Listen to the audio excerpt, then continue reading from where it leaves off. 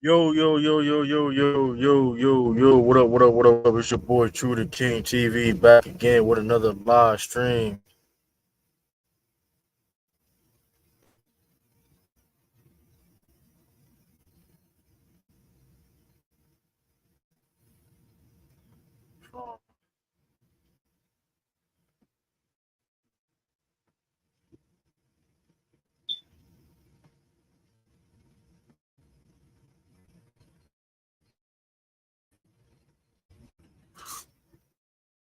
Yo,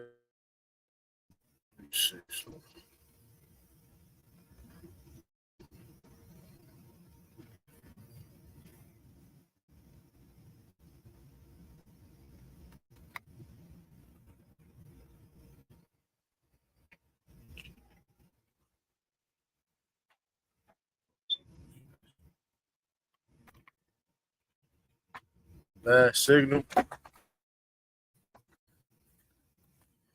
Y'all hear me?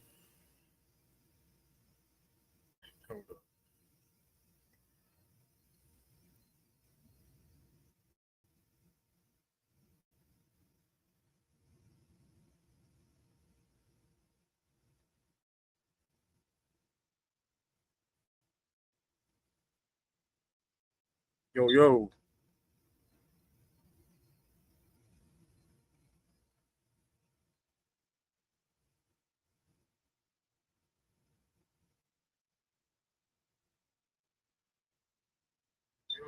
All right, we good.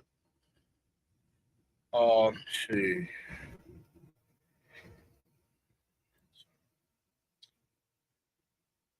Salute, salute.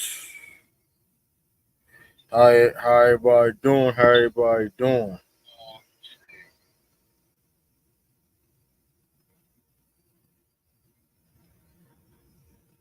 All right, that's cool, man. Listen, it's cool with me. Oh man, something laggy a little bit. Uh, Let me try something.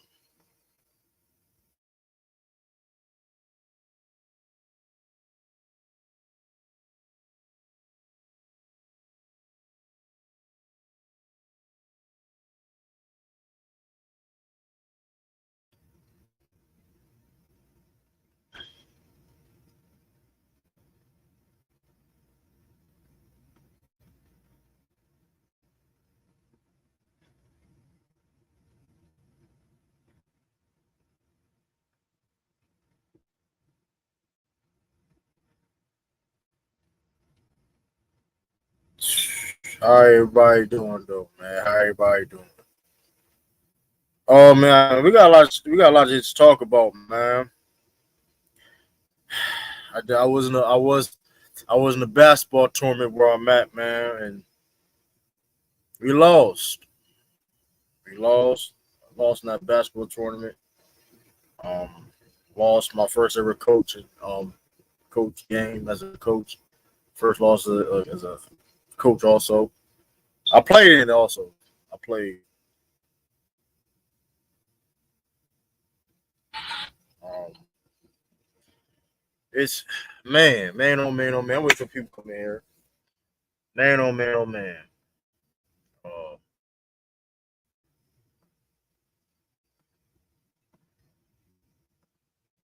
Man, oh man, man.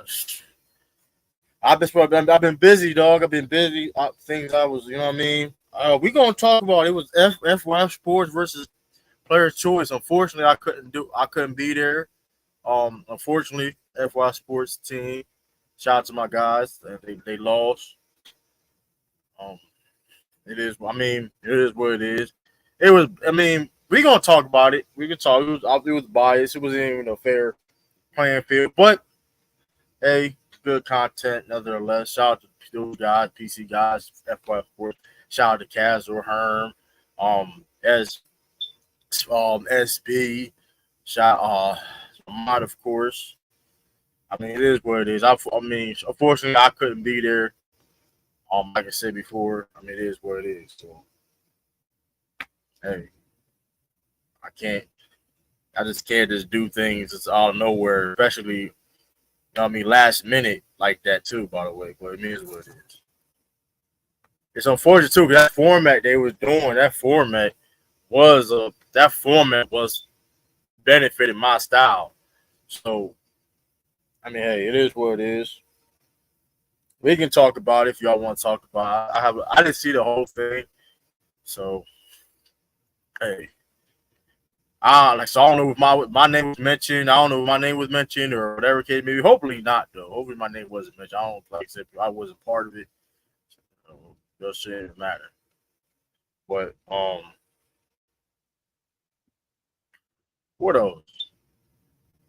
Um, what else? Oh yeah, we're gonna talk about the title of the video. I know y'all see the title of the video. I know y'all see the title of the video. We're gonna talk about it. That's a very interesting. You know what I mean? We gonna talk about it. I ain't gonna try to we get at least like 10 some people here. And the lights got matchup too. Nicholas Brown the build. Salute. Um Nicholas Brown definitely got a I said Nicholas Brown, I don't know what I'm talking about. I said Nicholas Brown. We definitely gotta get them likes. So what it was like I think we got way more people come in. I know it's like evening time. I don't normally go this time like that, but um, yeah, man. Like I said, I feel yeah, I feel it was a very, it was a, like I said, dope event. FY versus PC, you know how that go. But I mean, like I said, unfortunately, FYF lost. Unfortunately, I couldn't be there, but it is what it is. Um, man, I've been seeing a lot of people all of a sudden want to defend Bill Russell. I've seen a lot of people, so I find it funny too. I be chilling, man. Like I'll be honest, I'll be chilling. I got finished watching TV. That TV, I went to sleep on the TV series draft on Brother O's channel. Shout out to Brother O the draft board. Um, I didn't do that. Hopefully, I can do that Marvel DC draft. Hopefully, right? Hopefully, I can do that draft, but we'll see. I don't know, man. Like I said, I've been busy, been chilling.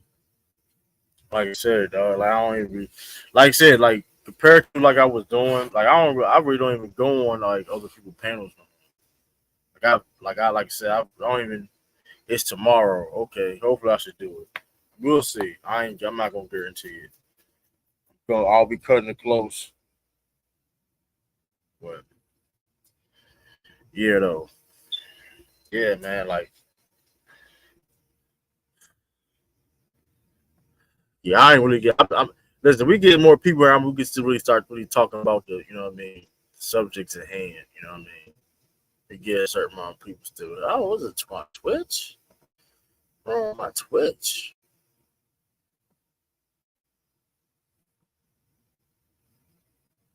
Yeah, there's something.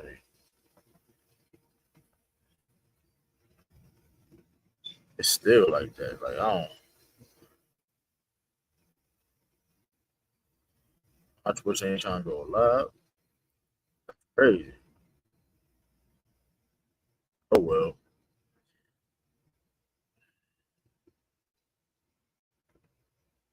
Oh my God! What happened? I don't know what they. Yeah, well, agree. We got a great member in the building. Members. Oh yeah, Eastside agreed. Members in the building. They members of the channel. Rundown too. My beg my part. My fault. You know what I mean. Members. You know what I mean. Shout out to the members, of course. But like I said though, man, I've just been chilling. I don't really be on platform. Like I may listen to shit, but I don't even really comment like that no more. I just listen. It's like really just hey, what I go do here. We know, of course, I'm working whatever on deployment, whatever case may be. Keep it moving.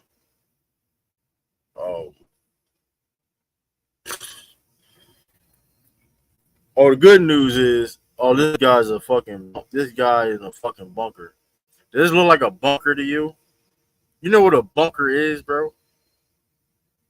You know what a bunker is? What up, Brian? A?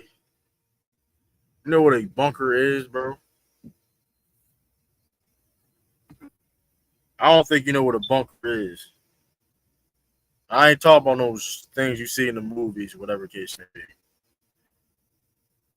I mean, I'm not even going to, like, if you don't know, you can't tell where I'm at, then I don't know what to tell you. I mean,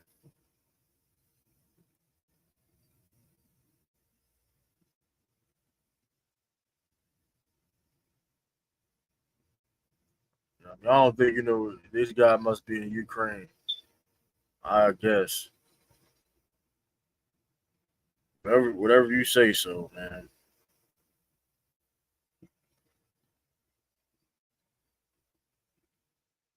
Smash out a bunker. A bomb can stop. So a bomb can stop this, bro. Right. So a bomb. So gun. I mean, all right. We got Brett Brian A in the build. Oh yeah, 20 likes. Hold up. I may drop that link. Hey, hold up. We got 12 likes. We got 12 likes, right? With only 22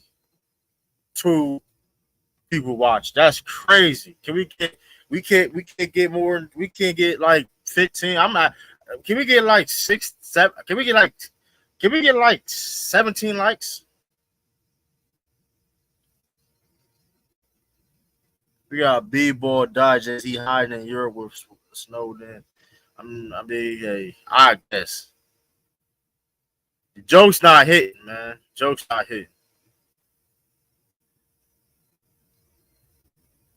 Like I said, you look like y'all sound like bots now too. The reason why I ain't even responding to y'all like that, y'all sound like bots. Y'all sound like bots for real. Like, so I'm about to drop the link quick. Actually, we're gonna get into the video, but like I said, I'm listening. I mean, there's a lot of things to talk about, man. Uh, it's a lot to talk about. Um, let me see. Let me see. It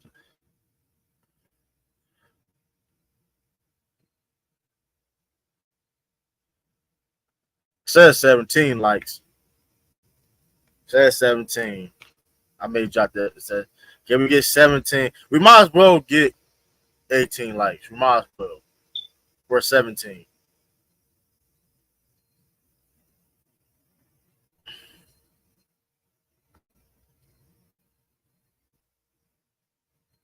My fault. I didn't know you hit the like button. I don't know who hitting the like button, man. I can't tell who hits or hit who don't hit the like button.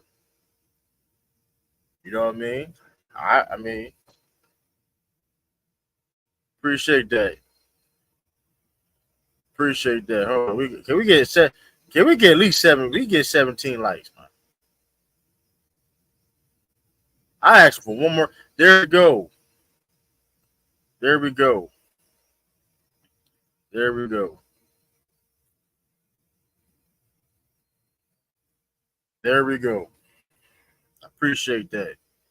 But listen, man, I've been bit. Listen, but yeah, though, like it's crazy though, man. So I had a tournament game. I had a tournament Saturday, bro.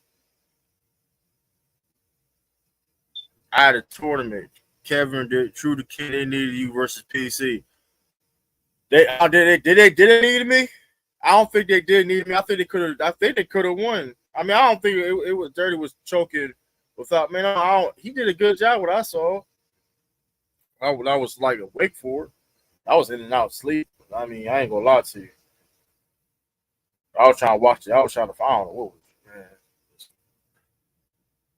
I was work like so I was. Hey, I ain't gonna say that though. Now, SB was out of pocket for that deep. Like the best player under 6'4". The man says D Wade. Like the man said D. Like all he said D Wade. Like come on, bro. Like the best player under 6'4", and he would actually go first. He went first, and he said Wade. Yeah, they got hold. I knew that they got hold, but it was some selling going on too, though. It was some selling. Like Lamont, like now the City Moncrief shit. Don't get because I'm not mistaken. City Moncrief made all defensive teams. He was guarding point guards and all that. So like technically guard I don't know. That is tricky because he did play point guard too. City Moncrief, but I still didn't like that answer because like motherfuckers is stupid. Just don't try to y'all. And 30, like I said, 30 with the Jerry West thing. I got mad. Even he won it, and I think he definitely deserved to win that against the Jerry West, the best Laker thing. But he almost like I said they gotta be too cute. It's like, bro, just go for the easy. Just go for the juggler because it's like I said, it's 30. Shout out to 30. I mean, he went to made it harder for himself for the Laker thing, I guess. But hey, what's your answer for the best? No, it was Steph Curry. All you gotta say is Steph Curry. Even if you don't believe it, you gotta know where you're set. You gotta know where setting you at. You gotta know when, like, you know what I mean. You gotta know where you at though. Like it's like you gotta know where you at. What type of topics to like, who your audience is, and Steph Curry is. Yeah, I mean, and I think Steph Curry technically is he is the best player under 6'4", probably. So yeah. Now you could choose Curry, bro, because Steph because Damo said Steph Curry. That was why he got Kirk. He was like, bro, yeah, but like that shit it was biased. I mean, we already knew that what it was. That's be honest with you though. That's why it's like at the same time I wasn't there, even though what the hell is nigga in here? Okay, I'm about to say, even though right, uh, like even though it's like it was crazy because it's like it was biased for one. That's why it's like I didn't really rock with I didn't really F with it for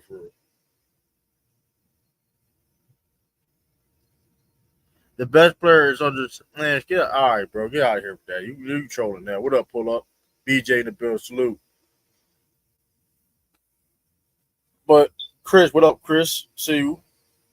Hey, salute everybody. Hit that like button, subscribe, all that should share if you didn't already. Um But yeah, though, like I didn't care for that. Like beyond, I would. Only reason why I would have came, the only reason why I would have participated, because I already agreed to do it. That's the only reason why I would even. That's the only reason why I wasn't. The only reason why I wasn't there because I couldn't be there. It is really simple. I couldn't be there because it was like I wasn't gonna be. I wasn't around my laptop at the time. I couldn't do it. I wasn't around my laptop at the time what I was doing, and I couldn't do it. Like I couldn't do it. I couldn't do it because how my internet connection is out here. Like doing like being on the phone and all that. It'd be always be tricky doing stuff on the phone. Like it'd be wild. So I didn't like that at all. Um, so I mean,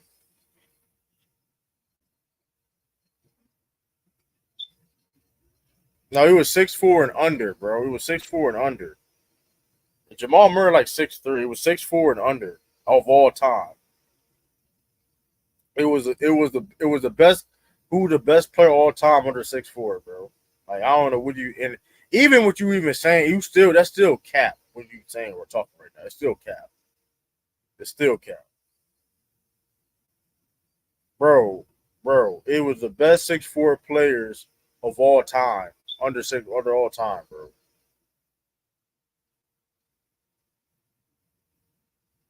Like, cut it out, bro. But like, yeah, though, like, yeah, what up, Mangle? You there? You there? But yeah, it's crazy, man. Like,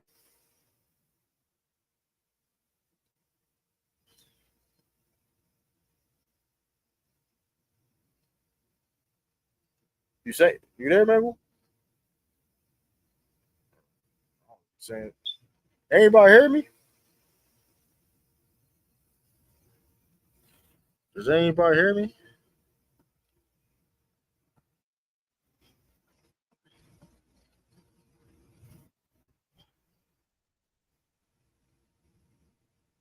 Everybody hear me? Yeah, I hear you. You there? Yeah, I'm here. I'm right here. Okay. I'm about to say, my son was. I heard something. But yeah, So what is really the throughout. question? What is really the It question? was Is it the the question greatest was player 6'4" and under who or the greatest player? greatest player is 6'4" and under, who was 6'4" and under, and SB first up. He sold and said D Wade.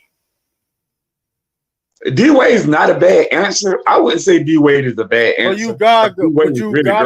But you gotta go with Stephen Curry. You have to go with that answer because even Mm, like you don't you have to have go to. with Steph Curry. I mean, if you well I mean, you could now, have said well, Isaiah Thomas. here's the thing. Well, here's the thing. When you pick D Wade and other player pick and other guy pick Stephen Curry, you shit. What else? I mean, hey, you don't have no argument. Really. I mean, whoever was arguing with him could have said Isaiah Thomas. Detroit Pistons, Isaiah Thomas. But no, you're missing a point. He was first to go up and say Yeah. who go first. SB went first. That was the issue. He went first, and all Damo really had to do. But shout out to SB though. Like I said, he held it down.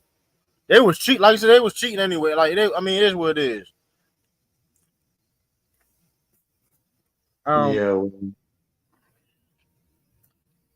Shout out to Lamont. That Sidney Moncrief wasn't a bad answer.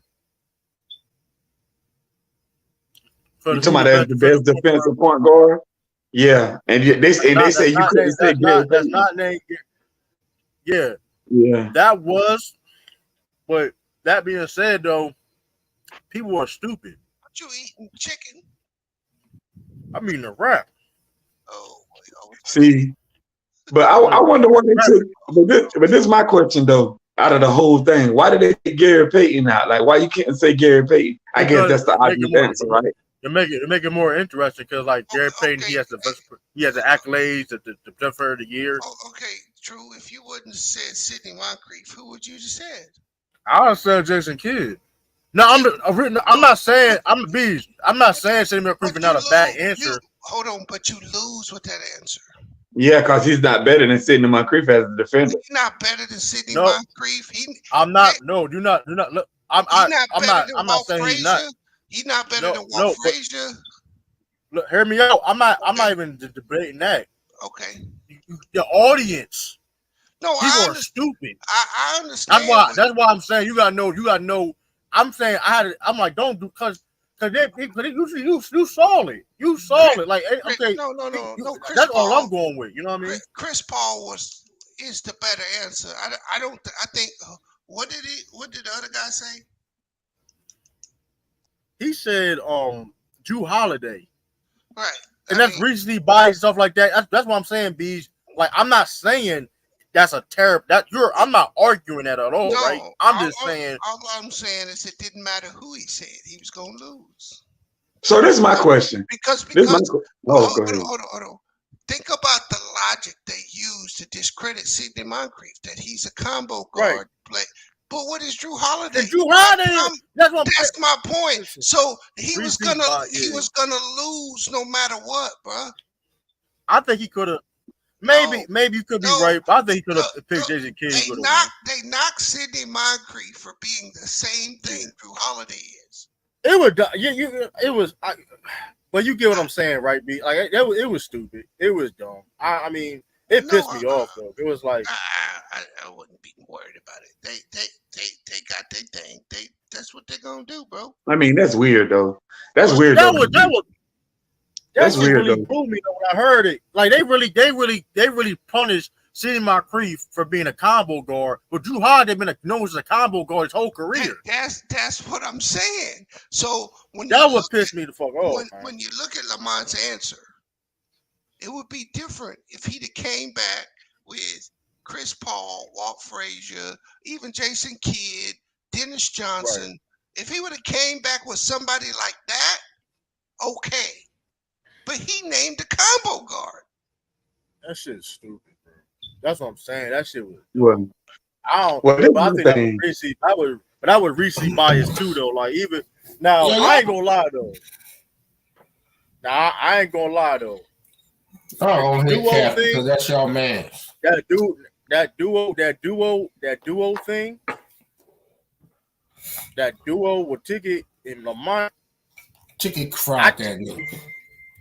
Nah, I ain't go that. First of all, the second round, he didn't even say shit. He didn't even say like I'm not. I agree with it, but he didn't. I think Lamont had a better answers.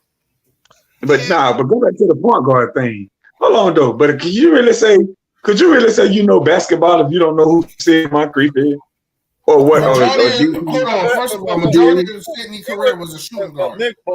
Drew only played 3 years out of his 11, 12 years as a. But he guarded. But he still played point guard. It doesn't matter. He went back and forth, played point guard his whole career, and he was still guarding point guard. He was guarding the best guards, whoever was on the court at the time. Let me ask you a question, Ralph. Did he win Defensive Player of the Year at the point guard position? Because he won it twice. I think the second time he won it as a point guard. So he won Defensive Player of the Year as a point guard, Ralph. And he guarded point guards anyway. He guarded point guards for his whole career.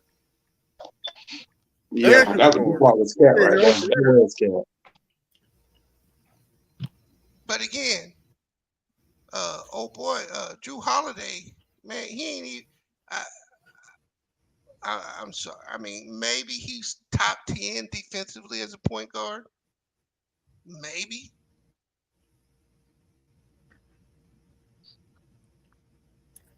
But that logic, it's not even that though, B. This logic was just like, come on, bro. That was crazy, bro. Like that would piss me off.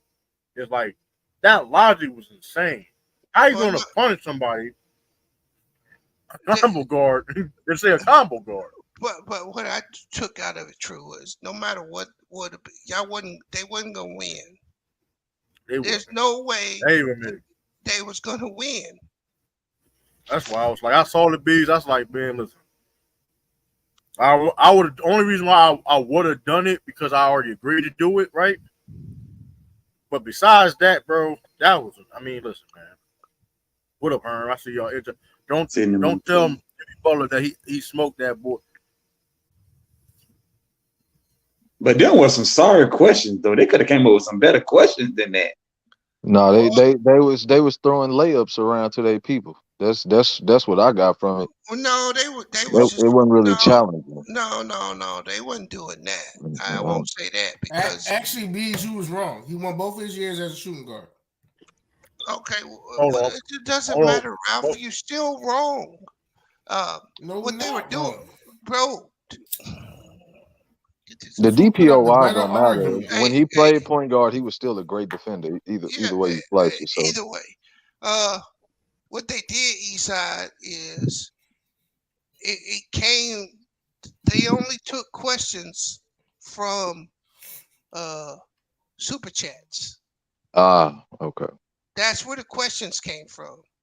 So, see, I thought they had like a list and was just they had both. They had both though. They had both.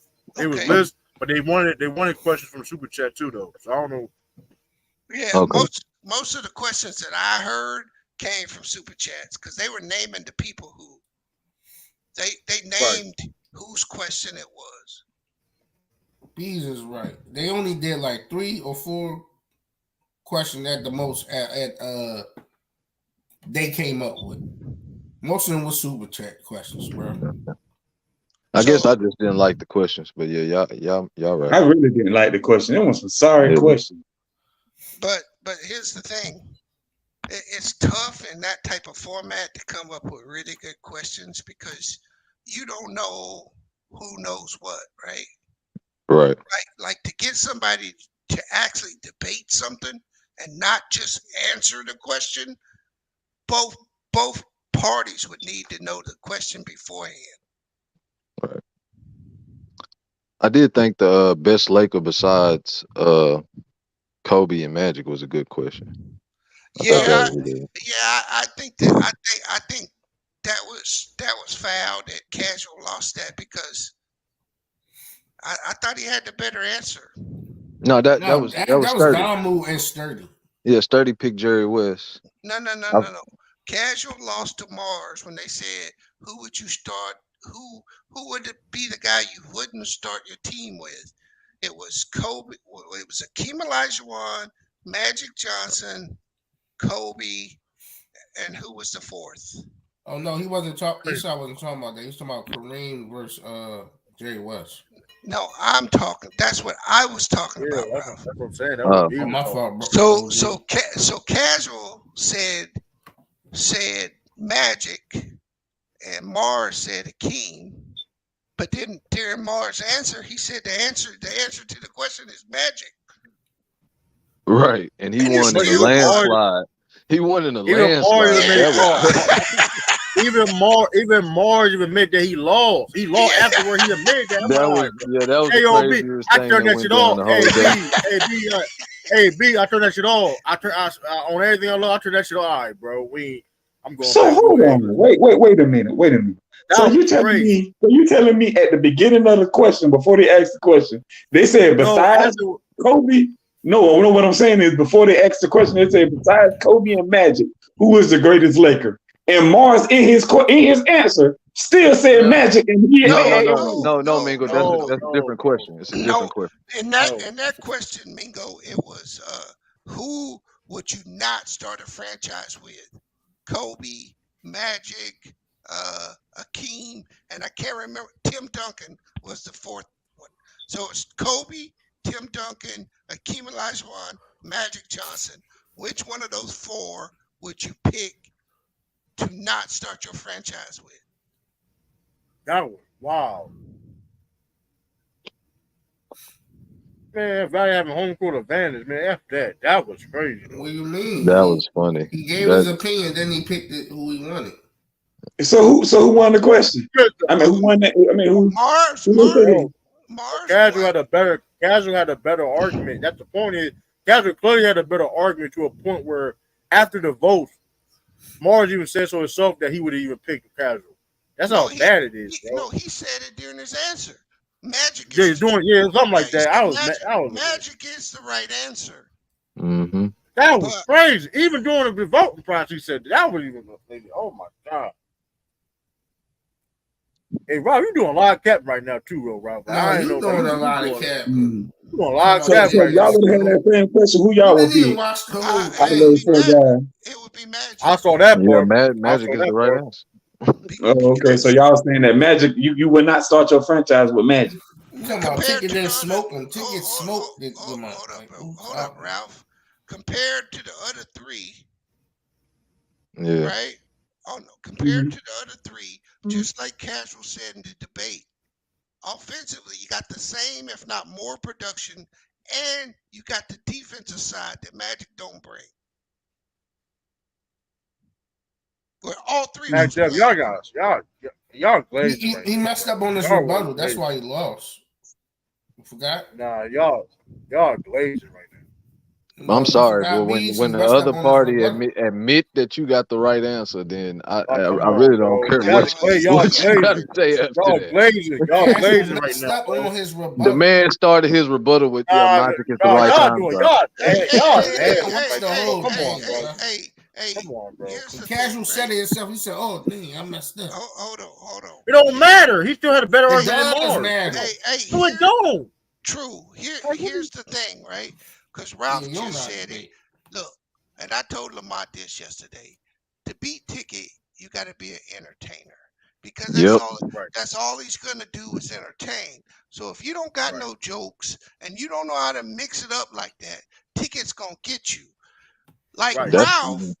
That's where he might need it, Africa. Africa can't be Ticket either. I'll smoke that nigga. I'm just talking about in terms of the jokes and catchphrases and shit. Yeah, but what you got to understand is Ticket only says 2 or 3 things. Ticket know basketball, but he is an entertainer, bro. And you got to understand that Ticket know how to entertain people. So if you're going to debate Ticket, you better be able to entertain and not only know basketball. You ain't going to just throw no stats up. You're not going to just sit there and talk dry and beat Ticket. You're not going to win that way. You need a little bit Man, of Ralph in you. ticket easy work, man. I No, he own ticket. is. If you know how to deal with it though, right? Yeah, Aaron good. That bird. I cooked that nigga so many times I can't even count. But but real talk though, I think the month got caught up in the ticket came on that kind of threw them off because we had all the momentum and we had the voters on our side. We didn't have the check, but we had the Thank you. voter star side of with us. Month would have stayed the course. The month probably would have won that. Would have won. Even if he lost that round, Sturdy was gonna get hot. I probably would have won two more after Sturdy did his thing. I think we would have won. I think we would have won, honestly, because we had the momentum, And, and and Lamont they played really into the wasn't chicken on hand point to me. too, right, Herm? Lamont played in the chicken hand. He wanted him to do that. Put it all on the line. Yeah. He played in the chicken But hand. Lamont, He no, but played Lamont into it. proposed it. He did it because come Lamont on, put that bro. on the That's the table. stuff. That was his idea. Yeah, Nah, Lamont but I know he put proposed it on it. the table, but if we nah, all but you know gotta Ticket, that's what understand. Ticket Nah, be but you baiting gotta you into doing some understand. dumb Like, stuff. nah, but y'all gotta understand. Like, Lamont get his emotions kind of get up a little bit when he see Ticket. You know, them niggas Facts. still ain't settled. They still ain't settled their little shit. So Lamont don't be thinking clearly when it comes to Ticket, man. So Lamont was just thrown off a little bit. So he said, "Fuck it, let's put it all out on the line." Instead of just saying, "Nah, I ain't finna let this nigga throw me off. We finna keep doing what we Why y'all doing. allow We him Right. to go do? cook We this gonna Yeah, keep Why nigga." y'all doing allow? what we Why y'all? but doing. Why y'all allow? that's on Lamont Why y'all though. allow him to Ticket do didn't that? go up there Why and y'all do allow no him to do that? trickery and make him do that. Why y'all allow him to Herm, do? but Herm, Why y'all see, allow this is him to my do problem. that though? But Herm, see, you They wasn't on Sturdy, the stage. It and was then only them two. Sorry, no, they Lou. voted. Wasn't on They the panel. voted.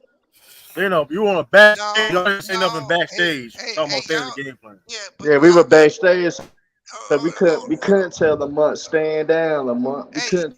And even if you did tell him Herb, he He not wasn't listening. gonna he wasn't gonna stand down because it's a lose-lose for him.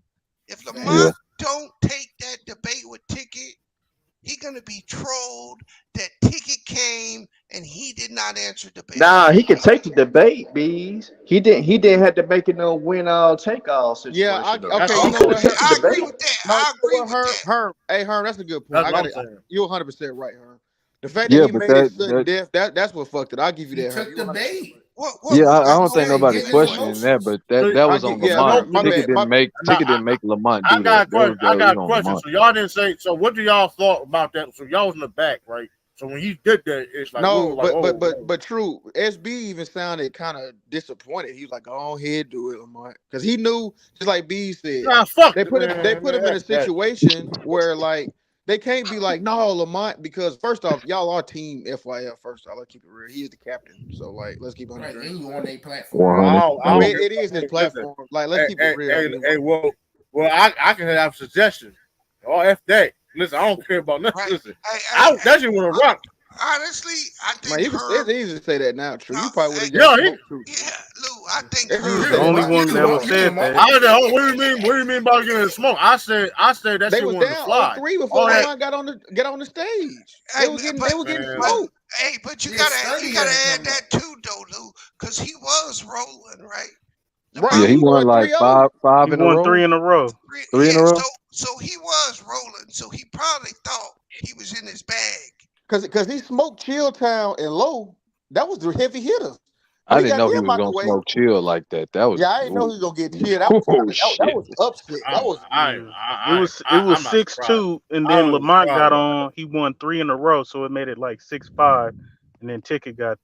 Nah, That's Sturdy what I'm won the saying. some Though, too. It was 6.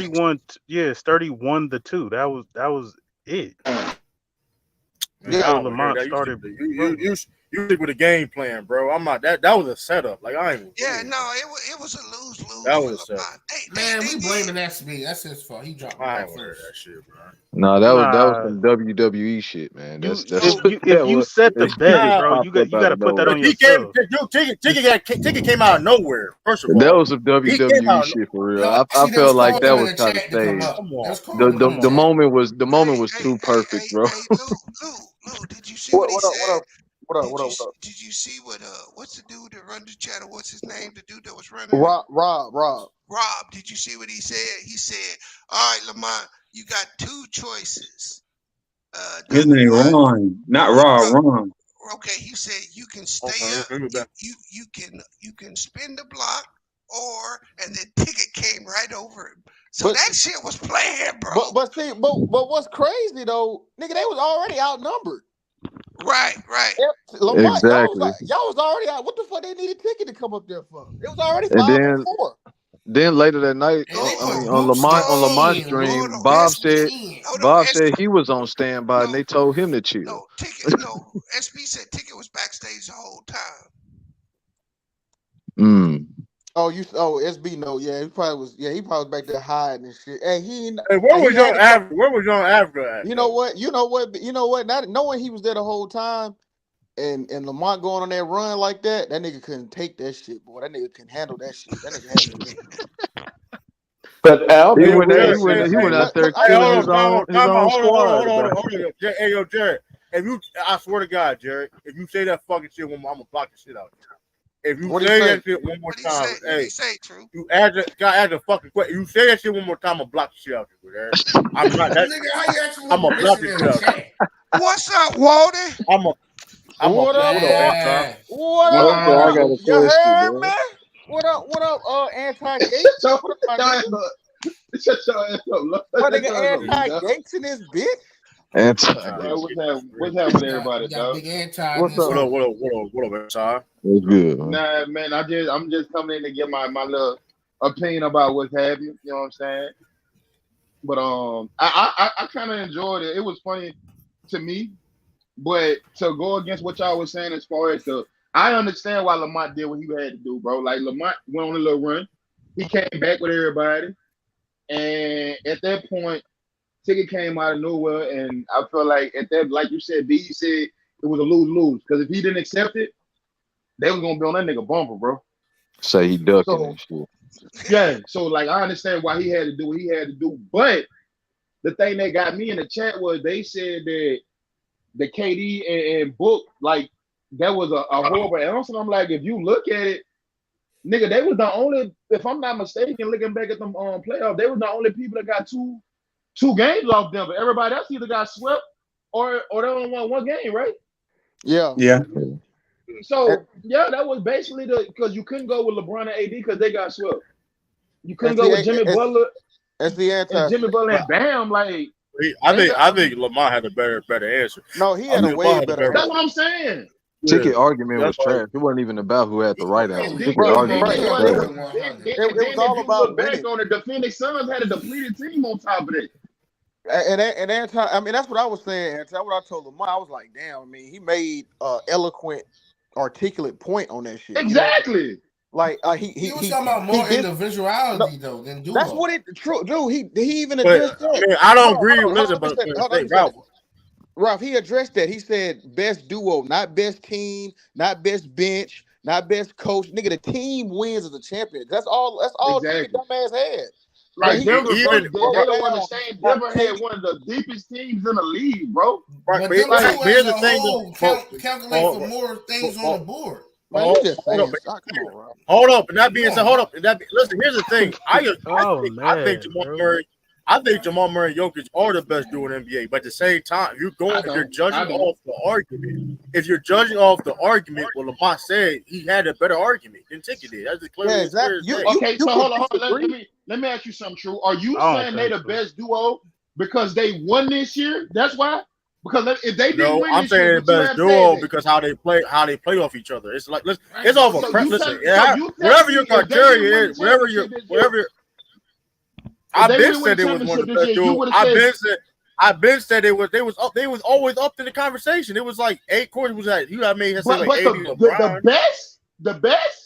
They haven't. I ain't gonna say they are. If they didn't win, who would be the best duo? Hold up. Forget the winning, but we got to look at them as a duo. As a duo, I never thought they was the best, bro. Like I think winning bias got a lot of people thinking like, okay, they one of the best duos in the league. Because me personally, I still take LeBron and AD over him. I still take KD and Book over them. Like I mean, How they when just won this together, year, they're bro. not really even a duo yet. But you talking about who you talking about?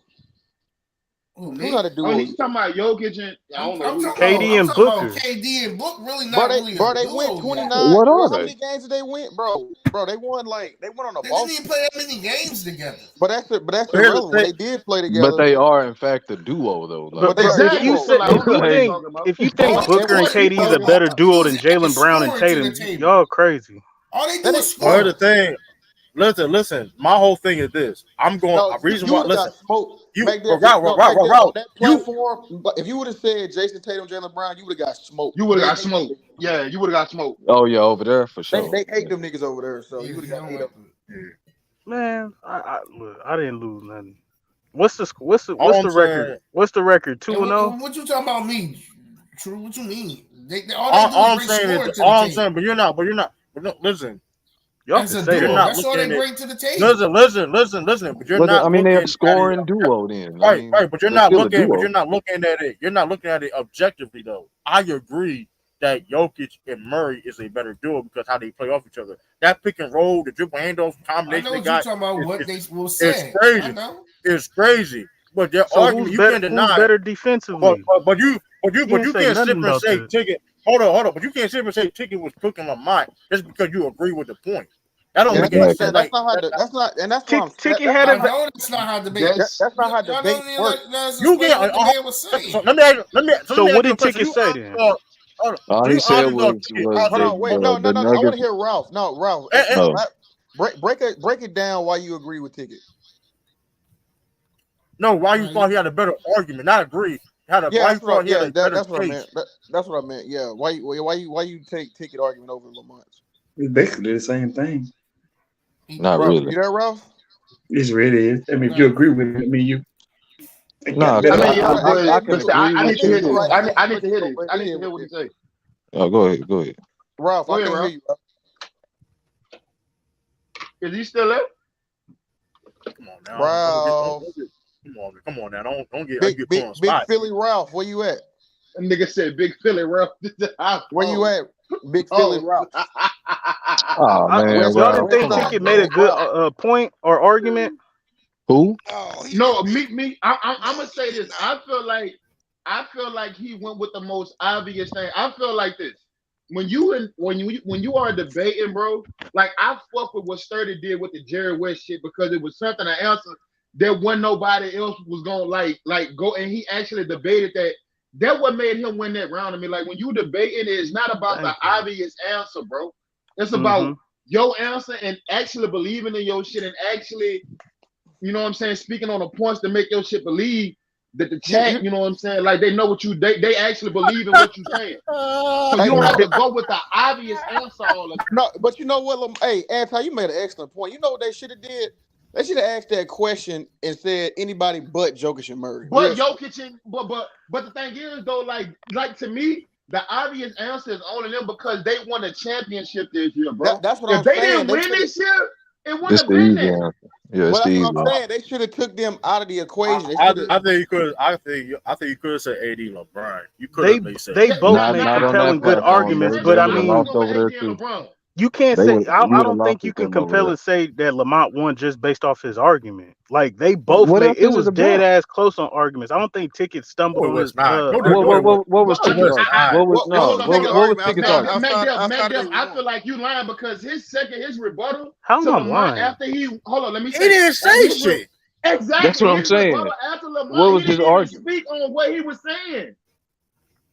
Let's play it back. Let's play it back. Play it back because his second Y'all gonna after look good? Lamont went on the first one, he didn't really Y'all know say the shit. time stamps. I'm gonna play this. No, I got Even it. if I got you it on my what agree you with call his it. point about winning and them You want to beating do the it, True? Suns, you can't harp on that You for can do 2 it. You can do rounds it. and think you won, dog. Like that's not how debate works. No, I thought he won when he mentioned KD duos with everybody else. And he mentioned like KD with Steph was his best duo. He failed this over here and he I failed said over it was there. up What they there. got to Hold do on. with? I never So said. what they got I to do never. with this shit though, dog? Hold Oh on. my god, bro! Because they went up against Murray and Jokic and lost. They proved that They they went up played against better. They Murray, outplayed them. Jokic, Bro, KCP, they went up MPJ, against the Hey, Bruce Phoenix Brown. Suns, That's who bro. they That went was up against, bro. depleted.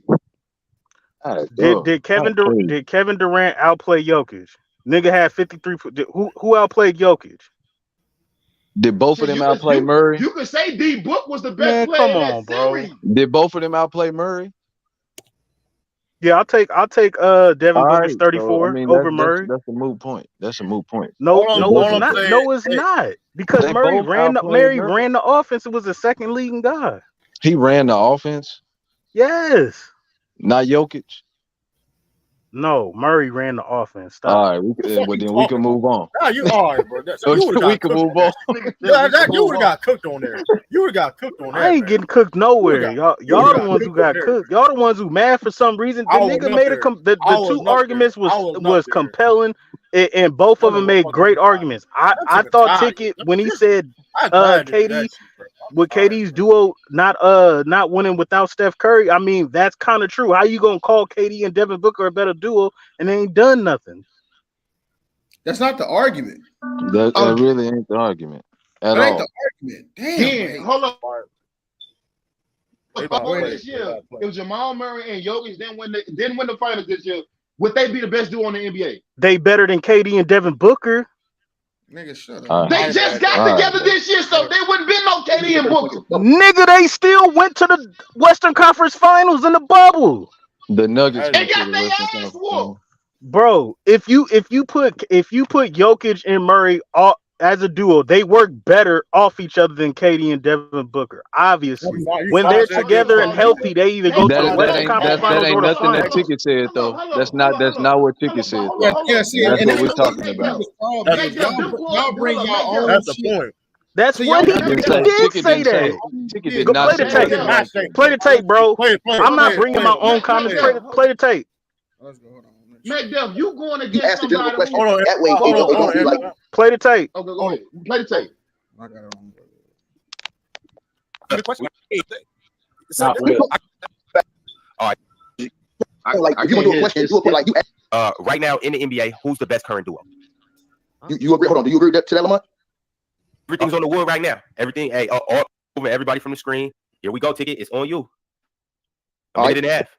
All right. So I'm convinced right now that in the NBA, the best duo has to be Jokic and Jamal Murray. Why? Because Jamal Murray, when he plays with Jokic in the playoffs, Western Conference Finals, NBA championship. When he doesn't, Jokic is out in the first round, second round, he going home. Now, also, you got to look at a few other things. How Jamal Murray plays off of Jokic and how Jokic plays off Jamal Murray.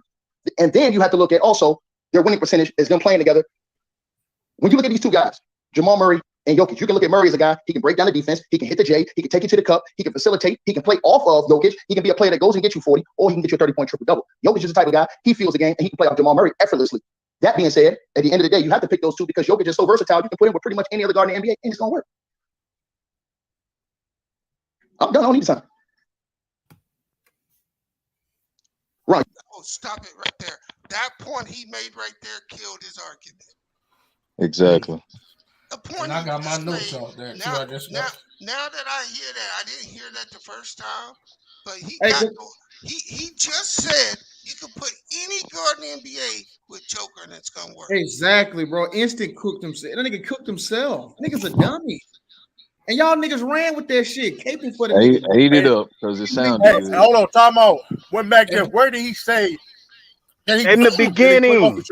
In the beginning, he said they play off each other, but he didn't mention DHOs or no. Exactly He said they play. Bro, y'all just listen to the tape. He said they play off each other, and they made it to the Western Conference Finals and the finals. They had a great winning percentage. They got a great winning percentage versus when they play together. When they're not healthy, Jokic is out in the first round, second round.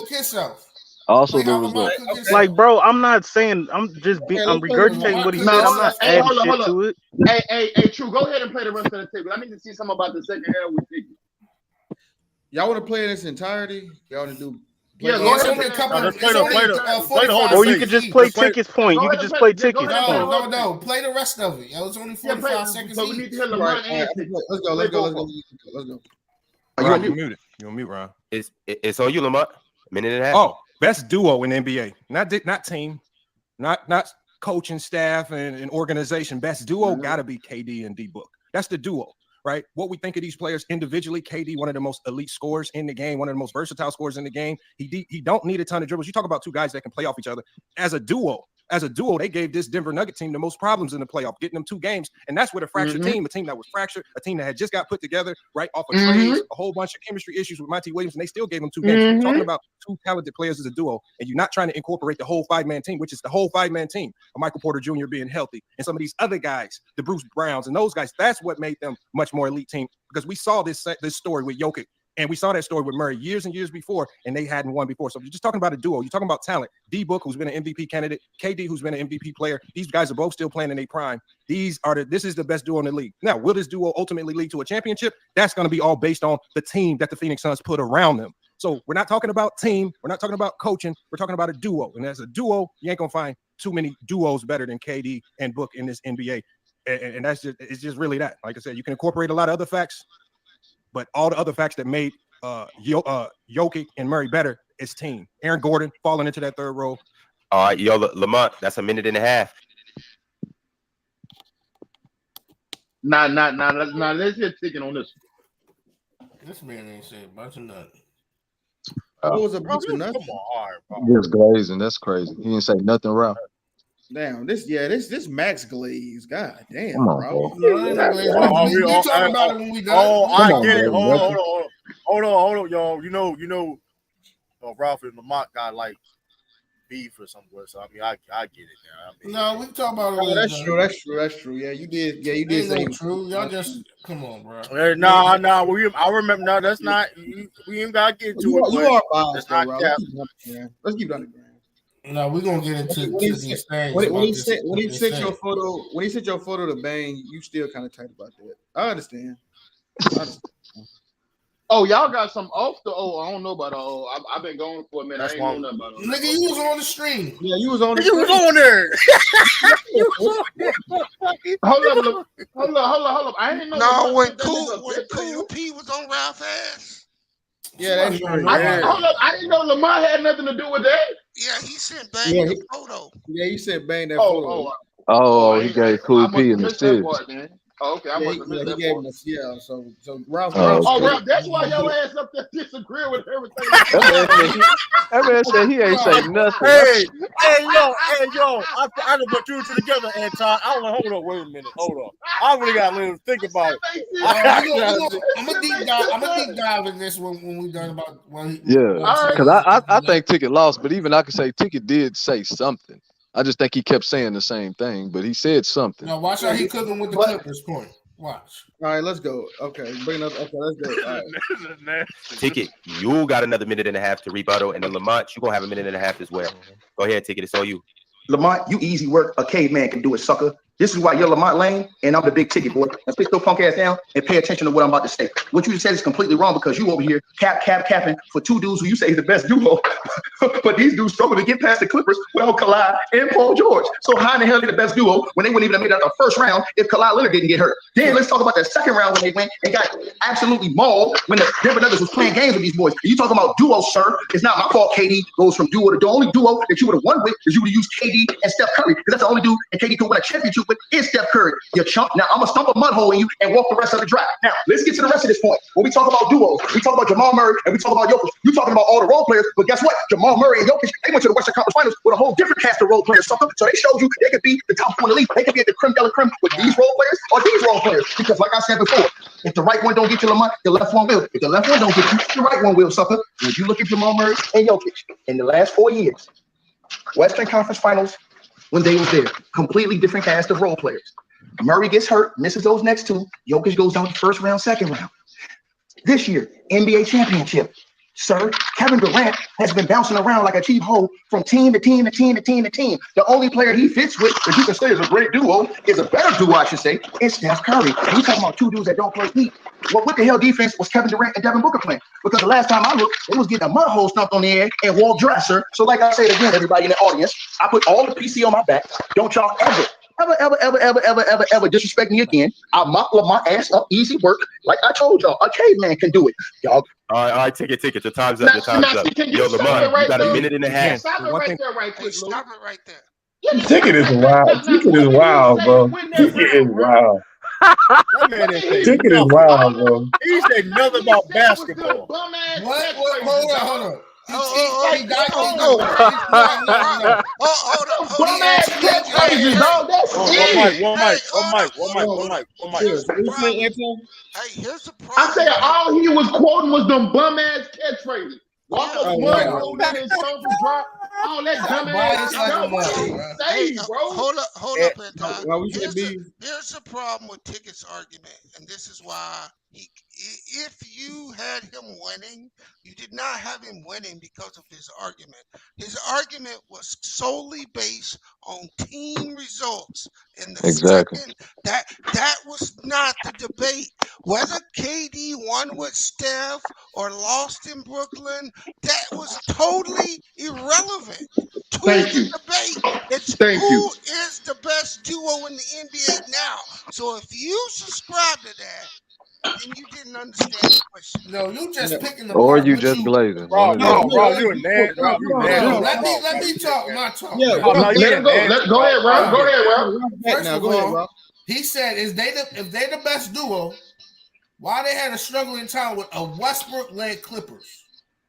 But it don't matter if you struggle. That's more team. That's more team. Hold up. That's that more team team wasn't shit. even equipped better than that duo or the team.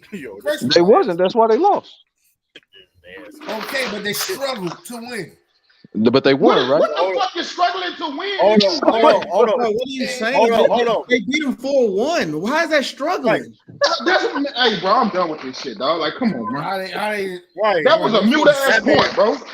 Okay. Exactly. And my whole thing is this though. So why the you can say the same thing about Denver playing against the Timberwolves without what they didn't have their best defender, or they perimeter defender in McDaniels and Nas Reed.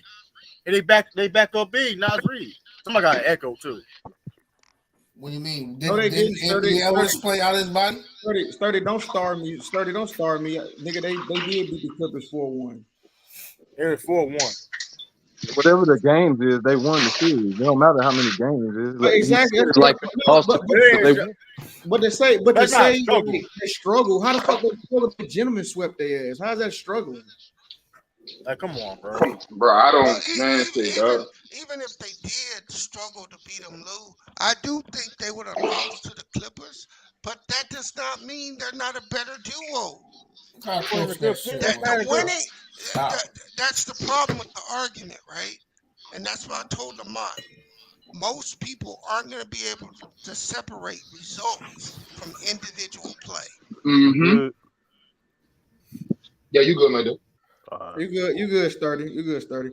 But Ralph, you didn't make any, because it's just coming off. We get it, Ralph. Well, we know what it is, Ralph. We know what it is, Ralph. No. What did he say? So be objective. Please be objective. Keep breaking down everything. You see how we literally hold on. So we broke it down. Anti broke it down. Bees broke it down. We asked you, and your shit didn't make sense. Now you want us to help you out and give you. No, I don't need no help.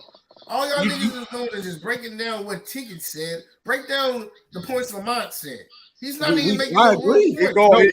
He said, "Oh, well, let's do that.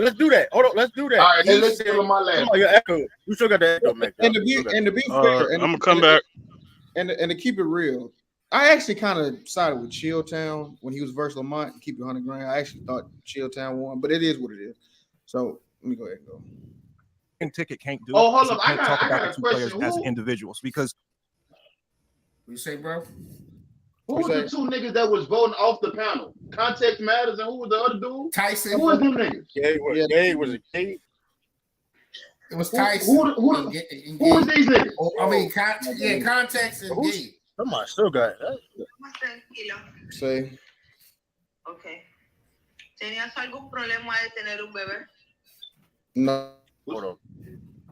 I'm about to say. Who's speaking Spanish, man? Yeah. That's Lou. Oh. Yeah. Talk to his people. I'm about to say, I was about to mute him, so I was like, hey. But hold up, Ralph, who was the two dudes that was voting in the panel off the panel? I know one name was Context, and who was the other one? Gabe. Okay, so who are these dudes? Context. Yeah, Context. He cool. He on player choice, but he come to Lamont's panel a lot. Okay, and who was the other dude? I don't know the other dude. He be in player choice like. They just guys that be in I the chat and feel like when you do this shit like this, I feel like you gotta have people that ain't biased. Like you gotta have people that haven't been on the channel and people that don't know either or the people that's debating. You gotta bring in guest judges if you ask me. Like you can't have people that's been on the panel with both of these people, dog. You need to have people that ain't that's not biased, they don't know none of these people, and actually can sit back and analyze what's going on and actually analyze what these dudes talking about. Do you think the judges on the panel were biased? The judges? No, I ain't saying, but I just feel like you need to go outside of people being on the panels with other people. I understand. You need to have outside people. Yeah, I see. I understand that point. You know what I think? You know what I think needs to happen now on these debates? I think the moderator has to disqualify someone when they go outside the question. Well, you can't really do that during a debate. Yeah, you can. If I ask you a question and you put up a debate that does not answer the question, because yeah, look, I got Joker and Murray as the number one duo, but it's all based on but it's based on results. It's based on chemistry. It's based on a lot of things. If you talk about individual talent, they are not the best duo. And that's what Lamont was talking about. And you know what's you talk about team and not that ain't crazy though, B. This how you can sniff the bias out of shit, right? Mm-hmm. No other any other day, Ralph would agree that Embiid is a better big man than Jokic, right? Yeah. He didn't win shit, right? He got locked down. You still think he a better center? So why can't you delineate that argument? But when it comes to Jokic and Murray as a duo, you know what it is. What do you mean? I already had them as the best duo before these debates. So don't even try to push that agenda. Lou, you already know what it is, Lou. I don't know why you wasting your time. How does individual? I don't think individual talent should be. I don't agree with that. What you mean? It's clear. Hold on, True. That plays a part in it, though. The thing is, it shouldn't. No, because otherwise you're talking. See, all what Lamont is saying is right. Like Michael Porter Jr., KCP, those dudes also figure into their chemistry. You can't isolate just Joker and Murray because the team all helps. So Lamont is right about that. You're gonna have a hard time winning that argument that he made because that's you anti the echo too. Most people won't differentiate it because they're gonna use winning as a basis for this duo being better than that duo. But individually, Kawhi Leonard and Paul George are more talented than Joker and Murray. I agree with that. Okay. Separately, Devin Booker, individually, and that was the question. Because you're saying duo. No, that's not the question. That's not the question. No, it's not. Duo. When you say duo, what they do together. Yeah. How they play off each other. Joker and Murray will not produce more than KD and Booker. Yes, they will. They already have. No, they haven't. What do you mean? You talk about two dudes can average? Literally, we see them average a triple double together. Bro, my point. Hold on. This. That's producing more. Bro, here's the thing, though, Ralph. Hold on. I got you, Bees. Hold on. But here's the problem. Here's your problem, though. He had one game. That's not average. But here's your problem, though, Ralph. Everything you saying, Tiggy did not fucking say. So why you making arguments? So it's like you even like okay, like I said before, you're making arguments that he did not make. So why you keep saying that he was cooking? He wasn't cooking. Yes, he was. And then you told on yourself again when you said, "I already had him as the best." Hey, what? So it didn't even matter what. I'm gonna give you the very point that Tiki used to say that Murray and Joker beat Phoenix. Joker averaged 34.5. Murray averaged 24. Booker averaged 30.8. KD 29.5. They outproduced them And B's. Bro, you talking about just points? What else? Read out the stats. And B. That nigga Devin Booker shot 56, 55, and 88. So together, those Hey, you know what I'm saying? Together, those dudes average 15 rebounds to 17 rebounds, and they average 13 assists to 16 assists. So the points matters. They're close. Booker and Murray win the rebound and the assist, but they lose the points. And the points are wider than the other two. So when you say production, when you look at the two individually, if you're looking at it individually, Book and KD, they got more talent, more skill, and they're gonna produce more overall. Like I said, I thought it was a razor argument. It could go either way. I thought both made compelling points, but I don't think duos one-liners you said was compelling. I don't think duos are individual just talents separate. It's who works together. Like I think Pippen and Jordan is the greatest duo, but they're not more talented than Shaq and Kobe. Like it's not even close. So it's about production. See, that's why you're wrong again, because you're only making Jordan and Pippen the best duo because they won 6 championships. No, because they work together. They're the best, defensive wing of all time, duo of all time. I don't even know if that's true. You could argue that Malone and Stockton was a better duo. All right, Bees. But my whole point is, win, though, that's not. They're not a better duo than Pippen and Jordan. Well, the same argument you use for Murray and Jokic, you could use for Stockton and Malone. How they played off each other. It's the same thing. You see how this is y'all bias out. And that's it's not. Because individual, a duo, it works together, not individually. They fell for the catchphrases.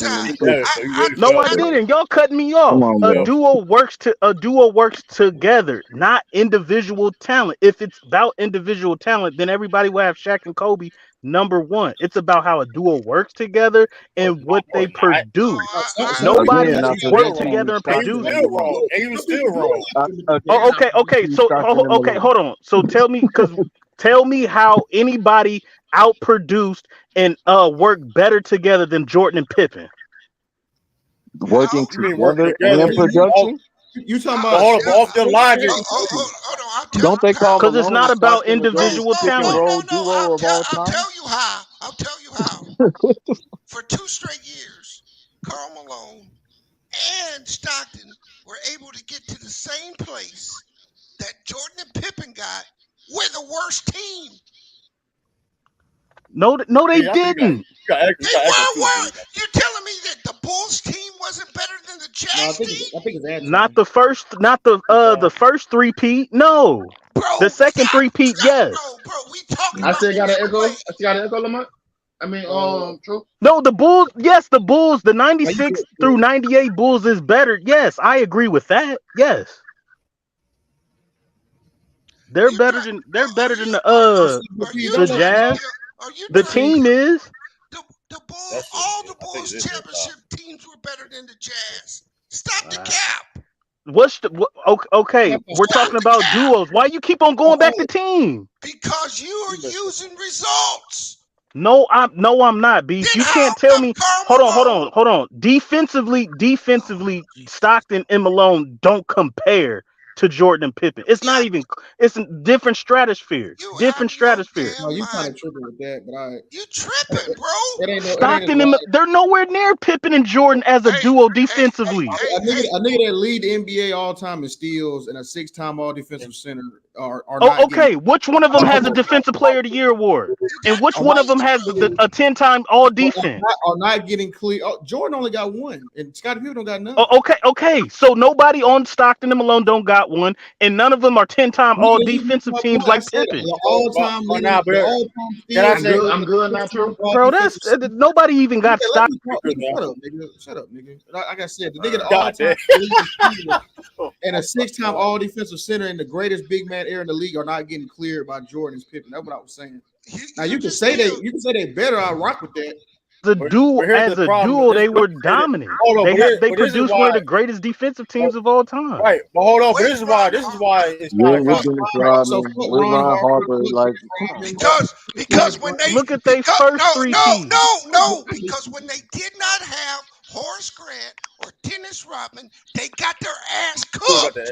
Thank you. That's what I was saying. Like that's why I told you just use winning, nigga. No, I'm not. I use the numbers that they produce. I use the production of their accolades and the team. I didn't use nothing. I didn't say nothing about championships. Why come they lost? Why come that duo and that defense fell off when they took a top-notch power forward off the team? Jordan wasn't clutching that series. So hold on. So let me ask this question then. So hold on. Let me ask this question then. B. So you trying to tell me that at that moment in time, Dennis Rodman was a top-notch power forward at that moment in time when he got picked up out of Bulls. We can move on. We can move on. No, but that's what B's arguing. That's what he's arguing. That's what B's arguing. He said a top-notch power forward. That's exactly what it was. Hey, we can move on. I don't know what Mill talking about. True. Let me answer. No, what I did is I flipped his argument between two players that were better in all facets. No, they're not. Bro, stop. And I flipped it to a Stockton and Malone versus Jordan and Pippen comparison. It is essentially almost the same comparison. It's not. It's definitely not. And you crazy if you think that. Bro, it's definitely not. First of all, Michael Jordan and Scottie Pippen were much better defenders, if that's how you want to look at it. There was much better offensive players too. Not Scottie Pippen than Karl Malone, but defensive wise, they definitely was better. Also, their winning percentage was better together. Cause did you know Scottie Pippen and Jordan was the only two All-Stars through all their championships? Let me ask you a question, Mingo. I'm just saying, no, I'm asking you a question. I'm just saying, did you know that Scottie Pippen and Michael Jordan was the only two All-Stars through all of their championships? So if all those other guys, well, like you said, why didn't they make the All-Star team or anything else? You don't make off. I really didn't need no help, but all right. No, I'm just asking the question.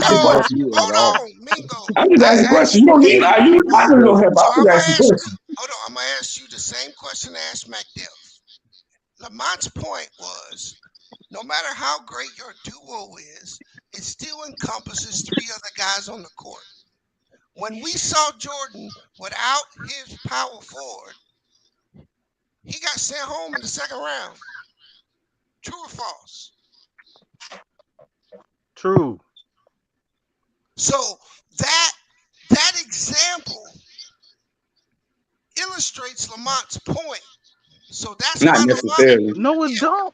Not necessarily. None of y'all was calling Chauncey Billups and Rip Hamilton the best duo in 2004. They were exactly because it wasn't the best duo in 2004. So that kind of sort of kills y'all argument.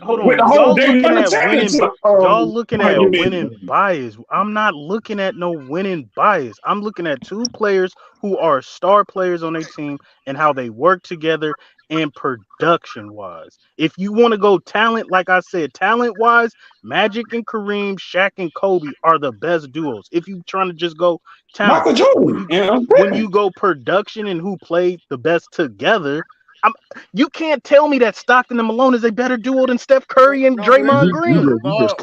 You can't. There's no way you can make me working together. I'm not.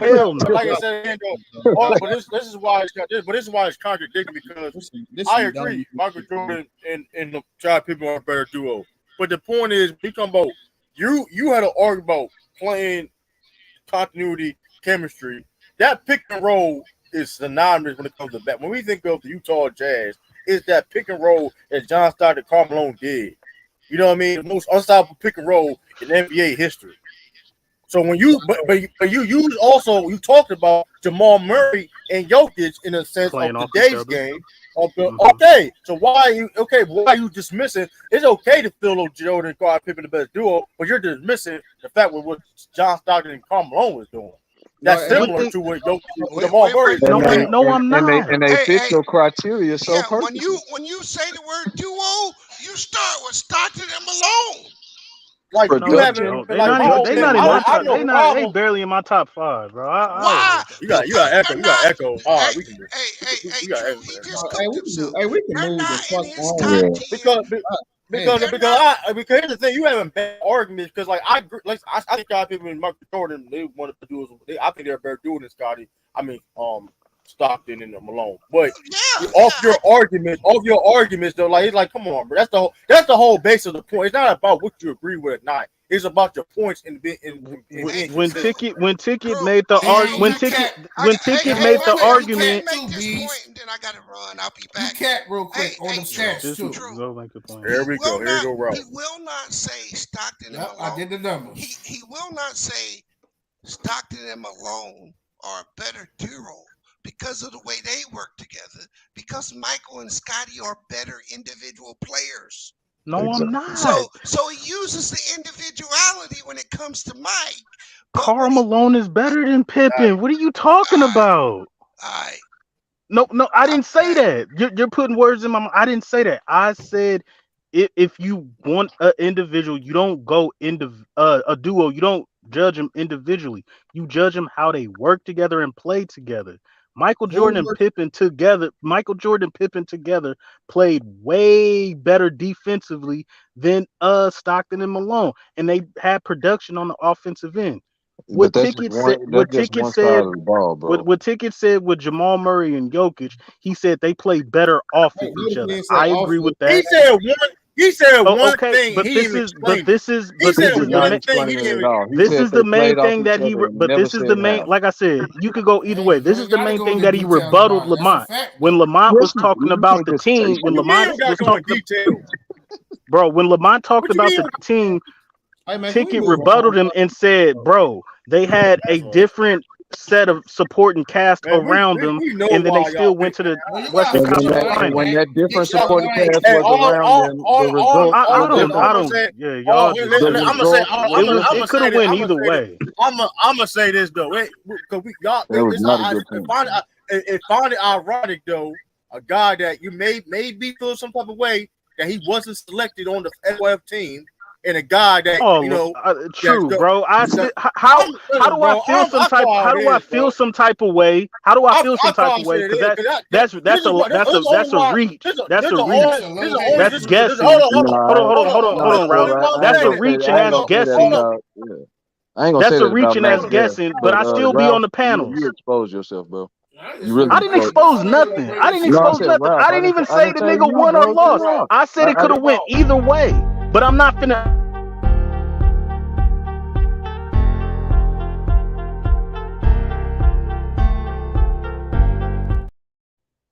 All right, bro. We gotta have some order, bro. You know what I'm Yeah, saying? y'all got. Now hold on. I was being a little funny.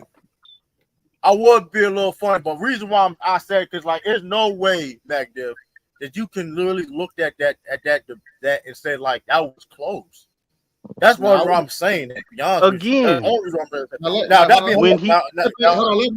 MacDev go because y'all said he hating. Let him.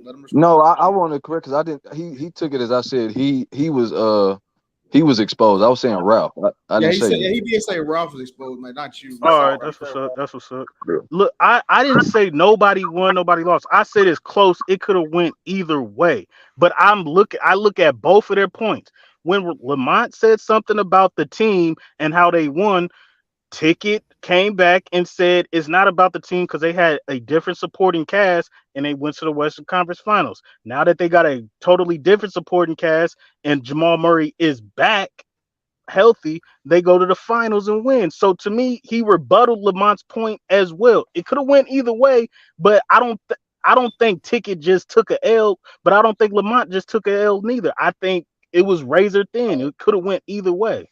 Got you. Hey, Now, you know Ralph what? shit, Hitman, now, Hitman Ralph, might though. be onto something. Maybe Clay and Steph probably would have been a better. Well, they can't fuck with Now? him. Right now? I wouldn't do that right now. No, but see, they would have. That's a good. They probably would have. Yeah, but see, but no, Hitman, they so recency bias focused. They would just say, no, LeBron, old ass LeBron busted that. They would have said some whole shit like that. That nigga 45 years old. It's like, Yeah, that nigga old Bron busted. Lonnie Walker cooked it. They would have said some whole shit like that. So that nigga Clay only got one knee. Like, I mean, I wouldn't say that. Like, I'll be honest with you, I don't win. They a top 10 dude in the league. I feel that wouldn't have been a bad. If you can articulate it right, but because they were saying in the chat, they were saying Lamont got too fancy or something. Now hold on, Ralph. What did you say?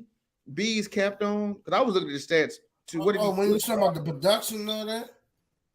He said, was it 40? You had a stat. You said you had a stat. Somebody you were about to say. You had some shit. No. You When said I something. calculated all the assists and the rebounds and all that.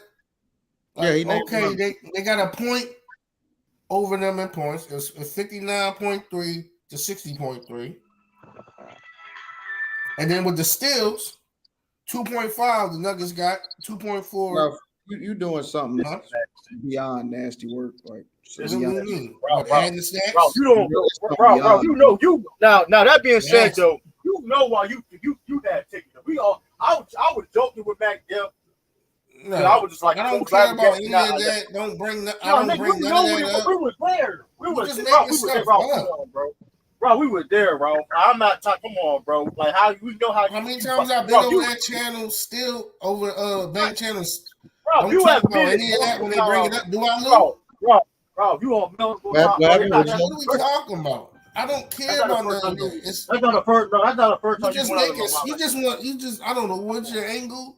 Y'all, that's not the first time. That's not the first time you going to get Lamont. Every time, let's not play this game. Every time you and Lamont, every time you and Lamont go at it, every time you and Lamont go at it, you want that nigga stealing money about that. Don't do that, bro. Every time it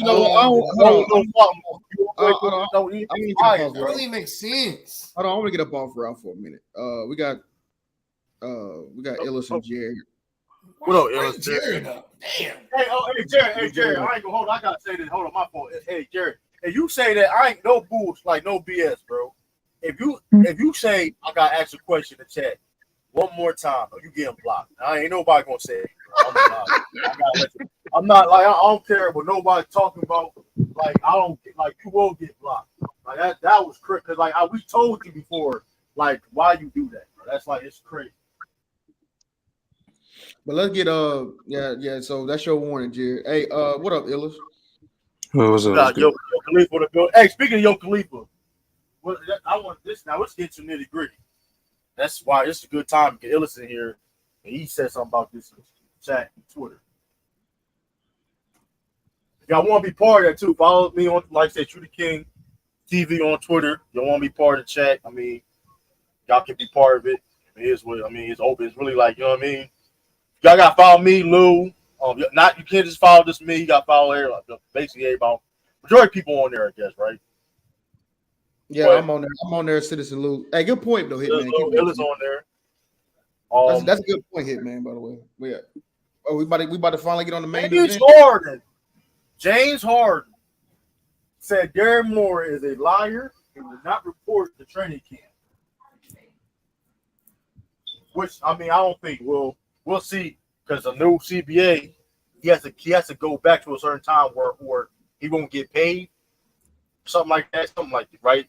So we'll see what happens with that.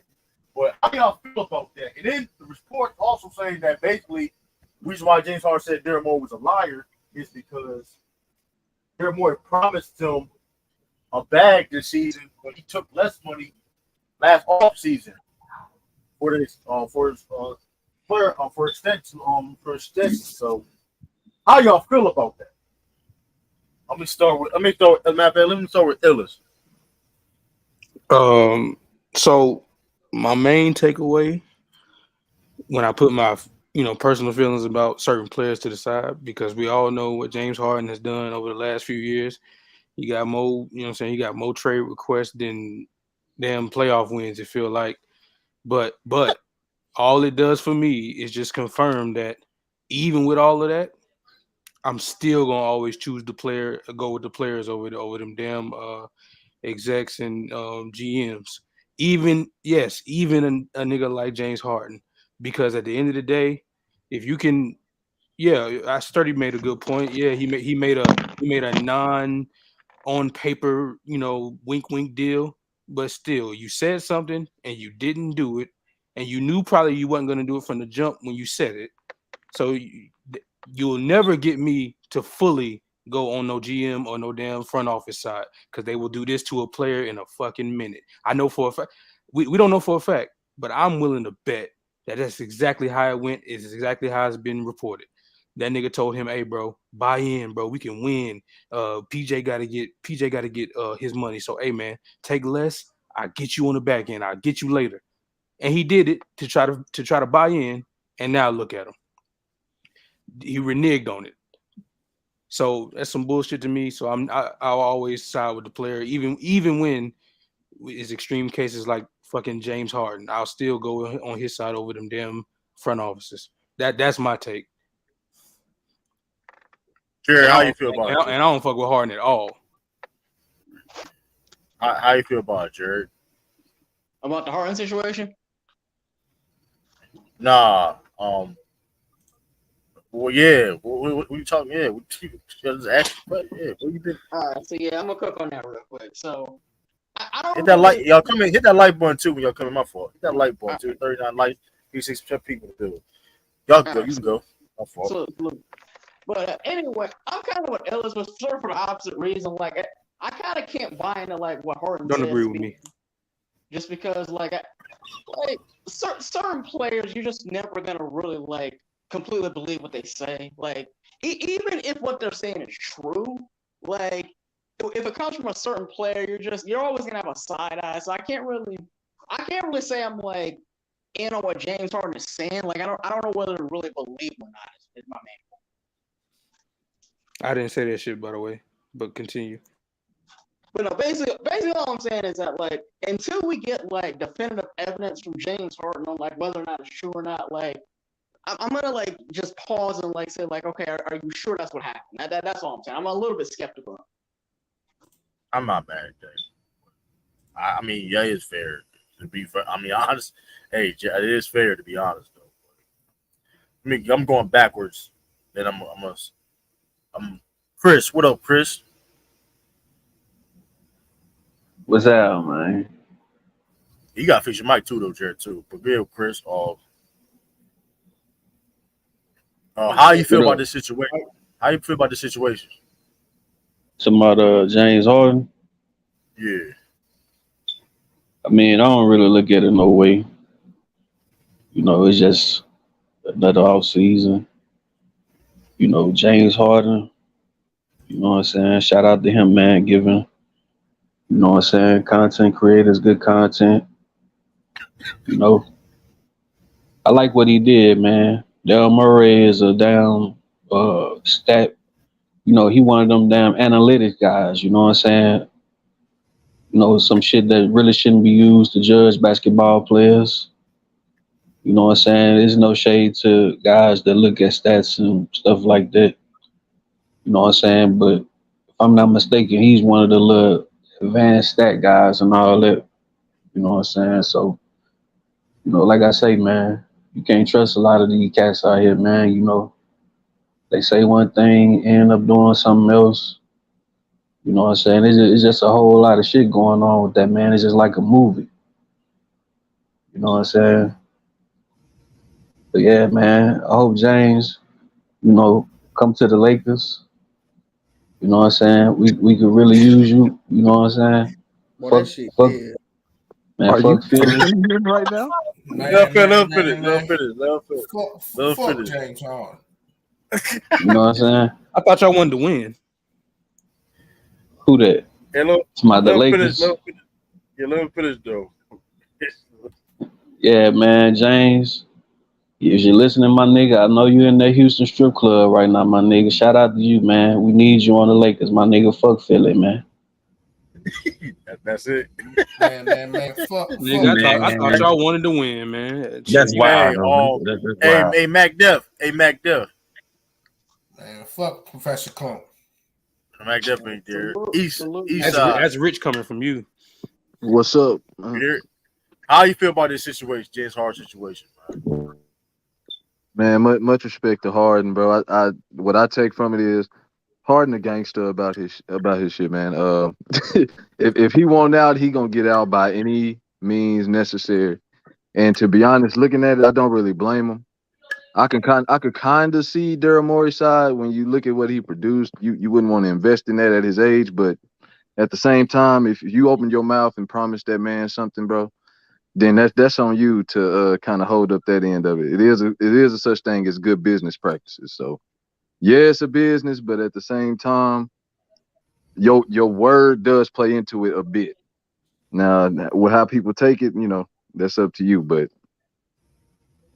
your word does play into it a bit. So I'm on Team Harden, man.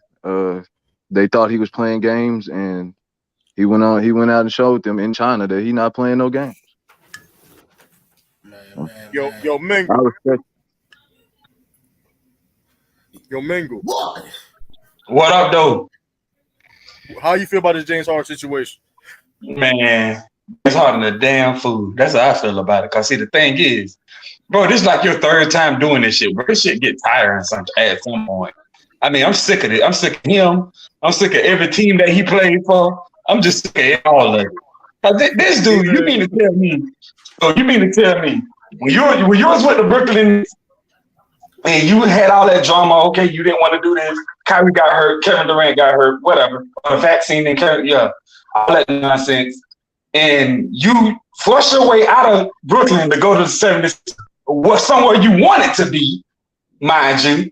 And now all of a sudden it's this BS. Daryl Morey is a liar and all this nonsense. Dude, get your ass somewhere and play basketball. Ain't nobody want to hear that shit. You all with all that crying and whining and all that. Nigga, play basketball. But you get millions of dollars to do. Ain't nobody want to hear none of that shit you talking about. Not me anyway. I can't see nothing with y'all.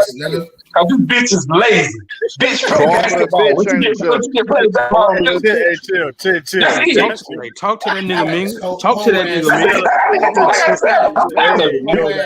Yo, that ad-lib is crazy. Hey, Mingle, you all right, bro? Hey, talk to that nigga, Mingle. Tell that nigga about himself. Who ad-lib? Like, that was crazy. I said that whole ass nigga. He said whole ass nigga. That nigga giving Jared a run for his All money. these games on that bitch ass nigga. Fuck is he talking about? Hey, you a real Philly fan, Rob. It's official. Like, come on. Nah, Mingle talked to that nigga soul just now. He spoke to that nigga soul just now. Yeah. Who got shoot that shit? Boys gonna buy your nut ass shoes. I ain't buying shit now. Man, call him a bitch, man. He deserve everything that's coming to him. Man, James Harden deserve everything. I got you, Herb. And yo, Lou. Hey, don't let me go to your New Jersey. Hold on. Let Herb get his little ice. Let Herb get his ISO off. I don't know. I'm saying though, I got him. He gonna cook. Lou ain't there. I'm here. What's up? I'm here. No, I was gonna say. How you feel about James Harden situation? How you feel about James Harden situation? You know what, man? Like real shit. I'm kind of like. I am tired of hearing James Harden bitching and crying. I think that he got his hands on his hips and shit over there in China. And you know what? Low key is kind of some bitch shit that he went to China to do it.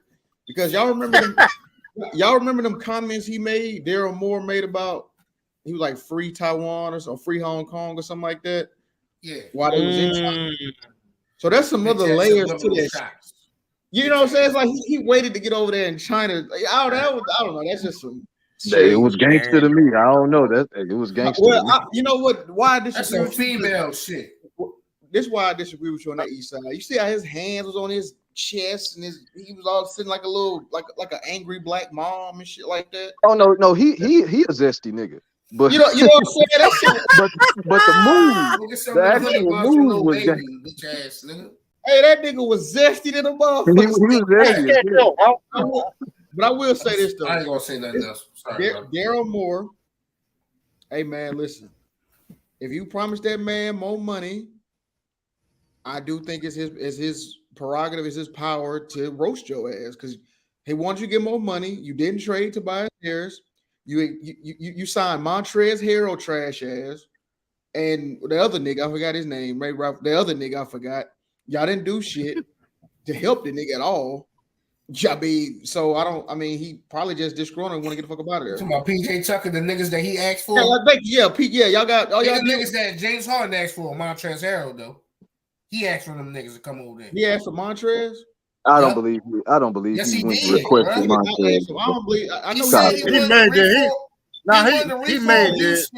He made. I ain't gonna go that far. He made it though. Hold on, we don't know that though, because maybe Daryl Moore. Don't worry, I'm gonna go far in a minute. Don't worry, I'm gonna go there far. You better be on my side, huh? But so it's a tough. I don't know if I want to. Damn, it's because he is a diva.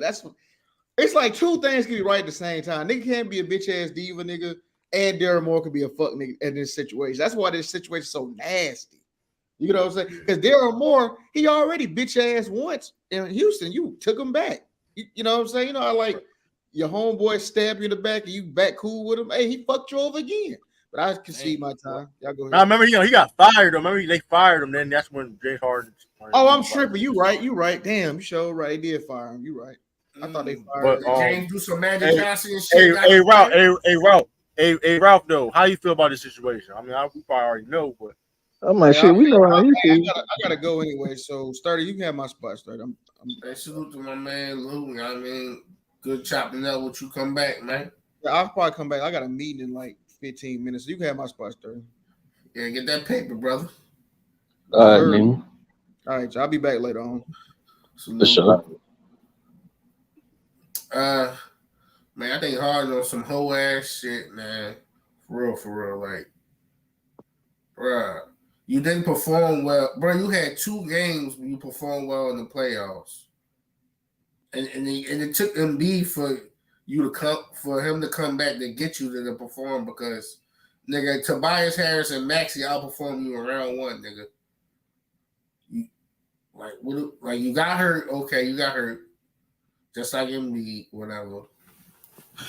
Like you don't want to take the last shot. Like that was Ben Simmons' problem. Not taking shot late in games. And nigga, you do the same thing pouting and all that. You need to be implicated more in the offense. But nigga, you the second guy, damn near the first guy because the first guy is hurt. So you is the number 1 for real, because the first guy is hurt in this playoff series. So you should just carry him on your back. You couldn't do that. And then you go over to Hong Kong and throw these subliminal shots at Daryl Morey. Well, he a bitch ass nigga too. Like I said, they should have been firing him there, Elton Brand. I don't know what the fuck they know. So that's 3 bitch ass niggas. You know what I mean? I'm sorry. Organization. Just a bitch ass trio, huh? A bitch ass. Then he turned Joel Embiid to a hoe. Now he throwing everybody else under the bus. Talking about it's being hard. Oh, yeah. Been a hoe. And then the whole ass nigga Harden throw you under the bus. So that's 4 hoes on one team. So they might as well just get a team up to Maxey real quick. Get the ball the fuck out of here. Get some pieces and build around Maxey. Yeah, I see why niggas don't last in Philly, man. Y'all niggas nasty as hell up there, man. Ain't treat these players like that, bro. Chris, stop while you're here, bro. You do not want the nigga on your team, bro. Yeah, I'm telling you, don't do that to yourself. Y'all got a good team. We're gonna get to that. We're gonna get to it. We're gonna get. Yeah, I'm gonna let everybody Chris, don't do it, Chris. All right, how you feel about the situation? But first of all, ain't Coleman the best bitch in the world, man? James Harden getting everything that he deserves, man. I don't give a damn what happens to him. If he's stuck in Philly Hell House, so be it, man. He been on that whole shit for the last few years now. He been bitching and moaning and complaining, growing titties every summer, and then want to wear weight vests and shit just to try to lose the titties that he gained. And then he hanging around snitches and shit. You hanging around those snitches and shit with little baby in them. With QC and them niggas, and they rubbing off on you. And then on top of that, bro, man, when you don't get your way, you just bitch him on. Darren Moore already got fired for your ass one time. What you expected him to do? To keep sacrificing his way of living for your ass to satisfy you? Man, you a selfish son of a bitch. I'm glad what's going on. I'm glad what's going on to you. It's going on to you. I hope your ass get held hostage. I hope you don't get traded at all because you don't deserve no courtesy call. You niggas done gave it to you too much already. So you deserve to be stuck in Philly. You deserve to be held hostage for your last year. So the fuck where you coming out of shape? The only motherfucker you hurting is yourself. I'm sick of niggas pacified fuck taking up for the players when the players being like a hoe like James Harden. We don't need to take up for hoes. We don't need to take up for no hoe ass niggas. So I don't give a fuck what go on with James Harden. He deserve it. I think it's well warranted what's going on. Daryl Moore. I hope you stay in your ground. Stay in your ground on this shit. Tell that motherfucker you ain't going nowhere. You don't play. You don't get paid. And that's on your ass. And that's how you should handle it.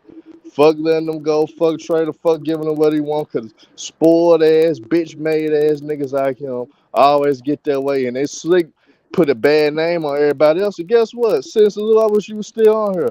The best thing about it, it keeping Memphis out the news. It keeping us Memphis Grizzlies out the news though. So I mean, hey, James Harden, keep doing your thing, goddammit, and keep us low key. Cause they show Papa want to rag on John Morant, but your dumb ass keep doing that prima donna shit. I appreciate it, but I hope your ass be stuck. I hope they make an example out of you because James Harden will be the type. He'll fuck up a whole CBA with his actions, man. He'll Oh, fuck up that whole they CBA with already his have. actions. They already. Yeah, Hey, but I'm true. talking Hey, about it's true. gonna You got get a lucky ass franchise, true. Just to throw that in there. I it's just want gonna to say get that. even worse though. It's gonna get even worse if you keep Hey, doing what we he's gonna get doing. into we gonna get into that too. Hey, Because they got the nah, remains of Zeke. hey, Sturdy, how you feel about James Harden's situation, Sturdy? Yo, salute everybody. How everybody doing? Bro. What's good, Sturge? Yo, y'all hit the jokes Whoa. on the head, so I'm gonna try to keep it serious. Honest, let's start off with this. Me personally, I don't care when a player asks to trade out his contract. That's within his rights of the CBA. I don't care if it's 3 years. I don't care if it's 1 year. I don't care if it's a week. You have that right to ask out of your contract. It's not a breach.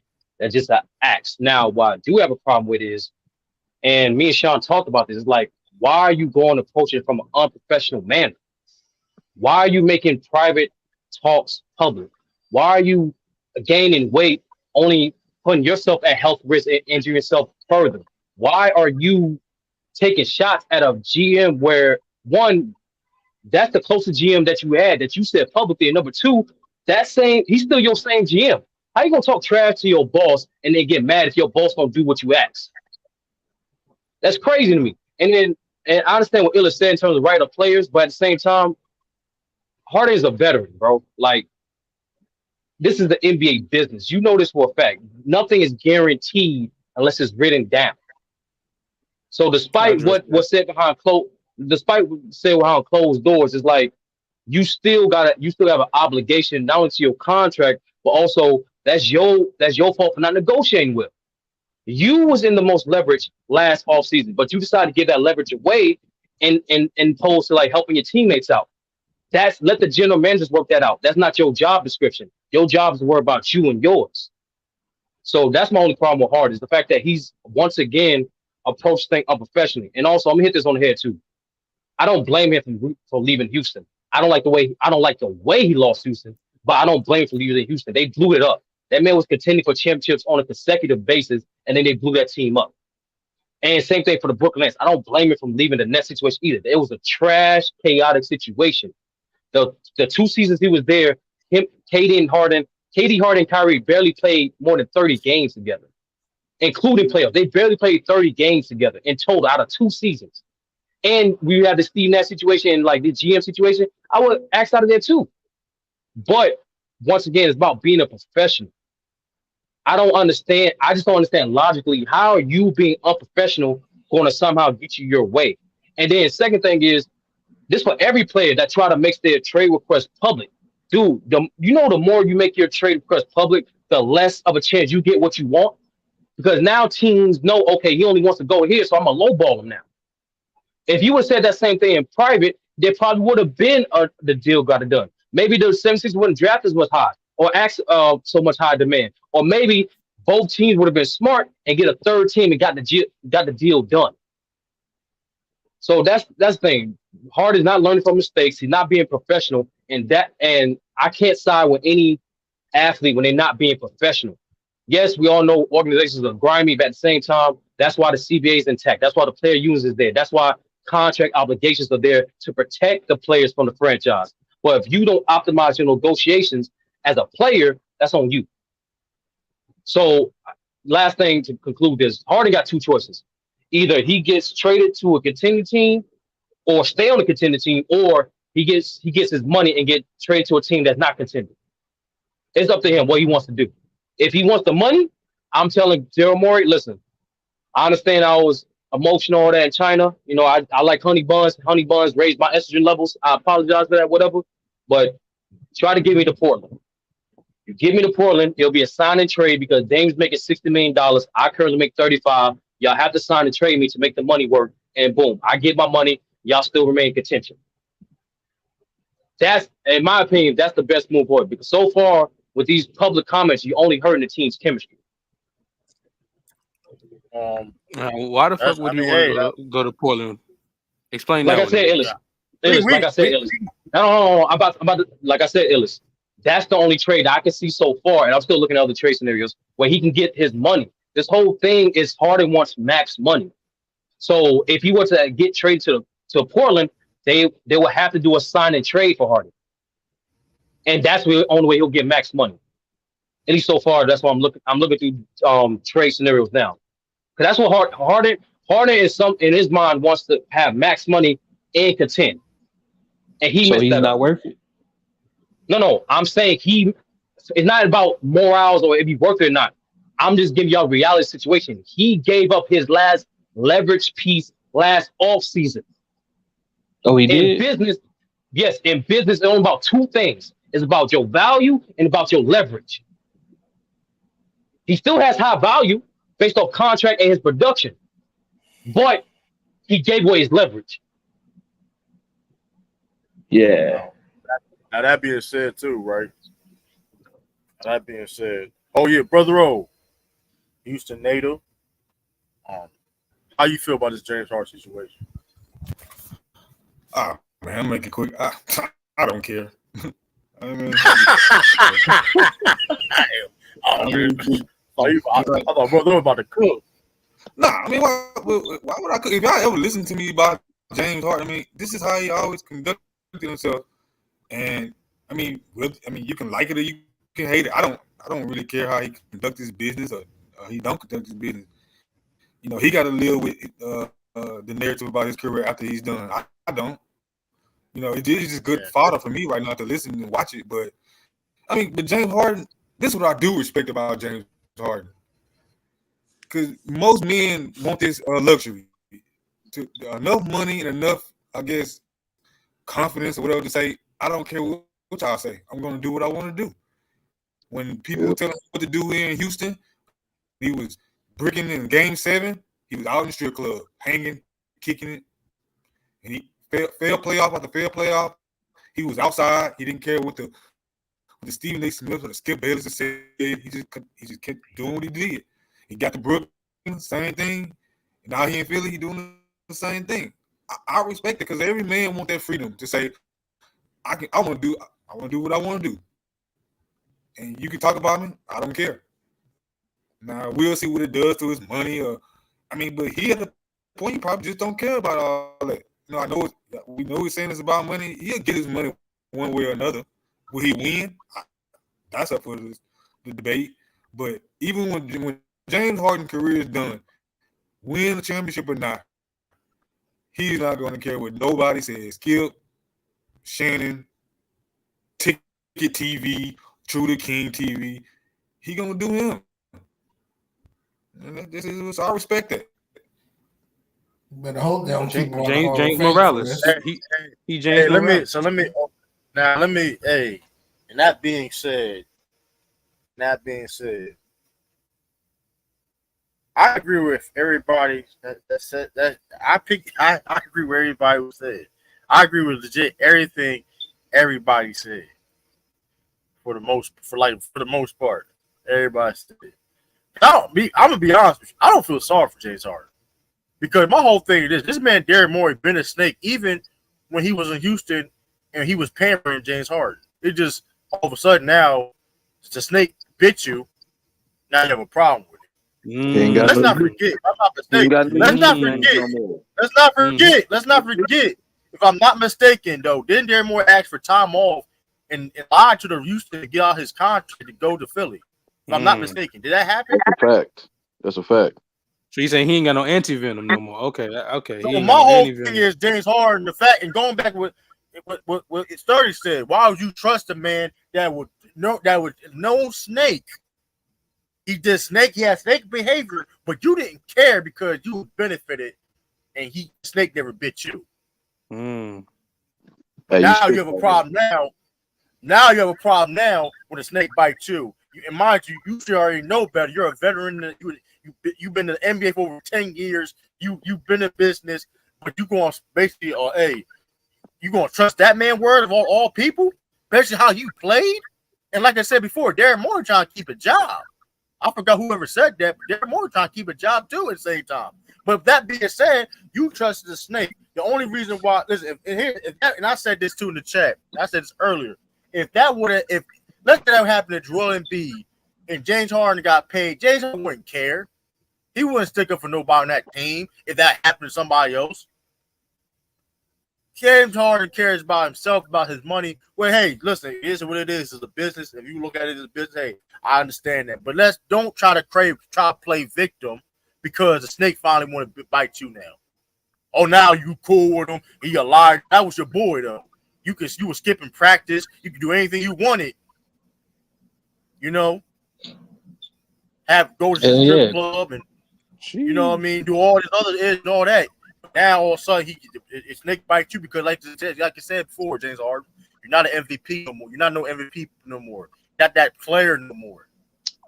James Harden not even in the listen.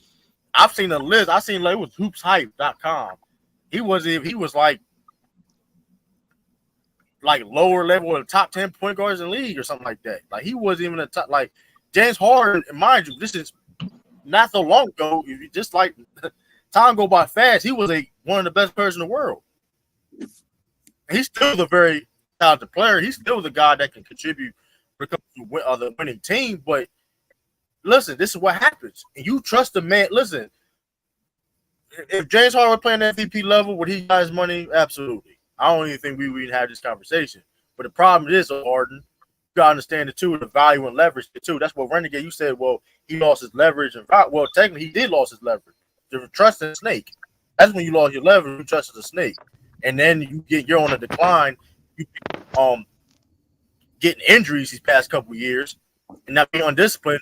Add on the fact that you're getting fat and out of shape, eating Kung Pao chicken and shit over there in China and all these whatever. Listen, all the delicacies over there in China and shit. I'm about to say something else, but I'm gonna leave it alone. You eating all the other shit in China and all that. You know what I mean? Doing subliminals and shit.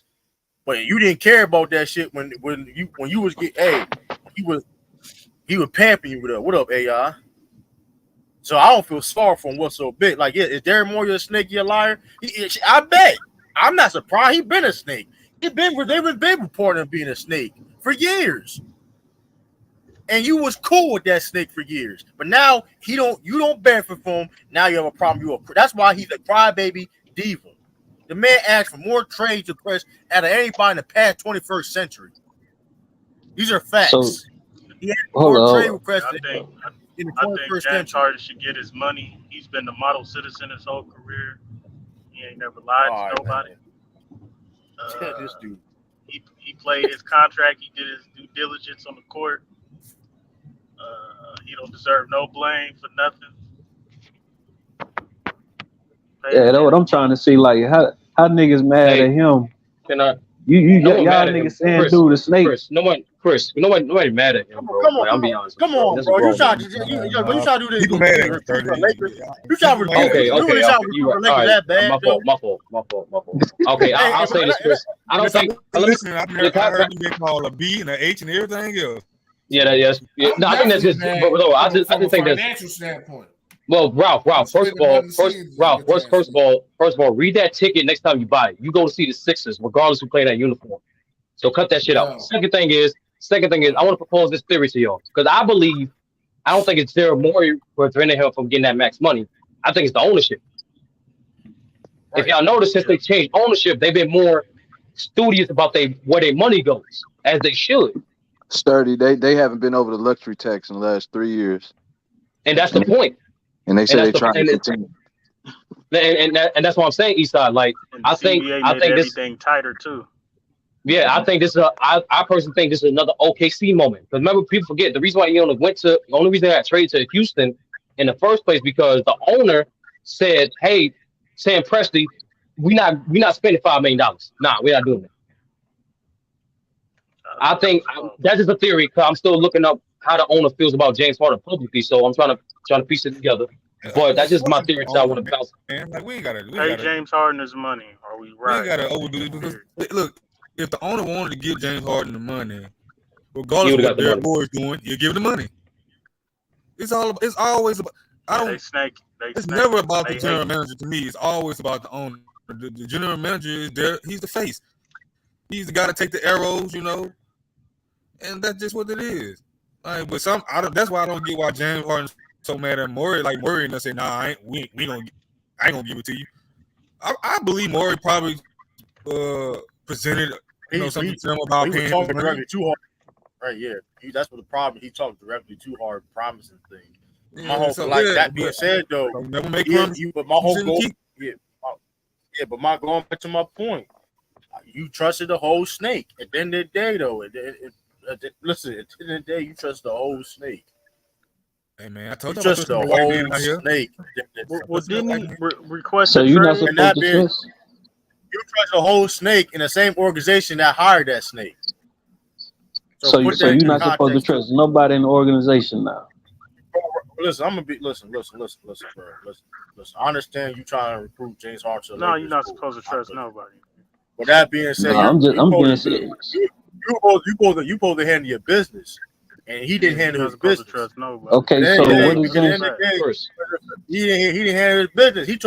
Nobody told him to take a pay cut. Or he was asked to, whatever. But he was asked to. But at the same time, he didn't have to do that. He didn't have to do. He didn't have to. How was he not handling his business? Because he trusted the organization that wasn't supposed to be getting trusted. Chris, simply put, Chris. He made a decision off of, I got you. Exactly. Last offseason, he could have got his max money, Chris. And not just from the Sixers either. He could have had his max money from option teams. But that's the point, Chris. Like, Chris, you gotta understand this, Chris. This is business. And because there's a reason why there's a players union. There's a reason why they have guaranteed contracts. There's a reason why there's a CBA. There's a different layers of protection from both sides. So because you chose not to use that to stray away from that on just a word of another person, that's on you. So to answer your question directly, Chris, in business, you trust that contract. Okay, so y'all sitting there telling me that y'all performed this contract though. He's getting all this blame for calling Daryl Morey and the organization out. But before all of this happened, people had all the same thoughts and views of James Harden before. But now we're supposed to get mad at him even more because he's handling it in a certain way. Well, I ain't mad, Chris. I'll be honest with you. That's a grown man. But it's the thing, though, right?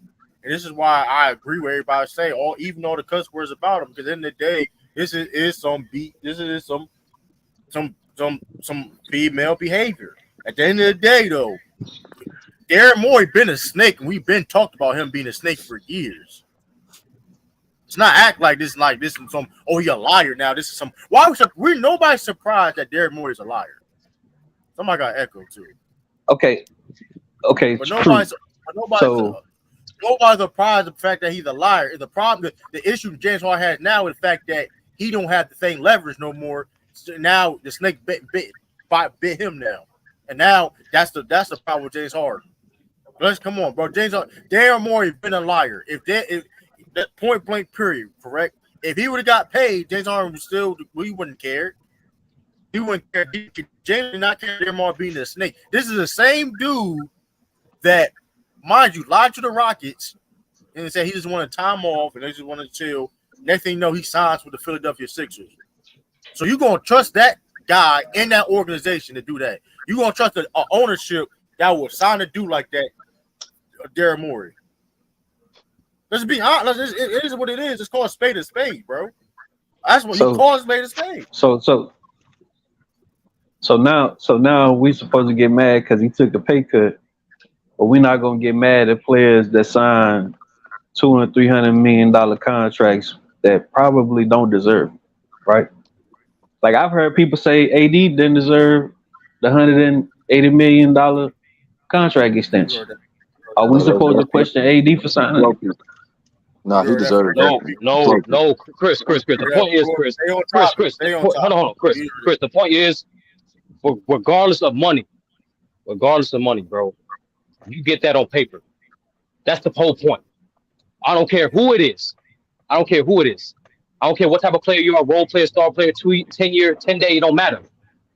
Get that all that on paper. So that way you ain't got to deal with none of this. That's in any profession.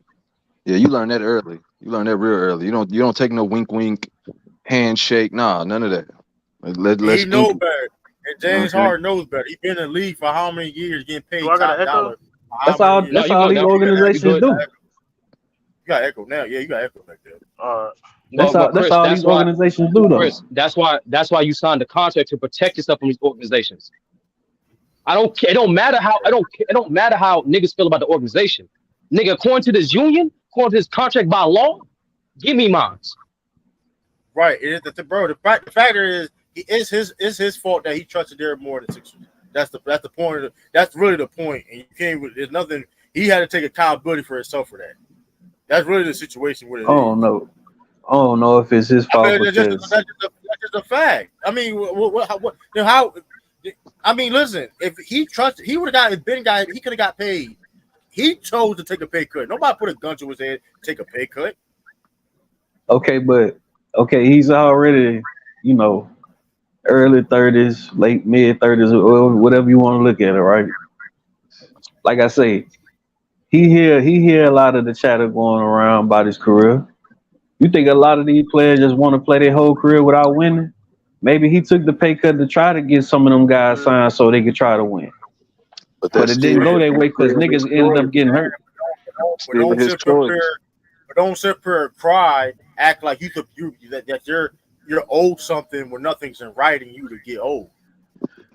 I mean, well, what is he doing wrong? Look at how the Timberwolves handled that. He unprofessional. First of all, what he's doing right now is unprofessional as hell. For one, if you agree with him, it's unprofessional as hell. Him getting out of shape and like publicly doing what he's doing is clown behavior. Because first of all, how you getting out of shape? How are you supposed to help somebody? Even yourself, you out of shape. He's trying to do it now. He's trying to. Now. We'll see what happens. I don't know. But my whole thing is this, though. You can't go back to Philly after all this. No, that's the point. That's the point. Exactly what you said, McDuff. The fact that Philly does have championship aspirations. They still want to contend. So the fact that's his last leverage. I can fuck up the chemistry of this team if y'all don't get me out of here. The problem is, nigga, you ain't got no trade clothes, nigga. I can trade you where the hell I want. Right. Man, I don't blame that nigga, man. Look at how they treated Ben after they lost. Anywhere, as long as he get his money. Yeah, that's a little bit. That's a different situation. That's a different situation. That might be true. If money his motivation, that might be the win-win. Get him paid. No, it's not if. He said it publicly multiple times. I want a max contract. Oh well, yeah. That's the only win-win route. Pay him and send him where you get the best deal at, instead of where he just want to be. Damn, I wish Chicago would pay. Because McDuff, that could be a thing too. They could trade Harden for Zach LaVine. That's a great idea, McDuff. We not trading nobody. Our organization is crap. And that being said too, though, hey, listen, I know Celtics is one of the teams. Celtics is one of the teams that is on his list. And I'm I'm gonna be frank. I'm speaking for all Celtics fans. F no. Stay the fuck over there, bro. I'm not. We ain't with all that shit. Listen, bro. We ain't with all that shit, bro. Listen, take us off the list. Take us off the list, man. Because you a dummy. You don't know how to handle business. You need to talk to Jalen Brown how to handle business because you don't know how to handle business. You supposed to be a veterans league 10 years plus. So I see where this shit going. I see where this going. I see exactly where this going. Talking about Chris. Let's just all shit on James. Let's just all just shit on James, you know, because he wants to smack James. Chris. No, Chris. No, Chris. Let me tell you this. Let me tell you this. No. Let's get straight to the point, Chris. Guess what, Chris? No one would care. Well, I'm gonna speak for me. I still don't care, but like, I think majority of the basketball community wouldn't care if he would have got his max money last year. Because guess what, Chris? If he got his max money last year, he can still request a trade this year. Right. That's where you messed up at, Chris. Yeah. Exactly. Chris, that ain't my Chris, that ain't my job. Chris, that ain't my job to balance other niggas' paychecks. Nigga, that's your job, GM. Give me mine. I don't feel sorry for a dude. I'm not feeling sorry for a dude that's already making millions and millions of dollars. And he's mad. He's just mad because he ain't making more millions and millions of dollars. Like, I don't care, bro. Yeah, that's why you're a crybaby diva. That's why you're a crybaby diva. Because so a role player, so a damn role player, and Draymond Green can go and knock his fucking teammates out, curse KD out on Twitter, do all of this bullshit, ask for a goddamn max deal, and get one. Can. But we mad at James Harden. He got 4 hits to back that up, nigga. Hold on, forget that. I thought you was a Bulls fan. Man, Chris, forget that, man. Hey, listen, but here's the problem though, right? Who the faces of the Golden State Warriors franchise? Not Draymond. That's Steph Curry. No, answer the question. Well, Steph Curry, right? What will happen? No, it's the owner. Don't do that. Now you want man, it's Steph Curry. Come on, Chris. No, Chris. It's cooking. No, brother. Let's do that. No, Chris. No, you're right. No, let's do that. The face of the Golden State Warriors is the owner. Guess what the owner said? You know what the owner said, Chris? You can get this money. Do you know the owner said when Draymond Green said, remember last season, towards the end of last season, he said nothing's gonna be promised, but I still want a max contract. You know what the owner said 2 weeks after that, Chris? What did he say? He said we'll give it to him. And guess what happened? He got paid $100 million. The point is still stands, Chris. No matter if you're a fucking role player, star player, whatever. Get that money, get that shit signed. The second opportunity. Nigga, you don't wait on max contracts. You not wait on max contracts for nobody. Count the money. Count the money. There go Hitman reaching again. How much? Like 2020. Hold on, real quick. There go Hitman reaching again. Like 2020 is different from 2023. There go Hitman reaching again. The guy that was playing the MVP caliber player that wanted out in Houston. And I said, okay, I wouldn't mind Jalen Brown trade in 2020. By the way, right? 2020. Wasn't James Harden regardless one of the best players in the world at the time? I think it was top 5 player. Exactly. It started. Remember me when I'm saying, and I said this. So like, wow, you mentioned fantastic. Mr. Fantastic. I said that right in 2020. In 2020, right? What was James Harden regarded in 2020? Hold up. What was James Harden regarded in 2020, y'all? The top 5 player. He wasn't no top 5 player. Not no 2020. Hold on. Why you so mad at what he said? Hold up, because that's a reach. Like that's a reach. It's not a reach. You admit to a statement. It is a.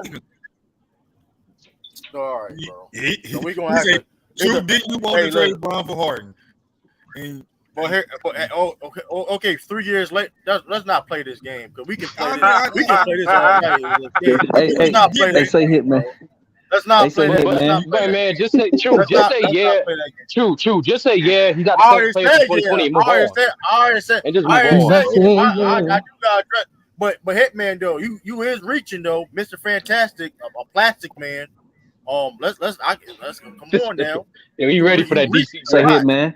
Stop cooking from the chat, man. How much? Hey, people I was doing. People I was doing. Hey, listen, people I was doing. Hey, did I lie put though? a lot of. How much blame do y'all put on his agent? I put a lot of blame on his agent. You're supposed to get your client paid. Bro. The CBA. James Harden got final say so though. At the end of the day, they first of all, his agent is telling him gets fucking all his money for one. Let's not even play that game. James Harden made the final decision of get a pay cut. Your agent said, "Hey, listen, we got the big." They're trying to get the biggest, most money for you. Then they took about other options. So like that's not the case. Whatever the case may be. I ain't gonna lie to my nigga. You capping like a motherfucker right now, bro.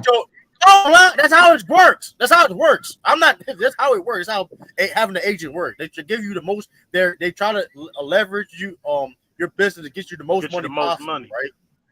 Yeah, because they get a percentage. And then they talk about options on this deal here, this deal here, this deal here, whatever. James Harden said, you know what? I'm not gonna take the max money now. I'm gonna wait for it and take a pay cut. His dumb ass did that, and now fast forward, he's trying to he dumb. Also, he dumb because he took a pay cut. But you won't call Draymond the same thing for taking a pay cut. I'm confused on your point, Chris. I'm confused on your point, Chris. Draymond ain't cry about his money though. I've never seen Draymond. But Draymond out here punching his fucking teammates in the face. When did James Harden ever do that? True. He kind of cried. True, he kind of cried about his money. I'm not gonna cap. He did kind of cry. But not to a point where like this though. He did, but like he did, but like at the end of the day though, he got. Look, we all know that. Listen, Draymond got way more leverage. Hold on. But that being said though, when it comes to crying, Draymond Green, we all know that Draymond Green, he could have got more money during his career though, and he accepted the money he got for the Warriors. To be fair, you get what I'm saying? To be fair, so I mean, James. And listen, y'all. And shout out to y'all. Shout out to Dante. All y'all. Todd. Yeah, Ezekiel Elliott is a Patriot. I definitely saw it.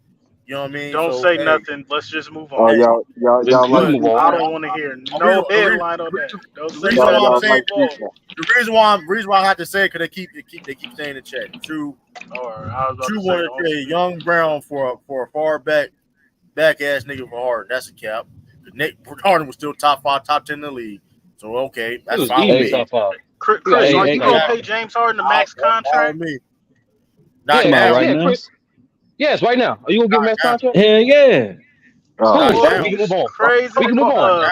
Cool, we can move on. Man, nigga, you paying motherfucking Draymond Green $100 million for fucking single digits, my nigga. What is we talking about? He's here. That's $100 million over like 4 years, bro. Y'all got that nigga James Harden. But James Harden is damn near still leading the league in assists, right? He had like what 10 a game, right? 20 and 10. No, he's hold on. What's the number? Hold on. Give me a number. Give me a number. How much you will pay? Now, first of all, that's a fact, Chris. That's a fact, Chris. 25 million for Draymond Green. That's not even the max. That's not even the max. Yeah, that's a regular max. But that's Chris, how much you paying? That's still too much. Man, look, man, I'm giving James Harden. How much are you paying James Harden? So what can I give him? Can I give him 5 years? Or what? Yeah, you can. No. He only qualified for 4. He only qualified for 4. Oh, yes, for 4. Yeah. So he already got that 5. All right, I'm gonna get that nigga. Man, I'm gonna get that nigga like a 4 year, 160 mil. Oh, regular contract. That's not a max. Bet. No. Hey, I take that. Hey, I want to see what the problem is when there's a lot of teams out here that's not gonna win. Hold on. Chris, I want to let you know, Chris. I want to let you know, Chris. You essentially said I'm gonna give him the same amount of money I'm gonna give Fred VanVleet. That's what you just said. Hell yeah. Oh, I would pay him that. I bet. We can move on. We can move on. Hey, we definitely move on that. Hey, listen. That nigga ain't getting Dame money though. Hell no. This was big, and this was back off the offseason before y'all made the finals after the Bucks lost. Okay, he was a top 5 player. He was a top 5 player. He was a top 5 player. Oh, Brown was not even an all-star. Brown was not even an all-star, and James Harden was a top 5, top 10 player in the league. Okay, what are you talking? There's nothing new. There's nothing new. Like when I said that, there's nothing new when I said. What you talking about? Top 5 Harden that joined Brooklyn? That what you talking about, right? Hold on. Hold on. Before you Chris, true. Was Jaylen Brown even a starter in 2020? Am I tweaking? Yeah, he was starting. Okay. I'm tweaking. That was the year before he became All-Star. That's the year the season when they with the Brooklyn. That was the first year being an All-Star. Yes, I'm taking James Harden. I said that. Like, what are you talking about? What are you talking like? Come on now, like James Harden was top 5, top 10 in the league. Why be? But with hindsight, going back now, and would I do it now? Hell no. That's a big ass difference now. James Harden is not playing that level for one. The injuries is more of a concern now too. He's a crybaby. He's doing more crying more now than ever. It's more of a it's a lot of red flags of it now than it's back then. Yeah, they went in different directions. Are we gonna spend like another hour cooking Daryl Morey just as much as we cooking Harden? I want to get we spent 72 hours on Jamal Murray. So yeah, that's fair. But listen, listen. I'm trying to cook Daryl Morey though. But you got motherfuckers like Chris Sean sitting here defending James Harden and shit. But I said he was a snake. Nigga, we can cook both of their ass, nigga. Be honest, brother. Like, I don't think I can cook Daryl Morey on like his past events. Like this James Harden thing, to me as an organization, he's doing a great fucking job. I'm not taking pennies on the dollar for this motherfucker. I'm not just gonna give him max money when he's not worth it. So what am I roasting Daryl Morey for? Or for the James Harden situation? I'm gonna say this though. That is true. But report the truth, I guess. Man, that nigga worked it. One thing he doing another, or he made a promise. Man, that he nigga can't keep. I mean, look. So what? Man, James Harden worked the deal, man. If that's the case, then we need to say that with James. So what? Let's just move on. Then. But brother, you was absolutely right, brother. But the problem is this though: James Harden knows this man's a snake, a slime ball, and he trusted this man. You had to pull. He ain't trust him. He trusted the organization. When you did, they slime balls too because they signed his ass. So let's not play that because man, Daryl Morey ain't worth his deal, my man. Listen. Let's not forget who was control of the operations before he got there. A black man in Elton Brand. And they put a white. We ain't gonna listen. Hey, listen. I'm getting that. Listen. Black man. Black man. Elton Brand ain't black no more after this shit, man. Hold on, you. Elton Brand didn't hire Daryl Morey. He didn't. That was not his hire, bro. I know that's what I'm saying. No, I'm saying though that organization is slimy too. You hire slime balls and snakes. I mean, listen. Well, yeah, nigga, it's a business, nigga. I want the most grimy nigga. I'm not saying. Listen, it's different. I understand. You gotta do at times. If you've seen the best executive do things that hard, tough moves, whatever, right? Danny Ainge, hey, you were Danny. You know about Danny Ainge. But Daryl Morey is worse than that, bro. Like, he's worse than that. Nah, nobody's not worse than Roddy. Hold up. I'm not saying I ain't talking about his player shit as a player. That don't count. Without that, then okay, I'll have no debate then. How he was dirty. I'm not. Hey, you got it. But we talking about as an executive. This man told the Rockets that, hey, I'm gonna step down. I'm gonna take a break. Next thing you know, he got a job with the Sixers. Cause he was under contract for the Rockets. That's some slime ball ass shit, bro. That's some slime ball ass move to me. Like a smart move to me. Okay, cool. I mean, listen, we all understand business, dirt. That's some slime ball ass shit, bro. Both things, man. Fuck. That's some slime ball ass shit. But it is a good move. Nigga, did you see Houston? I would have tried to get out that shit too. Nigga, we had John Wall and Boogie Cousins. Nigga, we was done. Hey, yo, I don't know about that story. Houston is a nice, you know what I'm saying? It's a nice spot, man. finessing and being a slime ball is two different things too. By the way, Danny Ainge's a finesser in a sense. Because 30 is slime Yeah, ball.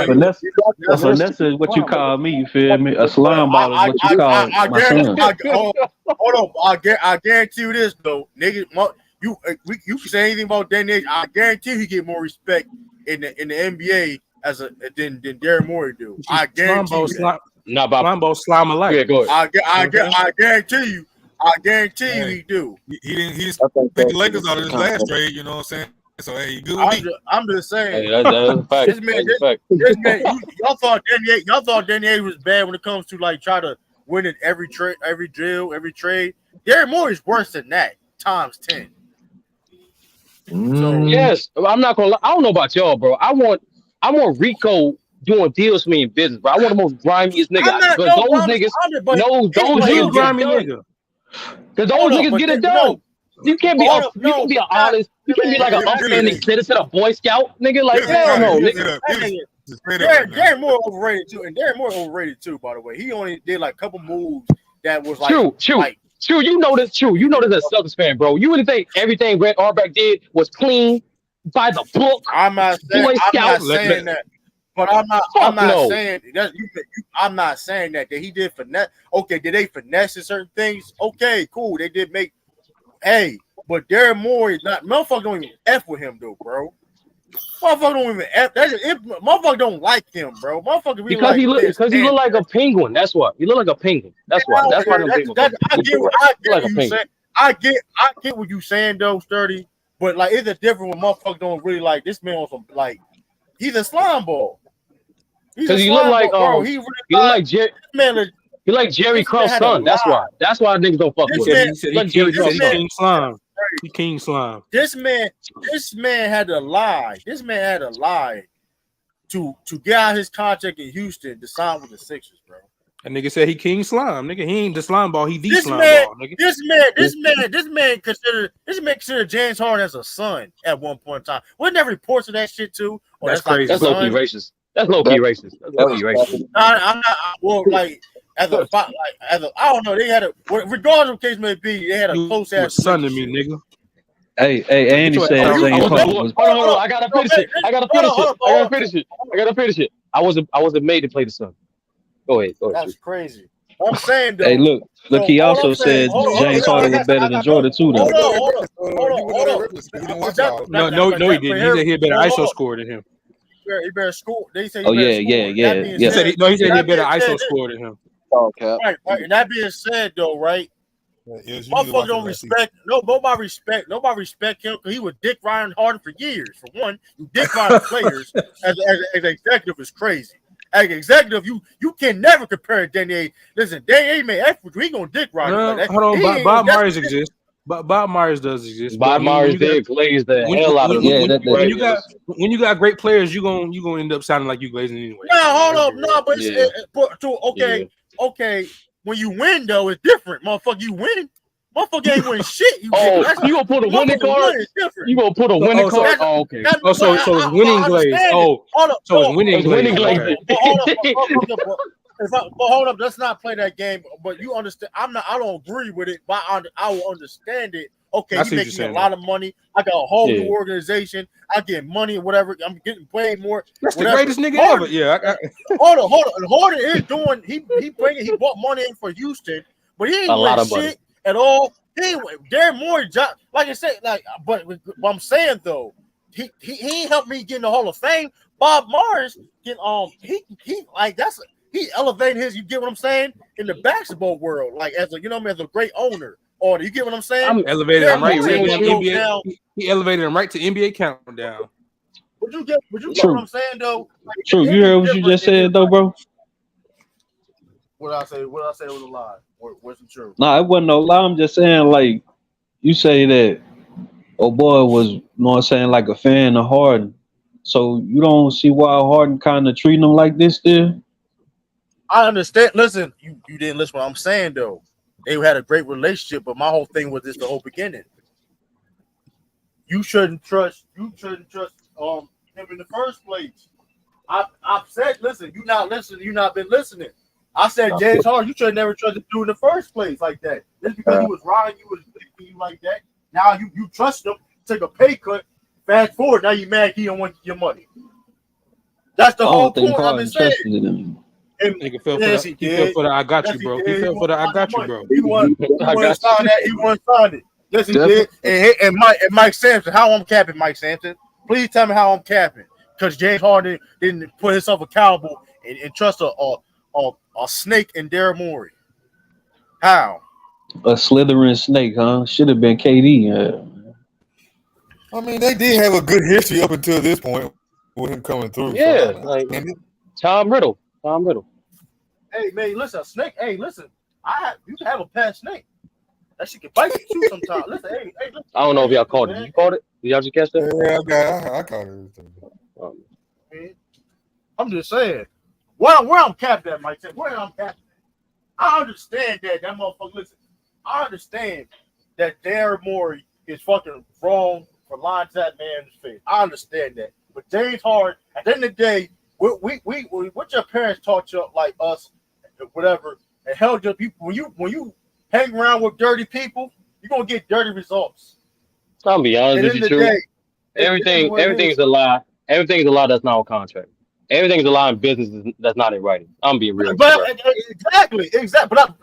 Listen, that's why I said I agree with everybody that had a point and had a thoughts on the situation. I agree with. I agree, which is crazy. Brother O, I agree with Brother O. I agree with Sturdy. I agree with Ralph. They had 3 different things to say. Because at the end of the day, though, Daryl Morey been a snake. He been a snake. Shit, that's just about every organization, though. But here's the thing, though. If James Harden, but him, like I said before, he making Daryl Morey accountable. That man don't gotta be accountable. He trying to account for having a job. Hey, enough on these Sixers. Let's go to this Kristoff injury. It's time to kick it up. He's not hurt. He is though. He is though. Why was y'all doing that to Mac Dev, man? Mac Dev was 100% right. That's not what what's that? Avakia, whatever the So the coach said he's not hurt. That was a fake. They called the dude that made that report. He's not hurt. That's cap. The coach said he was hurt, bro. He saw that interview. Do you speak Slovakian? What interview did you saw that he was hurt? I would think none of us speak that shit. So why did he post the video him shooting around after that report happened? I'm assuming the video has subtitles. Right. We got. Wait, what'd you say? Truth. He shot. Why did he post the video? Eastside saw it. Sturdy saw it. Yeah, he's working. He's working on them corner threes. Yeah. Yeah, but I'm not. You do know nasty upside. public figures are massive manipulators. They shoot videos in advance for crisis. We can move on. I'm not. Yeah, of course you want to move on. If you gonna say that he's not hurt, bro, I'm not even. But honestly, even if he is hurt, there's like weeks before the season starts. It'll be all right. But here's the thing, though. He's not to hurt to a point where, listen, we motherfuckers play basketball. First of all, you probably couldn't relate. When you play sports and stuff like that, you're gonna have maybe a bruise or whatever case may be, a little pain, whatever, right? But when they come to say an injury where it's like I gotta go to the listen, I maybe my wrist was hurting. I played basketball a couple of somebody hit me my wrist case may be. You didn't see me go to the next morning, the doctor, whatever case may be. You get what I'm saying? Sure, you got. I made sure, you got to put bit. You got to put them 6, 7. Sure, you got to put the magazines away, bro. You got to put the magazines. I mean, shit. That nigga's a human. I mean, true. You what you is, a damn truth machine or something? Nigga say he don't go to the doctor. Oh my. The hell is going on? I didn't say all that. I said the fact. I was saying about injuries. But before this, though, you need to worry about Joel Embiid being fucking injured or not, You need nigga. to worry That's about why your whole front court being injured. if you worry about that, I could talk. Let's talk basketball about talking narratives, nigga. That's what you can't do. We talk about me. You can't talk basketball. Hey, listen, nigga. Hey, listen. Talk about when Porzingis cook that nigga B next season. Talk how Porzingis gonna cook that nigga B next season too. Oh, y'all nigga. about to turn Talk this to about a that, Celtics nigga. versus 76ers, huh?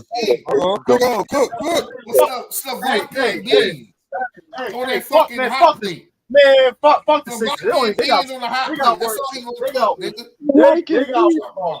Hey, listen, they got work on Harden. And speaking of Porzingis, nigga, that's a good ass segue. That's a good ass segue because other title of the video, the most underrated player. Vlago Splinter looking Hey, I don't care what. Hey, you know, Ralph, I don't care what the fuck you talking about right now. Like I said before. Hey, listen. That being said, the other title of the video, you see it, the most talented players in the NBA. We had a conversation about this, and y'all motherfuckers better start putting respect on Porzingis' name. Oh my god, man, nigga, don't gotta respect that man just because he don't know Boston, nigga. Fuck Porzingis, nigga. Nigga, did you respect him when he was on the Wizards? Did you respect him when he was on the Wizards? Fuck no. You said his running mate was putting up empty stats, so what was Porzingis doing, nigga? Ooh. You put respect on his name first, then we'll do it. Hey, we've been through this before, Ellis. We've been through this in a month. And we can go through it again, nigga. We've been through this, and I got the same stance. I got the same stance. Hey, I got the same stance. I'm gonna say this. If Kuzma was putting up empty stats, what was he doing? Porzingis was producing on every. Porzingis was producing and putting up that product. Well, that was his best season last year, arguably, right? But he wasn't even that nigga. Hold on, come on, bro. See, you out there airballing on the court for no reason. Go ahead. Listen. For Porzingis though, been producing at high levels. I've seen him produce as a second guy on the playoffs before.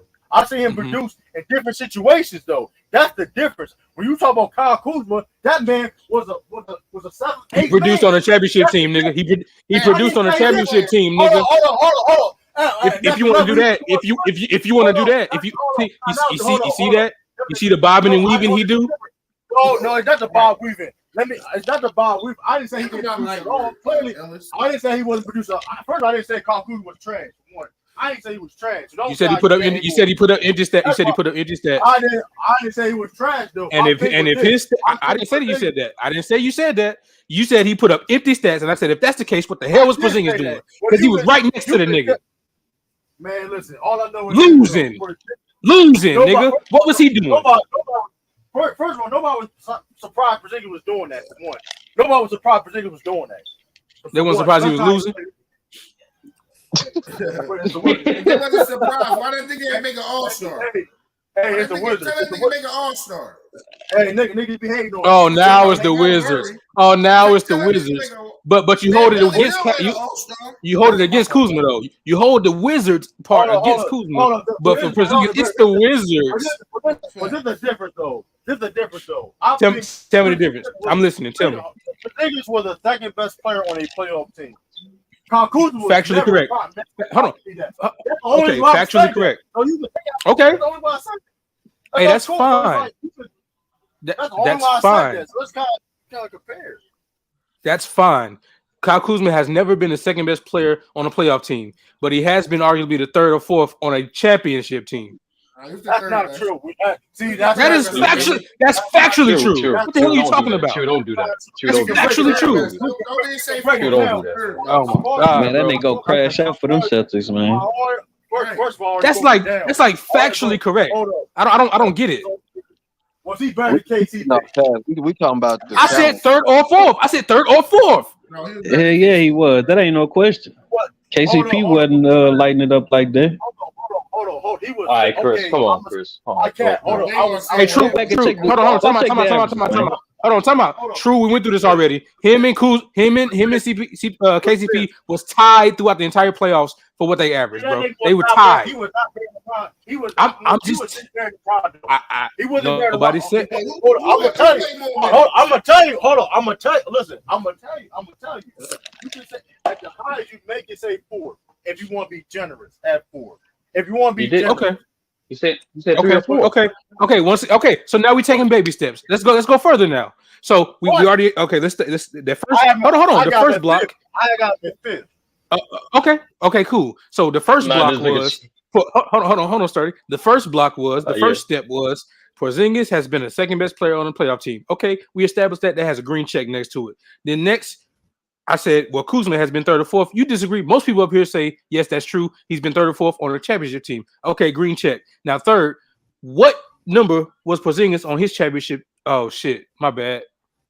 Never mind. My fault. That shit ain't happened yet. So for one nigga to be unproductive and one nigga to be value high, and you out of your mouth, since you want to bring up old dirt. No, I ain't done. You said, I want to quote you directly, but I'm going to have to quote you loosely. You said, Kuzma has never impacted winning. That was what you said. So what winning has? That's why I said this. Is exactly what I said. I said, go ahead. The numbers you see now, he don't produce away. The numbers you see him do, okay. The numbers you see him as best season when it comes to production wise do not equate to winning like that. No, facts. You said that. No, facts. You said that, but you added to that. See, true. See, you lost. No, that's BS. That's BS. No, that's not true because you said that. Yes, you're right. Everything you just said, you said it. But you added that he's never been productive on winning in situations. You added that. You didn't. You decided to leave that part out. I misspoke. I don't remember saying this. Yeah, you misspoke. I'm gonna be honest with you, True. I don't care if I did say that. I don't care though. But if I misspoke, I want to make this very clear because I see Lou. I want to make this very clear. I am not worried about no damn Kyle Kuzma. I'm just trying to hold true to what he be saying. Like you said, a nigga. Hold on, you said a nigga on the same team as Porzingis was putting up nothing and not impacting winning, but Porzingis was right there. So what the hell was he doing? Can I tell people what was Kyle Kuzma's numbers? We all know Kristaps' numbers. Can I tell y'all the splits wasn't that? The splits wasn't good. The splits definitely wasn't good. But go ahead. Actually, he was averaging 21. He was averaging 21 points, 7 rebounds, and about 4 assists. He shot 45%. He shot 45% from the field and about league average from 3. Better than as a nigga that played next to a generational superstar that put up numbers that's less than that sometimes. So. Hey man, all I know is this though, Porzingis. All I know is this. The point is that Porzingis gonna finally reach his potential playing on the Celtics, bro. He's gonna finally reach the potential that. And that's great.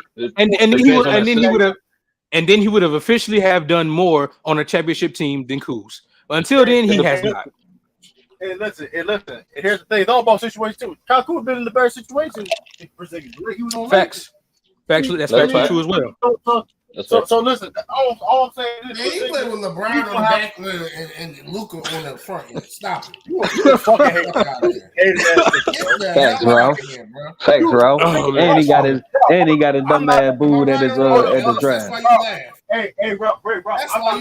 Damn, he brought up the draft. He brought up getting booed at the draft. That's crazy. Bro.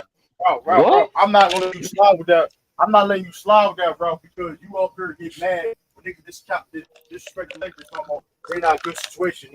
I've heard you before. Y'all simply say, "Well, Lakers are the better situation." Stop complaining. Let's not do that. They ain't no complaining nothing. They ain't complaining nothing. The point is, I said Kyle Kuzma wasn't always been in better situations than Kristaps Porzingis. That's a fact. And I said, so let's not play that. And this nigga true. And this nigga talking to Ralph like he right there in front of him though. That nigga crazy as hell. Listen. Have Kristaps Porzingis play with LeBron James, nigga. Fuck you talking about? See what? Like, come on now. Let's not. He wouldn't have been available that season. Sorry. Come on, man. He not. That season. He wouldn't have been available. Sorry. Sorry, 2020 he wasn't available. Y'all niggas sound scared as hell, man. Y'all sound scared as hell, man. I ain't got shit. I ain't got shit to be scared about. My team ain't gonna be competing. Yeah, my team ain't even in this conversation. We're not even in this conversation. Hey, what Porzingis from Lafayette? Porzingis from Lafayette, right? Man, take your ass back to Lafayette with that bullshit, man. Fuck out of here, nigga.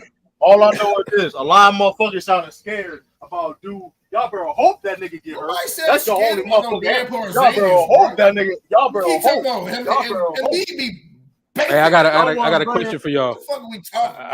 I got a question for y'all. Who the third most talented big after Joker and Embiid? Porzingis. Because Porzingis.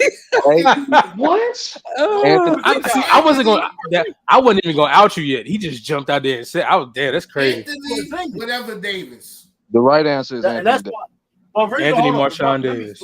Shit. Hey, I don't know. I might look at him as a power forward. I said big. I said big. Yeah. And then you can't even do that. We got to put some respect on one mic. It's only Ralph talking true. Rudy. My bad, True. Yeah. So I Rudy do got corrected. accolades. We got to throw Rudy in there too. I do stand corrected when you have is Giannis more talented than Porzingis? Ralph, Oh, yes. whatever case may Oh, be, yes. it's Hold on. True get his shit off. Let True get his shit off. The point is, though, Porzingis is a very talented big man. What people kind of still forget, he's that just because he understands the injury history, of course. Hey, listen, AD has injury history, and he still gets, you know what I mean. But guess he a champion, he gets a pass. You know what I mean? It's what it is. Other players like Kawhi Leonard gets a pass for being talented and still can be considered top 10 players in the world. Okay, they show flashes. This nigga don't show no flashes. AD don't get a pass either. That's a little cap. Yeah. You ready to cap? The point is they get more pass than people like Porzingis. People act like Porzingis is not like real. Like, listen, there's a reason why the Celtics are favorites for championships next year. Man, I don't care about that favorite bullshit. His favorite that lost. So what are we talking about? The point Julius is Randle. I'm still talking. I'm still talking. To the playoffs. I'm still talking. First of all, Porzingis is better than Julius Randle. So I don't know why we even. And Julius Randle carried anybody to. What's name carried anybody to the playoff? Porzingis. Hey, I don't know about that, man. man. All-star lately. It's what have you done for me lately? Not no potential. Julius Randle is he was all NBA. Facts. Not no potential bullshit.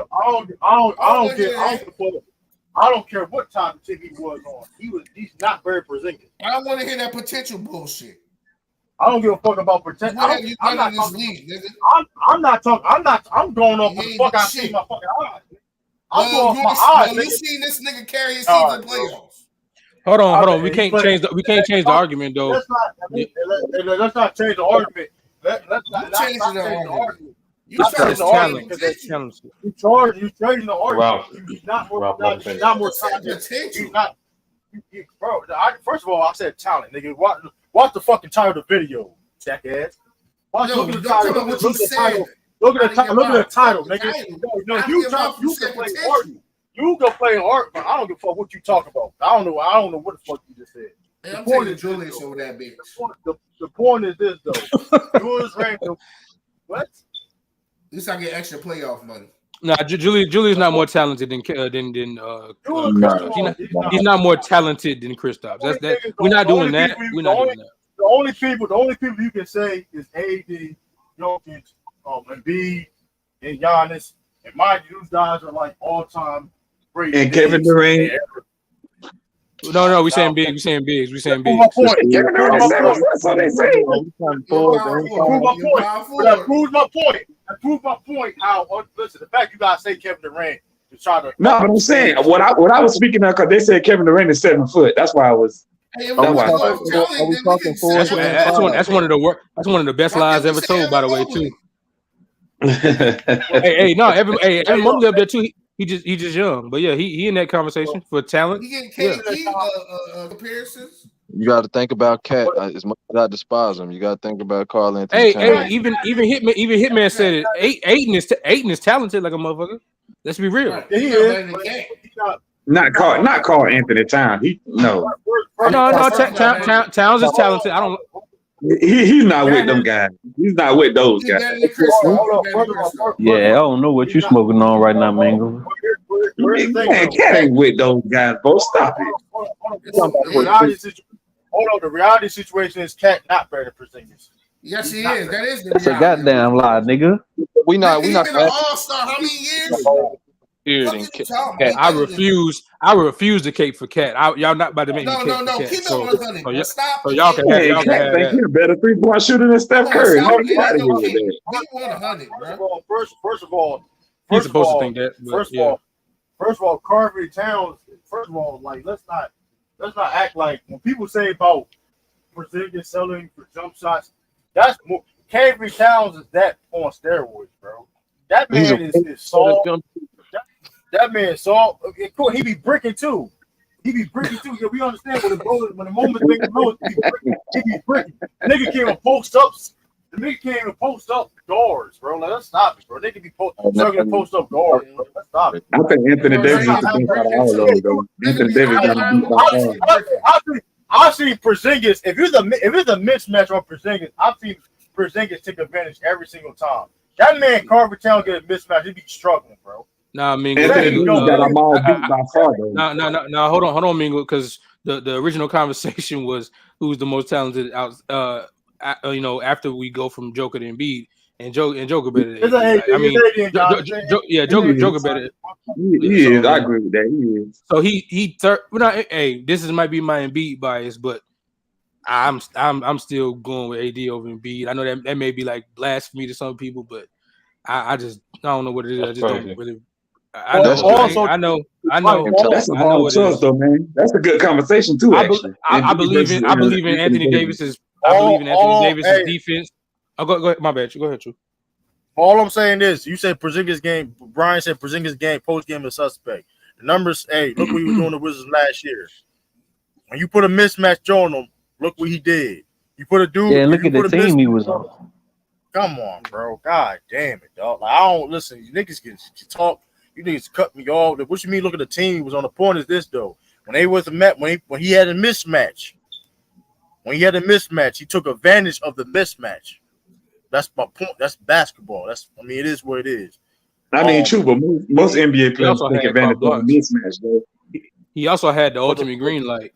He also whenever he wanted to shoot. He was getting used correctly too, though. And like, listen, that being said, though, and that being said, cool, that's fine. Really fine. He hasn't been in the best situation in his career. He hasn't been in the best situation in his career. But that don't have to stop you from listen. That's cool. Like, what are you talking about? That don't make sense. Situation. He had to perform good enough to, you know what I mean? The Brad Stevens are one of them play for the Celtics. Nobody gives a fuck about playing for your Celtics organization. That's what you gotta get through your fucking head. That's what you gotta get through your head, bro. Y'all tripping, man. Man, we got that Porzingis burger on the grill, man. Can I defend my? Can I speak? Let's not do this dick riding shit. Let's not can I respond? Hey, man, go ahead, my nigga. You got it. I'm just gonna respond. I just want to know. How can I respond? I thought it was my chance. Your boy is still trash though, so go ahead. The reality of the situation is this, though. The reality of the situation is this, right? Because listen, there's points of proving why I said when Porzingis he gonna reach his full potential on the Celtics. There've been players very good players that go to the Celtics and then, they reach their potential and they get the credit they find to deserve. Key word, Al Horford. Al Horford, he was very good in Atlanta, made all big teams and everything, right? But he never was in that situation where he could be in a team where they really can compete to win a championship, right? Bro, they went to the Eastern Conference Final. And won 60. Bro, that team. 9 years in the league, this nigga ain't reached his full potential. Let's not play that. Let's not. Al Horford was better on the Atlanta Hawks than he is on the Celtics. Let's be real now. Hey, look, I let niggas talk, right? I can't talk, right? I can. That's cool. That's cool. We can do that. That's cool. That's fair. I just want to know because I can mute niggas and put niggas backstage. I don't know. Man, just go and put me in the backstage, my nigga. Damn, go ahead. The point is this, though. fact of the matter is, the Atlanta won 60 games. Let's be real. They was not no real championship contending team. They wasn't. Let's be honest. They just knew that they was rolling. They was a very good team. But listen, when niggas knew to a fact that, listen, they're not going to beat my Cavs. It was the Cavs. Cavs. It was not going to beat the fucking Cavs. It was just that was like a whole talking point for a whole year. Yeah, they're playing good. They're winning games. They won 60 games. They're not going to beat the Cavs. That was the whole thing, and then it happened. Like that really was a thing. Question. I got a question. Hold on. I got one too. Does that go to my point is this though? Al Horford reaches for the best Al Horford I ever saw play for the Celtics. Hell nah. Let me finish, bro. You can look at the numbers. You can look at what he was doing for the Celtics. Case may be. You can go look at it. You can go look at what he was doing for the Celtics. He became a stretch big. Look at he was the best Al Horford you ever saw play for the Celtics. It's not a lie. Like Did you just say he just became a stretch big? Now, all right, Rob. So that's exactly what I said. You want Dickie? That's exactly what I said. Stretching the fucking floor in Florida. So that's what I said. That's what I said. Yes or no? Did I say he wasn't stretching the floor in Atlanta? The point is, though, the best Al Horford you saw, he played for the Celtics. I can give it another player, Kemba Walker. Yeah, let's know this player very well, Kemba Walker. It was a narrative for Kemba Walker. It's like, oh, can he do? It was questions on Kemba Walker what he could do on a tread lightly, nigga. Right? Yeah. All right, I'm about to just end the stream then because I can't finish. I can't talk. I can't talk. Whatever case may be, I was gonna respect him. I just said tread lightly. I shut up after that. I said I was gonna give him props. I said 3 words. I said 3 words. I said 3 words. So, hold on. So Kemba wasn't a narrative on Kemba Walker, yes or no? And he said it was unfair for him to be on a bad franchise. No, it was no. Is that a rhetorical question or is it a real question? That was just a real question. Was it a narrative on him about because he was getting treated unfairly for being a bad franchise? No, there really was no bad narrative on Kemba. I'm gonna be real with you. Everyone acknowledged he was. I'm answering your question, true. Everyone acknowledged he was an all-NBA caliber point guard in a bad team. Kemba was the only thing. Balling.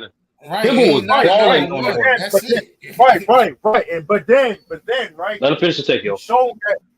He's shown that and proved that, right? Playing for the Celtics his first year, got to the conference finals. Unfortunately, he got hurt. He still wasn't a number one. Technically, he was number one on that team. Nah, I think he was. Let him just finish. Yo. Let him finish his point. The point is though he was number one before he got hurt. He was number one on that team. He got hurt, whatever case it may be. He still helped them regardless get them to the conference finals his first year there. And unfortunately, he got hurt. The injuries. I mean, hey, you know how that goes. You see how his career went. But the point is though, when you see guys, Celtics get good players from different situations that wasn't maybe lesser situation the Celtics, whatever, they succeed. That's the point. So that's why I'm confident for why Porzingis is going to fit well for the Celtics. So I've seen it with different types of players fit well before and succeed and show what they can do at the highest level and champ when it comes, of basketball. You know what I mean? At any point in time, are we going to be able to respond to you? I say something? I had a question from the 3 statements ago. Like, yeah, damn. I mean, go ahead. Let's go ahead. If you're that shit don't really matter no more. I sound emotional because niggas cut me fuck off. I sound emotional. The niggas cut me the fuck off, and it's like, how? Okay, that's cool. Yeah, but at the same time, true. Go ahead. No. At the same time, when niggas did, when niggas did shut up, you started making statements, and niggas had questions afterwards. That's true. That's true. But they should have stopped talking over you. That's facts. But then when you kept going and kept saying things, and nobody could. I'm not talking. But you're right though. Niggas need to shut the fuck up when you're trying to get your shit off. That's facts. But yeah. I mean, go ahead, Sturdy, because what I had to say was about something he said 3-4 minutes ago, so it don't really matter no more. One option with 49. Oh no, because his thing, y'all. I've noticed like this is what kind of help. If you need something to say, just mute yourself, say it, and then you good. I promise you'll feel better. But in regards to True, I just want to break. Let's go in chronological order. True. Being petty, I'm so far about the numbers. Majority of Al Horford's career's highs and accomplishments was him as Atlanta Hawk. Number one. Number two, even though yes, you get beat like LeBron, LeBron-led just a LeBron-led team in the playoffs does not mean you're not a contender.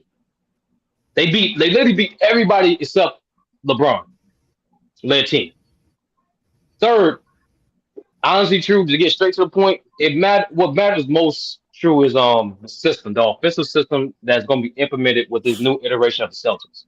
Already, we can kind of tell defensively, y'all have to do more of a drop. Y'all have to do more of a 2-1 or 3-2 matchup zone concepts. Y'all got to do more of that based on the fact that they have more bigs. Y'all not going to be switch heavy no more. But offensively is what's going to determine whether or not y'all win the championship. Because y'all can't run the same offensive system y'all did last year. Y'all need to not only incorporate more post up, they also need to incorporate more down screens for Tatum and Jaylen Brown. Tatum, because that's the part of his playmaking that improved the most, and Brown, that will help him get more easy buckets. That's what's going to matter. You the best promoter in the game, True. No bull crap. You gonna talk them to the Celtics. Anybody that calls themselves a team, they ain't as garbage as they used to. We all know it. We messaged you for it. True at all. That's really not true at all, though. It's there, though. I mean, it's not true at all, though. It's there, though. No. Yeah, it kind of is. It's not true though, but I mean, I heard you talking about Blake like he was prime Blake. I ain't gonna lie. Yeah, no, go ahead. I really didn't though. No, you trying to be funny? I really did. I just said Blake was gonna be out of Danilo. So True. So let me ask you this question. So you think every player? I said Danilo was going to average like 10 points a game.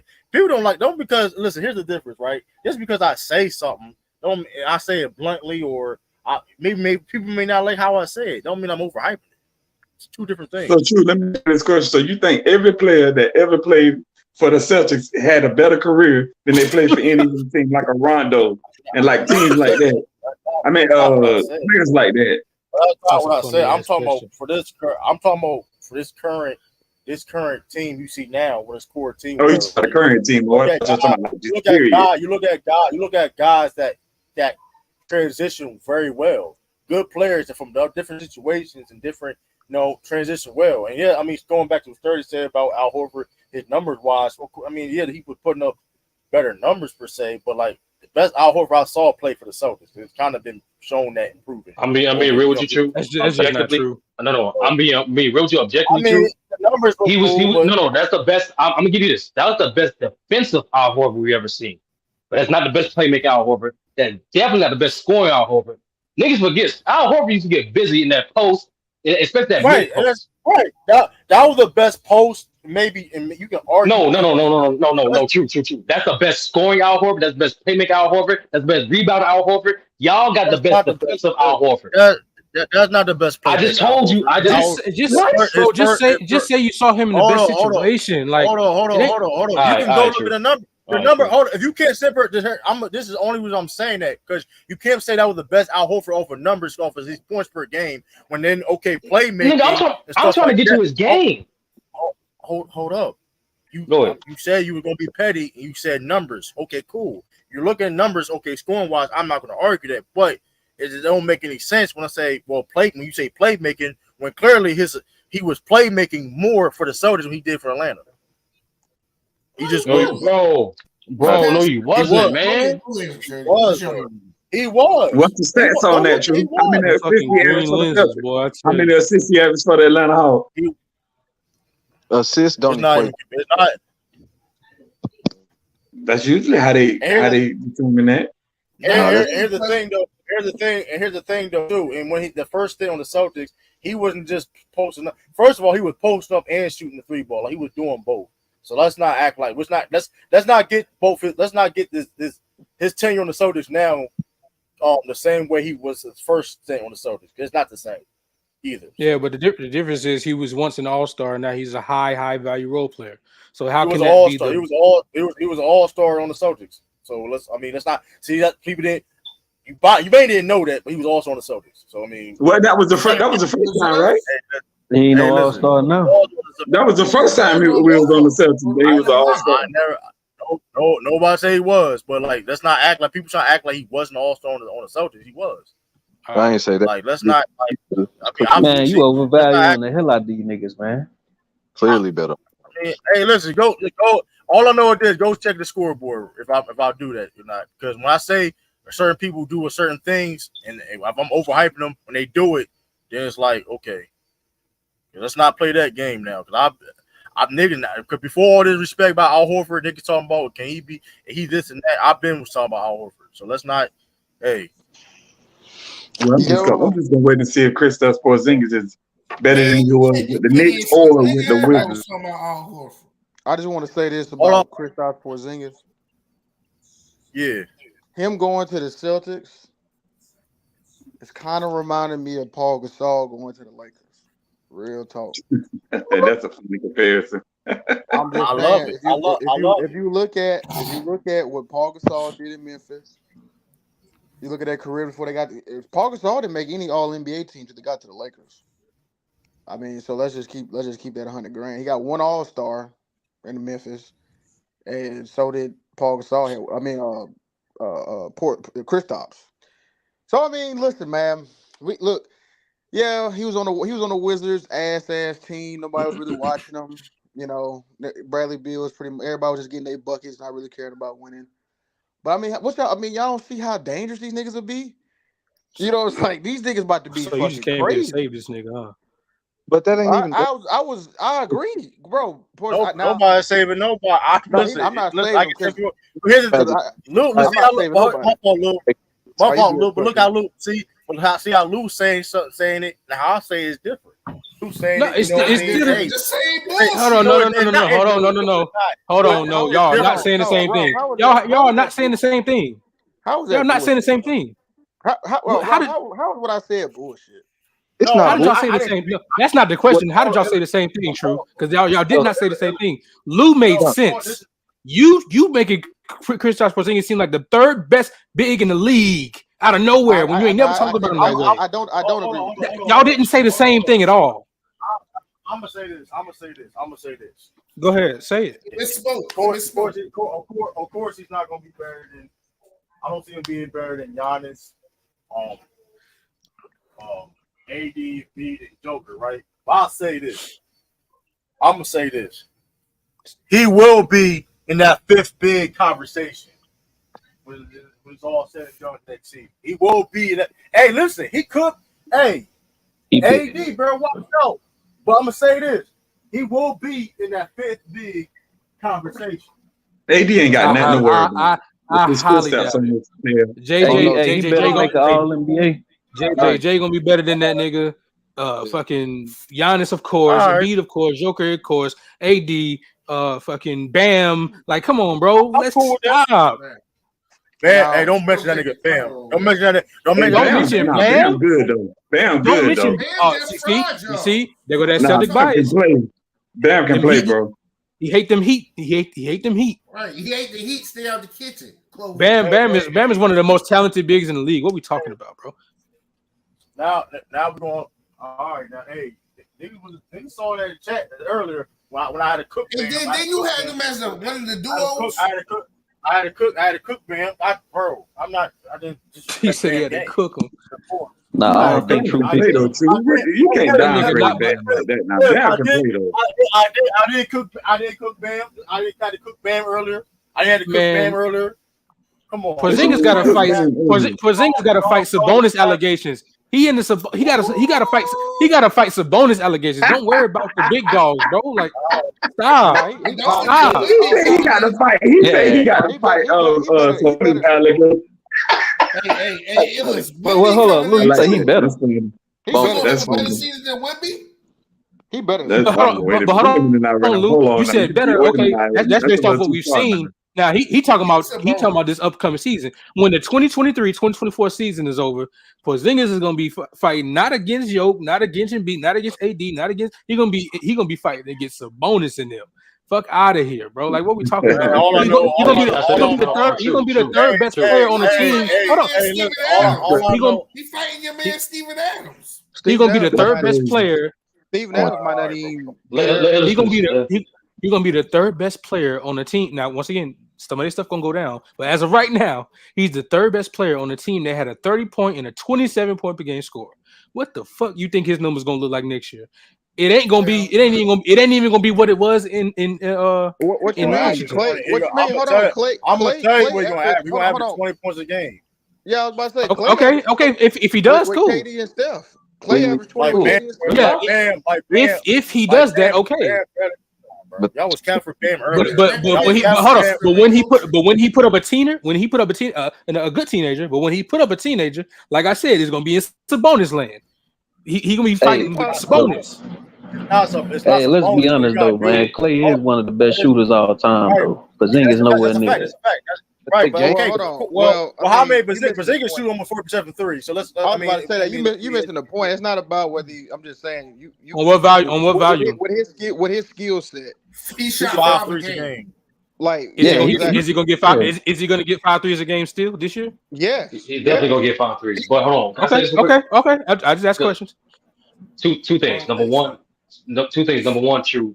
Check the private chat. It's an article and it's a video explaining how Bud's offensive system in the Hawks not only operated throughout the post, but had triangle principles. You know, that read react offense, a balanced playmaking offense. Second thing is that relates to exactly what Chris talks in terms of y'all trying to predict his points production. Because like I told True, it depends on that offensive system. Yeah, me personally, I think y'all should run pistol or horns. So that way he does get his post touches and there's a lot of 3-point shooting go around. He going, listen, Brad know what he doing, dog. Brad know what he doing. All I know is like, listen, ain't about Brad, nigga. Brad ain't the coach no more. Hey, listen, I understand that, but see, here you go. Hey, here you go.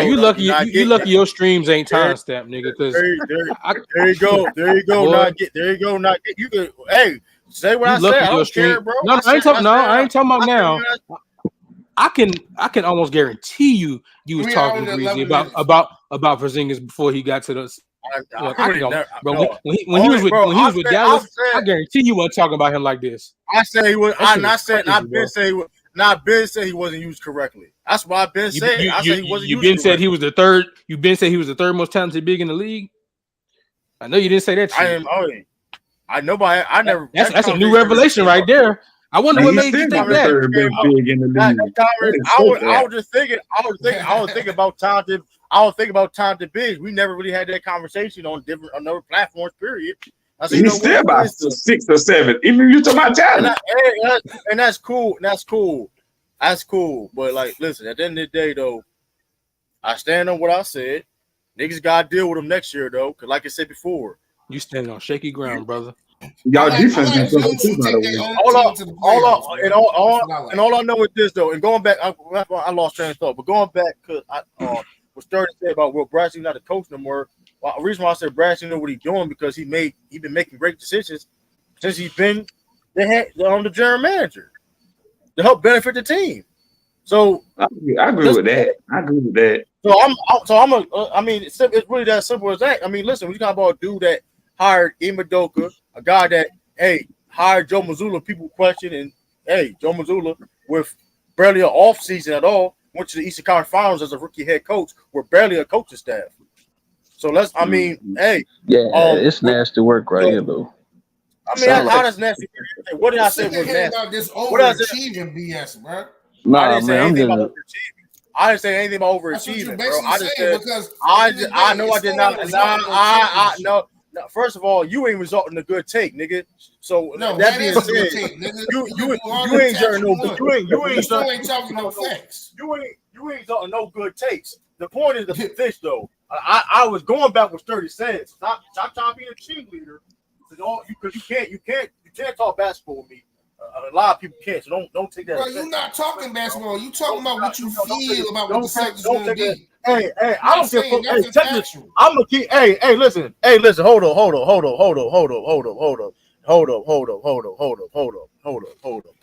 You like my black on this one? I'm Oh, smoke this nigga. hold up. We hold Wait a minute. Hold up. Like Put your I said glasses back on. before, all this about the Right, field. fucking That's glasses great. back on. That was great. Hold on. Can I get? Hey, listen. You know when I do this, right? Now, hey, listen. Hold up. All this feeling, all this stuff. Where people listen.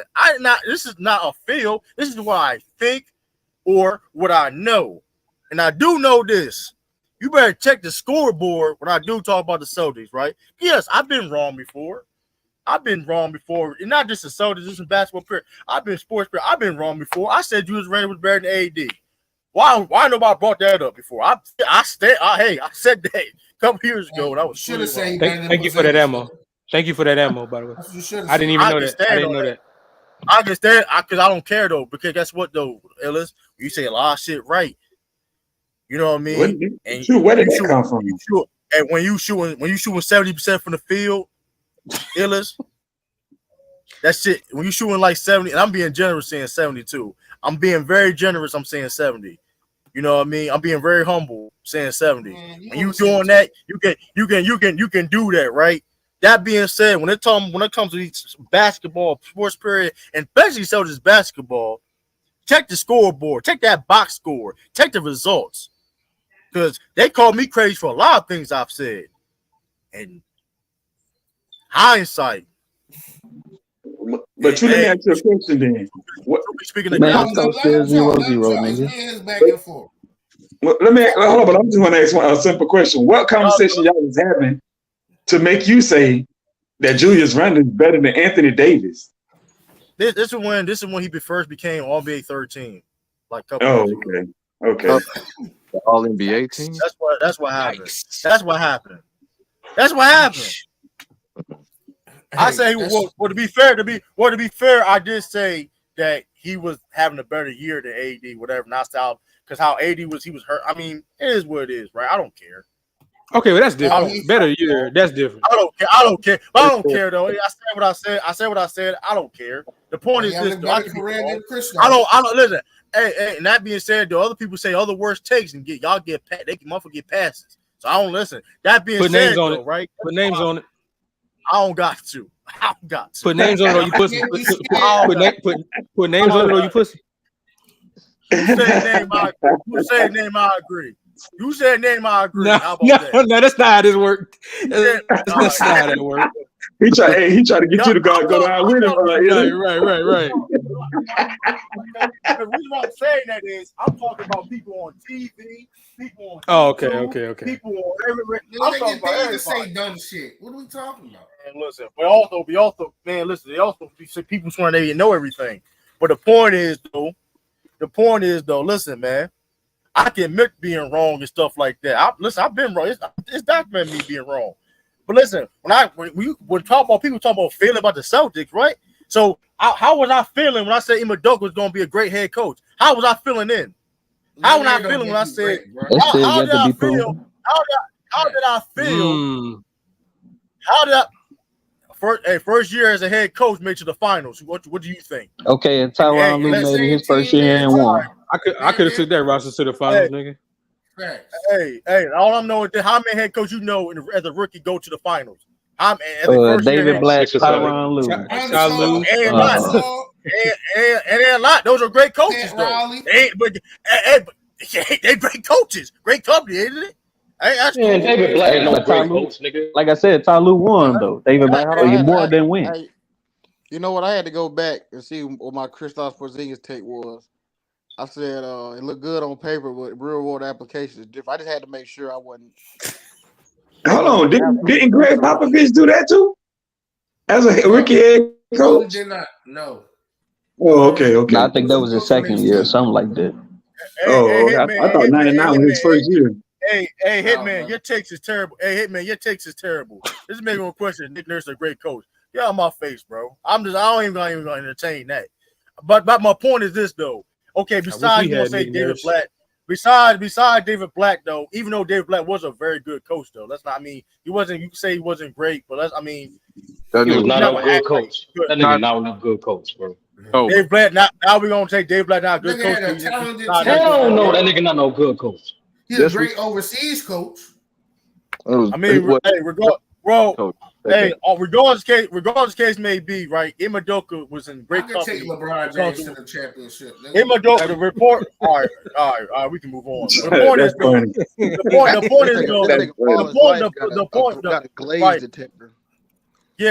point is though, right? When I said this about Imadoka as a great motherfuckers, I was tripping. When I said something about Drew Mazzulla was going to do a great job as a head coach, motherfuckers, I was tripping. I've been saying Jason Tatum and Jaylen Brown was going to do this. Motherfuckers, I was tripping. I've been saying Marcus. People, listen. Robert Went, listen. Derek White, listen. I can keep going, but I'm a fanboy though, right? I can. Robert, well, you can't use them talking points against me though, because I'm a Celtics supporter. I'm not saying you, but I'm trying to. I just like to make sure that you understand when you have them green lenses on. And right now with this Porzingis stuff, you got them green lenses on. It's okay, but you got them because you ain't never talked about him this way. Right, you ain't never talked about him this way. I also said this too though. That would be like if the Hornets traded for Harden, and all of a sudden I'm the biggest Harden fan. Y'all know I can't stand that nigga. That's crazy. Hey, can I ask the question? Yeah. So like, I mean, y'all been on Porzingis for like an hour. Any other underrated players we're gonna be able to analyze? Hey, he don't want. Hold on. You went out for me. Hold on. Can you repeat that, Lou? Your shit went out for me. I ain't hear nothing you said. No, I was saying. I said we've been on this Porzingis about an hour and a half. Are there any more underrated players we can cook on? Like we. Oh, okay. I think the panel. Because Kristaps not underrated. I think the whole. I think the whole consistency. Porzingis. I mean, I don't even agree with that. True, he's not the third best. He's not the third best big, nowhere close to that in the league. But he's a great. That's what happened. That's what happened. Player though. He's a great. He brought up the most talented players. That's what he brought up. If we want to talk about underrated, we can talk about underrated. We can if we want to go to that route. Could you actually use the word great though? Could you actually use the word great or good? No. What I mean, he's great. He's great. He's gonna be great for the Celtics for sure. Is he Tony the Tiger great or great? That was stupid. Anyway, hey, listen. That being said, he don't get the joke. Hey, but that being said, that's one of you didn't want to laugh, but like how dumb that joke was. That's crazy, man. That was crazy. That was a dad joke. That was a dad joke for sure. That joke didn't hit. That was hit you because you ain't got no high IQ. That was a that was a. I mean, hey. I didn't know. I didn't know what IQ was. Hey, it ain't hit as hard as Porzingis getting booed at that draft, huh? Hey, listen, if you can't, listen. Y'all being petty as fuck. That draft. Ain't no y'all. Ain't no y'all. It was 3 I mean, bro, listen, we better than y'all, so that's cool with me. So I'm not even worried about. I heard the Lakers got the best roster in this. All I know is AD Bear guard that nigga, Kristaps Porzingis. Lakers do got a good roster. I give him that. He put 50 on that nigga head the last time they played. 55, man, like 50 and 17 or something. Did he put like 40 something or 30, high 30? Yeah, you go check the scope. That nigga AD put a double nickel on that nigga head, bro. What we talking about? A nickel. Oh, cool. But anyway, though. He said, "Oh, God." Yeah, of course you don't, nigga. It happened earlier this past season. You don't even remember. No, it was actually later in the season, I think, if I'm not mistaken. Yeah, around like the 20-something game mark, close to it. All I know hey, listen. I got you. Yeah, I got you. But of course, other players. Yeah, exactly. Jalen he got that game tattooed on him.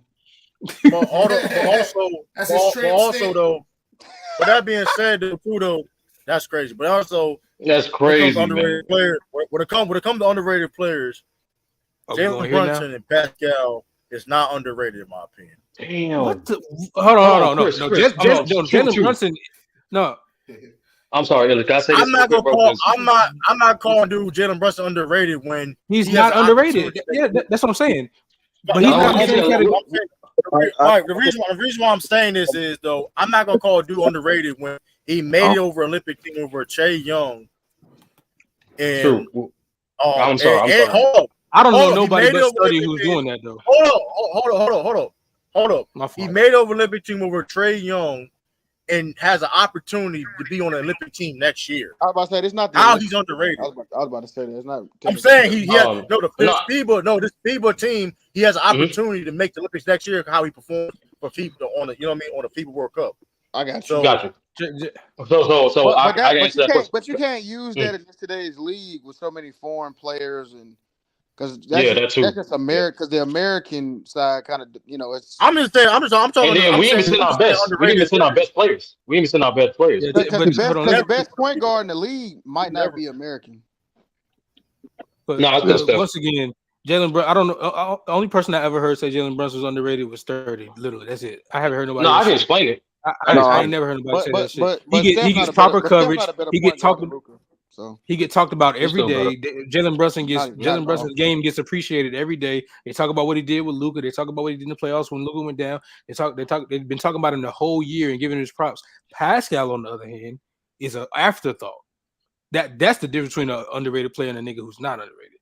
Pascal Siakam is actually underrated. Niggas don't talk about Pascal Siakam at all on any level. Did he? When's the last time he made All NBA? I ain't gonna lie. Who, Pascal? Year before last, I think. Either year before last or right before that. Because I can't remember if it was him and Jaylen Brown got snubbed or Jaylen Brown. Was he All-Star last year? No, he said All NBA. I saw All NBA. I think it was year before last. I think he made it year before. I think it was. Wasn't it like third team? I think if I'm not mistaken, yeah. I think he's on the same team as Embiid.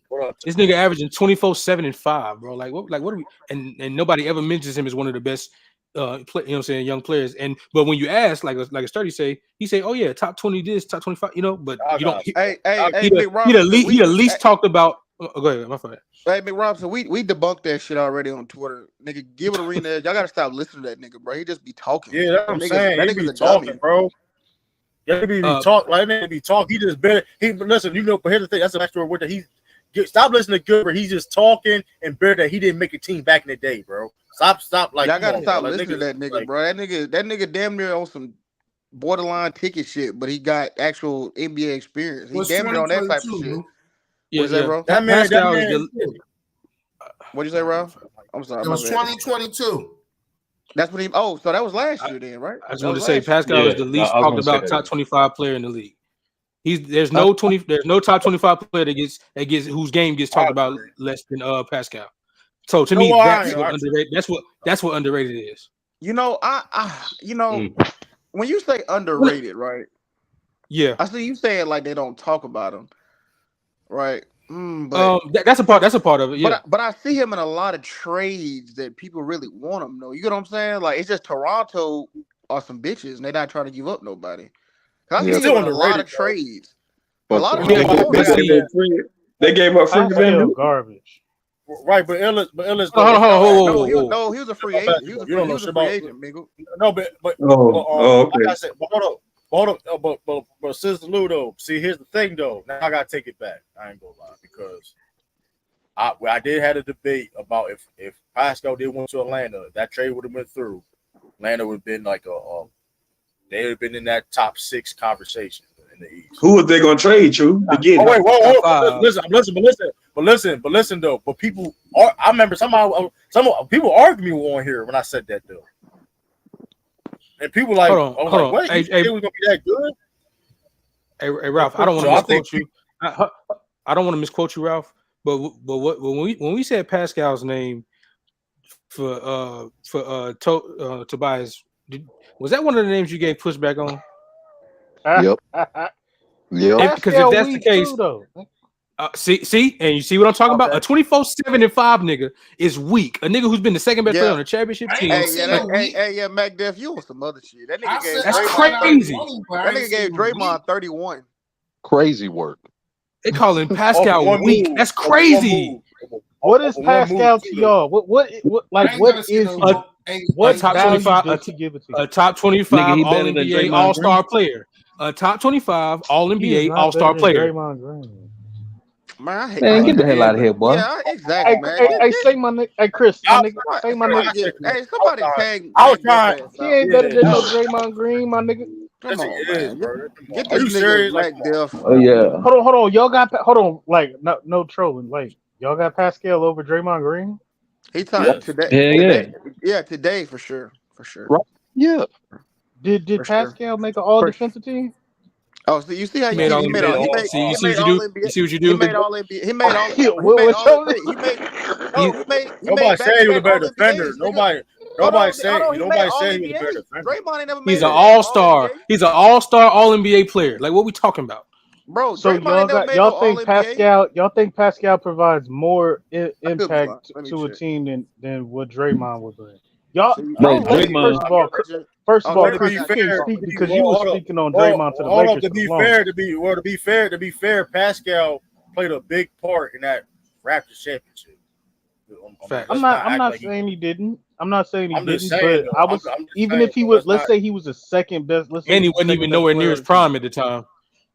No, let's just say he was the second best player on the team. A lot of the impact that Kyle Lowry and whatchamacallit had, Fred VanVleet, I mean, I would say it was equal impact that whole series. Even if Siakam's the second best player, the impact is what I'm saying is like, okay. I don't know. I don't know if it's more than Draymond Green. Even if he's the better player, your initial statement is wild. You need to retract that. We're talking about right. I want to quote you correctly. I want to quote you correctly, MacDev. I said he weak. Yeah, that's crazy, bro. I'm sorry. That's why he's underrated. That's why he's the most underrated player in the league. That's why. Because niggas like you think he weak and ain't really own nothing. That's wild. You gonna have to be then. He'd make your team better. He'd make your team better right now. The man last year. Man, I'll take anybody to make my team better right now. I can burn everybody on the Bulls right now, bro. That's facts. I don't know about all that, but no. Yes, that's a God-given fact. That's a God-given fact. You burn everybody on the Damn. So y'all got y'all got Siakam. You can laugh all you want to, like that. You laughing like that's. You got Siakam on the DeMar DeRozan. Yes, nigga. Yes. Right now in 2023, yes. In 2023, yes. When was Siakam ever in MVP talks? That's crazy. Ever. In 2019. Y'all niggas is lying. He was top 10. He was top 10. Y'all niggas is lying. I just looked at it. Hey, he was top 10. He's not lying. He's not lying. Hey, MacDev. I didn't say where he finished. I said MVP talk. Nigga, that's the talk. Nigga, if you got to vote, yeah, exactly. Nigga, that's the talk. Top 10. Hey, MacDev. Y'all act like DeMar you are DeRozan losing your job. You are losing your job if they offer you Pascal and you don't get him a damn aging DeRozan. How old is Pascal? The nigga look 81. How old is he? He younger. He 29. He 29. He's younger than DeRozan. He in his prime. What are you talking about? Yeah, DeRozan 34. Prime right now. Damn, DeRozan 34. Getting no MVP votes in 2023. I'm sorry. That's because his best friend is Romeo and shit. Don't mean he a better basketball. Come on. But Illis. But Illis, to your point. No, like to retort, like to me. I'm sorry. I really want to hear what you got to say, but I definitely want to hear what MacDev just said real quick. What'd you say, MacDev? You taking who? I'll take DeMar DeRozan right now. Oh my bad. I thought he said another name. My bad. All right, my bad. Sturdy, go ahead. Backstage is crazy. I thought you said Jamal. My bad. Go ahead, Sturdy. Jamal who? Yo, go ahead, Sturdy. Go ahead, Sturdy. Sturdy never get his take off. Go ahead, Sturdy. No, that's what I'm saying. Go ahead, Sturdy. Yeah, my fault. No, the reason part of the perspective of underrated is how people rank them. A lot of people don't have Jalen Brunson in their top 10 point guards right now. I think he is. At worst, you'd be surprised. A lot of people do not have Jaylen Brown in their top 10 point guards right now. Ain't no top 10 point guards. Every list I see, he's up there. Every list I see, he's at the lowest 11th. Them lists was every time. Every time I see. That's what I'm saying. That's what I'm saying. At worst, he's actually 11th. But like in my opinion, he's easily a top 10 point guard. But that's what I just said. I said every list I've seen, Every list I've seen, he's at I lowest don't know 11. So I don't know what you I see. don't know about it, Sturdy. You may talk. I mean, I'm not gonna sit here and say you ain't talked to people. We can list the point guards. I don't know what the hell you talking about. SGA is a point guard. I don't care. I'm saying. I'm not saying that you don't. I'm not questioning how you feel about how he's underrated. I can't. That's how you. I mean, that's how you feel. How you feel. All right, y'all. All right. Who you talk to? No, I can literally list the 10 point guards. Let's see, that's the bullshit. They put SGA at point guard with Josh Giddey. That's what I'm saying. They still even though Kyrie, even though Kyrie is still playing shooting guard, they still put a point guard. Yes, SGA guards 1 through 3. I'm saying that because that should be weird because like sometimes Lou Dort. I don't know. True. I saw Lou Dort listed at point guard on one list. I was like, what the hell? As a point guard, who you taking? Jalen Brunson or James Harden? Right now? Right now, I'm taking today. Yes. I'm taking Brunson.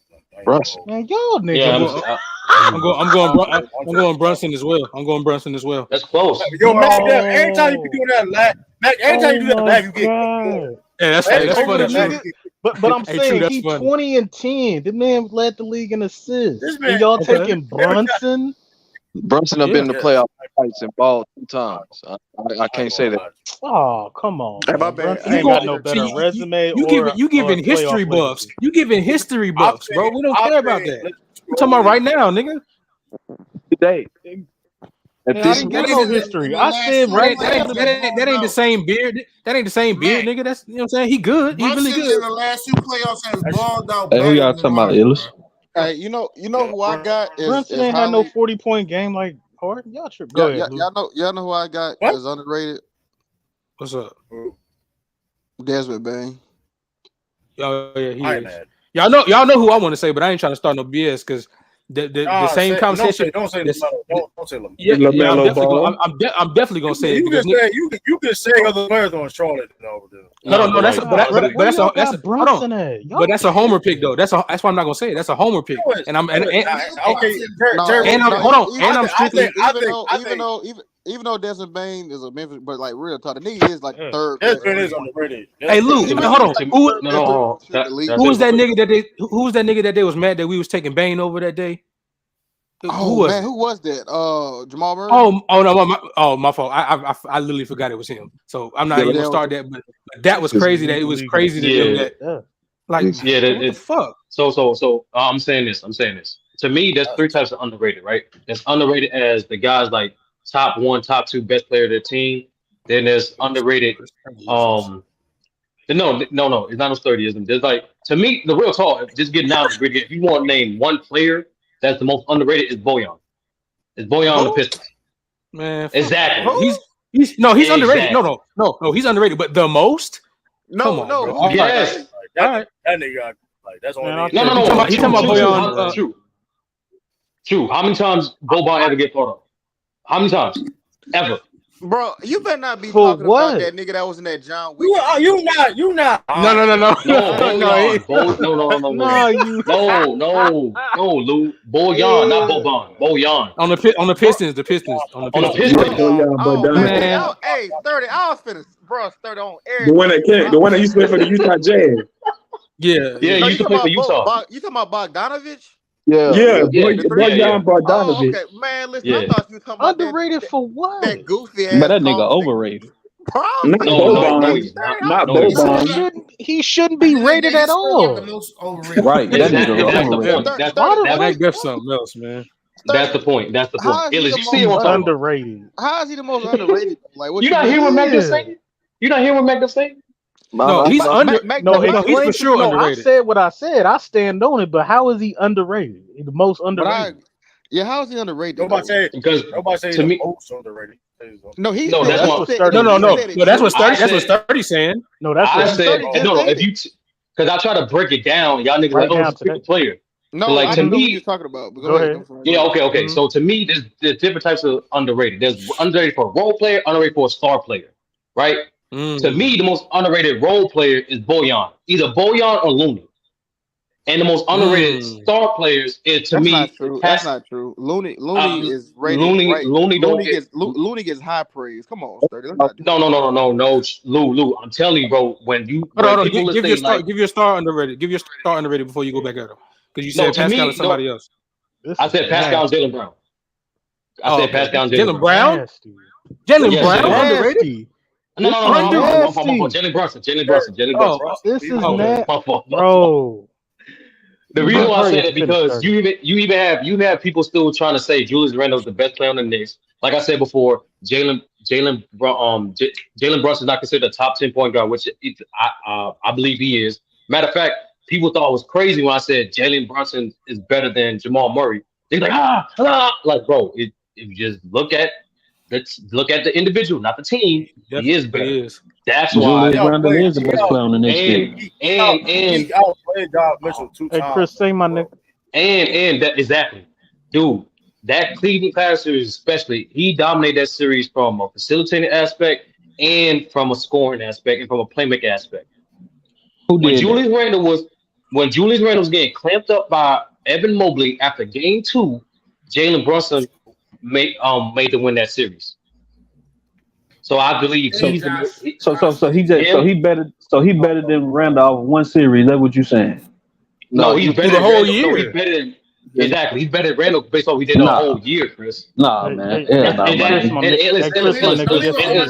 Illis. I know this more because like there's literally hundreds of niggas like Chris in the city right now saying that same old thing. I'm like, bro, have y'all watching these games? When I be saying I can't get hey, if people you in New York, so I mean it's a different perspective. So I can't. Bro, they say the same thing. Bro, they say the same. No. They say the same thing on internet. Like, oh, Jalen Brunson didn't make All NBA. Jalen Brunson make All Star. So how he's better than? I'm like, bro, are y'all watching these games? New York niggas don't count. Y'all niggas mad all the time. New York niggas don't count. No. Illis. What I'm simply saying is, I hear the same thing on YouTube. I'm hearing on both sides, on the internet and in real life, how much this dude don't get his credit, despite what he did this year. You know what? See, that's the same thing I say about the Murray thing. You know what, Sturdy? Upon further review, you might be on. So that nigga Bogdan might. That nigga numbers is kind of nasty. I ain't gonna. It's nasty. That nigga do got some nasty. He damn near as 50, a role 40, player. 90. He's not more. Wait, hold on. 50, 40, 90, averaging 21 a game. That's role player. 50, 40, 90, y'all Mac. call that role? Is that role player? I'm asking. I ain't gonna lie. Hold on. You know, bull. He is underrated because like he been good for like a long time. He been good for a while. Man, that nigga ain't underrated, man. Niggas know who he the only was. reason why people don't talk about it because he's in Detroit. I never heard you say Bogdanovic's name. No, he in Utah, right? Bro, I ain't gotta say his name. The nigga played for the Detroit Pistons. Of course, he gonna have them numbers. He would put 20 on Utah. Let's not do that. Like he would put numbers. Nigga ain't right. My nigga. He was the third. Hold on. All right, bro. Okay. No. He was a third. He was a second. He was a second. No, I was about to say, don't say that, bull. Yeah, and look who's on the damn team. He was second. Hold on. Go back. When Utah was a playoff team, he was a second, third out on the team, scoring out from the team. Hold on, let's Let me finish. Hold on, real quick. Let me finish real quick. And the reason why I said Looney is my other role player underrated, because even to this day, niggas still said Jordan Poole was better than him. Which I'm like, how? I ain't never said that. Hey, and MacDef, you can't keep ad libbing, bro. You gotta tell us who you think is underrated instead of telling us who you think ain't underrated. You know what I'm saying? Don't be Jared. Don't be Jared. You know what I'm saying? That's not. I'm not trying to ad lib what he's saying. I'm trying to turn the volume up. Bring your own take. Hey, this is a bring your own take. This, you know what I'm saying? Bring your own bottle, nigga. Bring your own take. Food to the cookout, nigga. Bring your own take. Who do you think is underrated or the most underrated? No, that was me, hit man. That was me. I didn't want to interrupt when Sturdy was talking, so I typed MacDef or Page and MacDef. Page and MacDef. But no, until MacDef says get his things together. Like, what y'all think about that? Come on, what y'all think about it? What do y'all think about me saying the two most underrated star players are Jaylen Brown and Pascal, and the two most underrated role players are Kevon Looney and Bojan? Yeah, I disagree with the Brunson. I strongly disagree with Brunson. I agree with Pascal. And since you did categories with role players, or less. You know what I'm saying? I completely agree with you with the Boyan and Looney. I'm on the fence because I see that nigga get praised because he's selling because with the Looney. You call that nigga Bro, Kevin. Illis. I know how many times I go back and forth with niggas. Like niggas really believe Jordan Poole is better than him. Okay, well, I'll see, take that's the Jordan thing. Poole. There's two I'll different. take Jordan Poole. Yeah, Hold but on, that's Lou. New York. I mean, that's not a I was good saying barometer.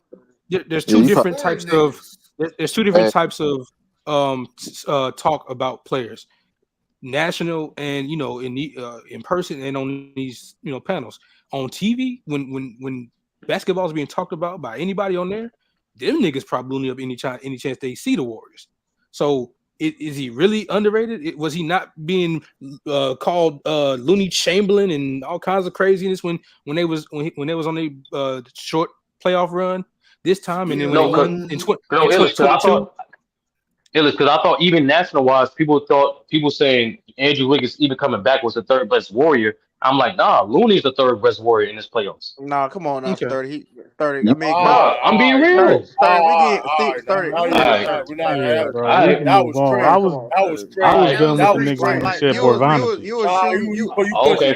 You was hitting. You was All hitting right. in that last. Nah, he's shooting 50%. Hey, he got a point though. He's shooting All 2 right. for 4. He's shooting 2 for He 4. definitely got a point though. He got a point. He hit with Pascal. You like 5 or 6. Looney had, Pascal, I think he had like 10, 20 rebounds and like That nigga was 15. He was a fourth. Something. Hey, he was the fourth best player. We all can agree he was the fourth in that playoff. Don't think I forgot about you, Mac. No, not 20, not when they won the championship. I'm talking about this playoff run. Yeah, this past playoff run, he was doing his thing. The reason why they was losing all them goddamn games because they ain't have Andrew Wiggins like that, and Draymond beating on. That was the regular season. I'm talking the playoffs. I know, but the continuity wasn't built out like a Kevon Looney down there became unplayable versus Anthony Davis. You thought about your player yet, Mac Def? No, I'm just gonna say the same names that I've been saying that we got in arguments about. I've never heard you say who the most underrated was. I never heard.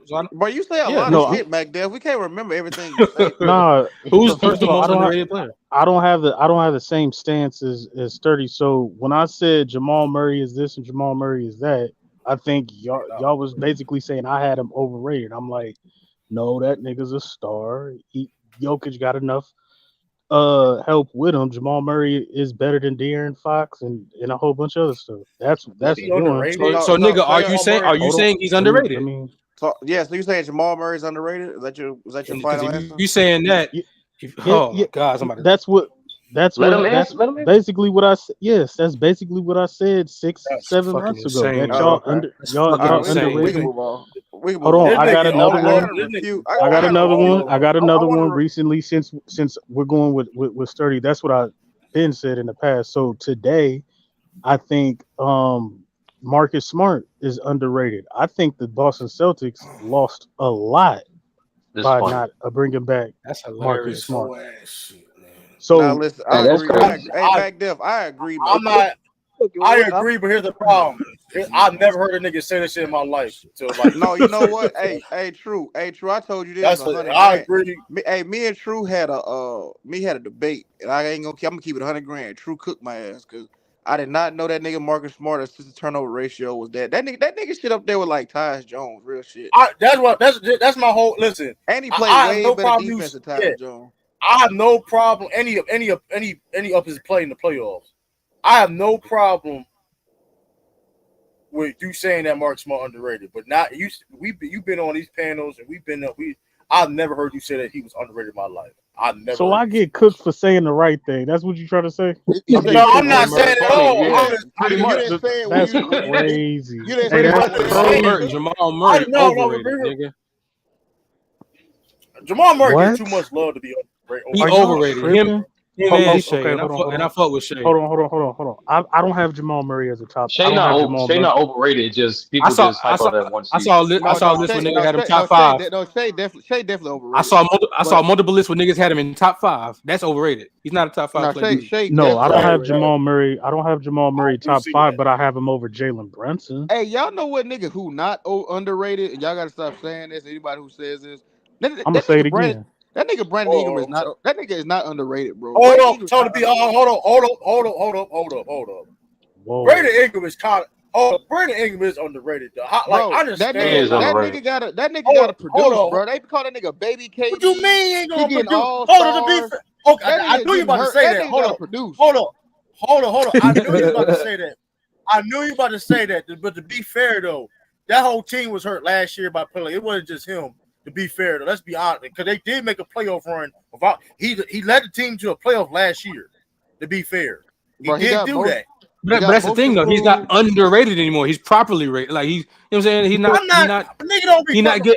not going unnoticed no more. Like that being said, how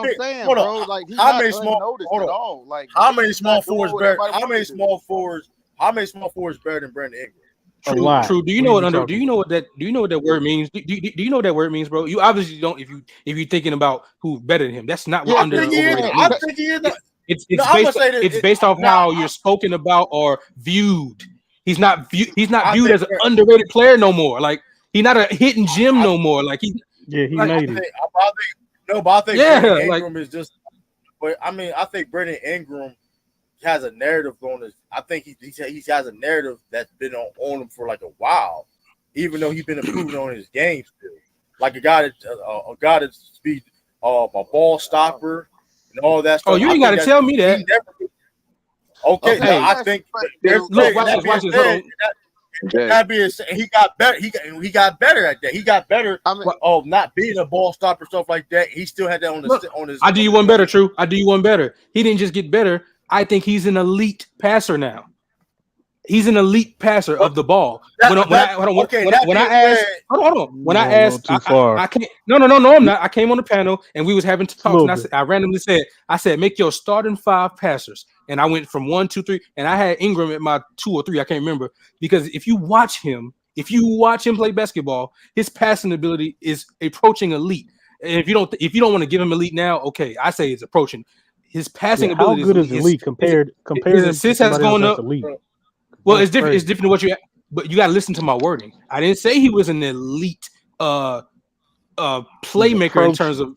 I said he's an elite passer of the ball. That's a completely different conversation. The passes he makes, the ways he can make them, the spots that he makes them from, has been increasing every single year, as well as his number in terms of assists. But you don't just judge it by assists. That's one gauge.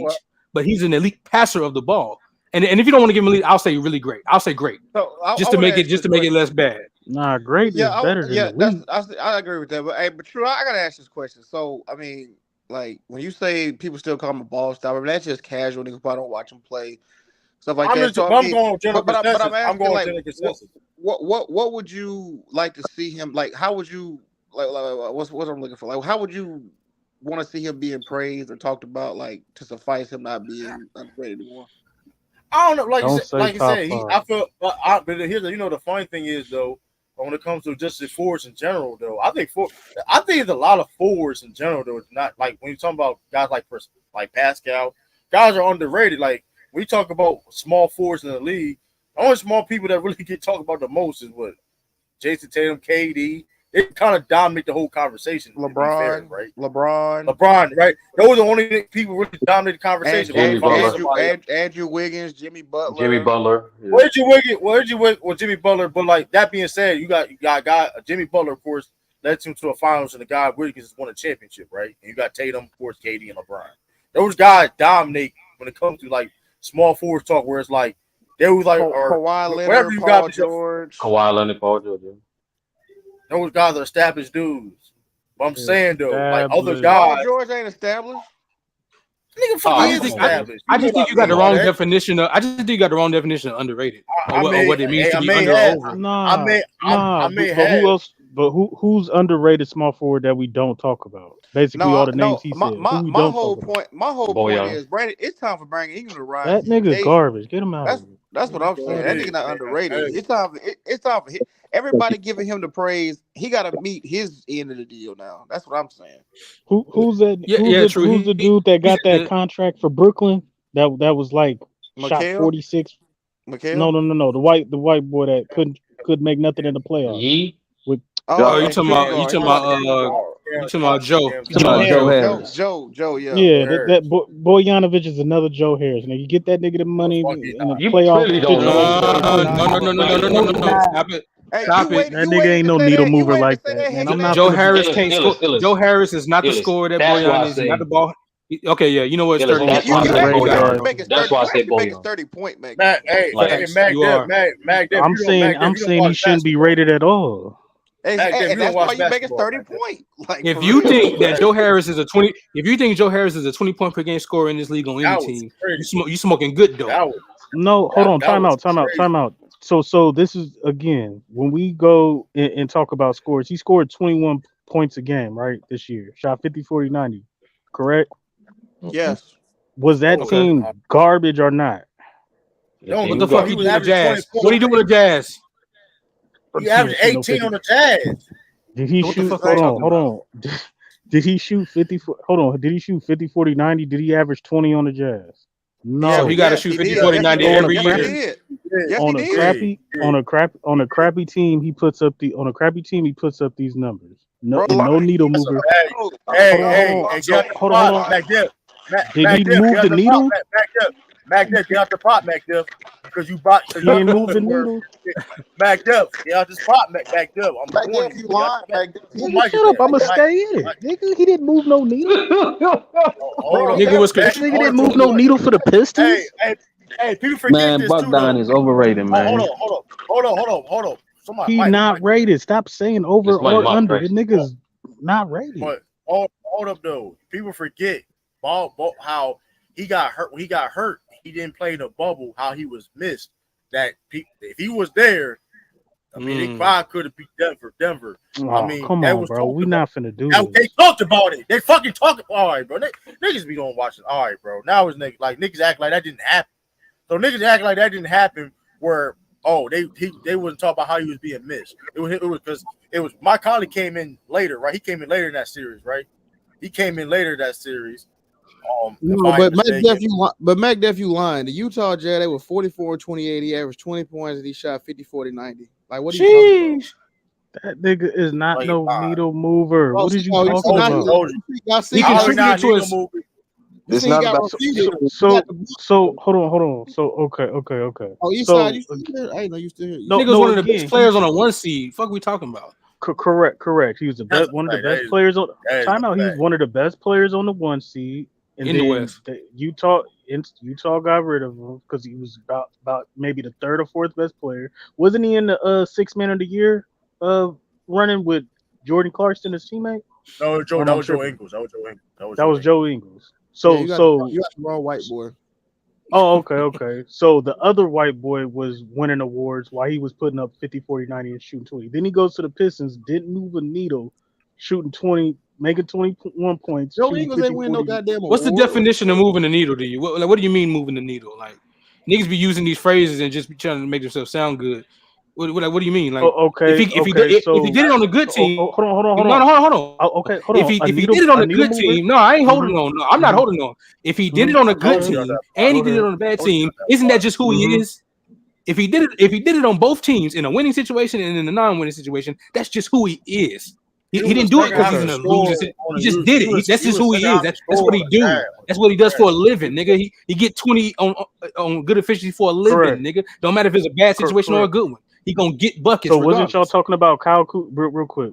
Wasn't I think I am staying on topic. I am staying on topic, bro. I am staying on topic. To me, let him make it.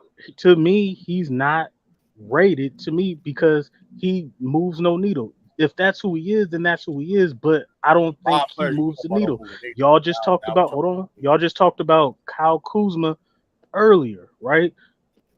He was the 4th best player, 5th best player on the championship team, and then he didn't do nothing on the Wizards. So I'm like, okay, Kyle Kuzma, to me, I'm not overrating or underrated. He's not rated to me because to me, he didn't move no needle. Even when he was on a championship team, he wasn't like the 2nd best player. He is what he is. Niggas be saying no move the needle like that. What does that mean? I don't know what they even mean. And that even with that being said, though, he was the 2nd leading scorer on the Utah Jazz. What the fuck you talking about? Hey, true. That don't even make any sense about that moving. Like, come on, bro. That The don't needle make is getting if the needle is getting a dub, if the needle is getting a dub on efficiency, then that nigga move the needle They just even fine. talk Bro. about. I don't They know what even you talk about ain't no. so they talked about how he was missed in the bubble where they was like, if he was if you Bro, go back watch that series, I didn't. if he was I there, did they would not have won that finish. series. They would have won that So series against this is a Denver needle if he was mover. there. This is a needle mover who's somebody What is who it? was underrated. I'm gonna tell you because I'm showing you how I don't rate players and how they're not needle movers. Now, Mikal Bridges, who was a role player, he's a needle mover. He moved the needle Hold for on. Brooklyn, and he's Hold on. going to Okay. be he's going to be hold on. He's going to be a star player. He is going to make an all-star game, and now he's not going to be underrated anymore. I got him. Don't say that. I got him. All right. So but y'all want to pitch for Bojan? Hold on. Get If the fuck out of here. Bojan is not a needle mover, let me ask you this: what type of players do teams that are trying to get into contention go after? They go after. I just want They to. go I after want a short and sweet answer. They would go after star players. Oh damn. No, Well, we had okay. enough of Mac Anyway, Jeff. so what? Hold on. What I was saying is, No, he's about to weasel his way champion. out. Hold on, I'm gonna get to what I was trying to say. I'm just answering championship contenders go, since you want to use the word needle movers. Championship contenders try to go get needle movers, and if I'm not mistaken, in the last few years, the Lakers have been trying to compete for another championship. And who were they clamoring to try to get before he signed to before and while he was on the Pistons? Fucking Bojan. Them niggas was Bojan. They was dying to get Bojan. Okay. Illis. Don't forget about the Bucks. The Bucks literally had to break the rules Bucks to try to get him. No, that's other one. Come on, bro. Like that's a needle mover. Oh, no, that's a needle mover. No. Screw, that's him. And the second thing is Matt Def. That doesn't prove nothing. No, that's him. What you mean it don't prove nothing? That doesn't prove anything. How that don't prove nothing? That's not the same one though. So you talking about? How does that not? You talking about when they you talking about off season when they got Drew Holiday? No. I'm talking about the next off season. I'm telling you, that's him. Oh, are you talking about after they won the championship? Yeah, after they won the championship, they try to get him. That's him. And then second thing is, Mac, you have high standards for a role player. I did say he's the most underrated role player in the league. Yeah, this nigga said that's not a needle move. Like, No, I don't no. get it. Like, So okay. So take Bojanovic and put him on the Lakers. They're now champions. Hold on. See, okay, what niggas do? Okay. No, what the difference? The difference is those are the type of players that championship teams or niggas who want to compete for championships value to move the needle. Yes, he would be a part of the reason that they would be better. He is a role player at best. No, he wasn't. Nobody said he wasn't. Player, but he's not underrated role player. Underrated? Like no, he's just all right. He ain't underrated. I'm not gonna say a guy averaging 21 is underrated. That's a role player. You think Jamal Murray underrated? He the second best player on his team. Chris, listen to me. I don't Chris, he's that's underrated. what I said 7-8 months ago. Chris, listen. Chris, listen carefully. This man, he averaged 20 on 50, 40, 90. The fact that no one, I'm talking to Chris. The fact that no one talks about him, Chris, that's why he's underrated. I know Chris has got back in. He need to get cut off. And what I said was he is the most underrated role player strictly because he played on Detroit. That's really it. And you got casuals like Mac Def, don't even know who this guy is, don't care about him. I do know who he is.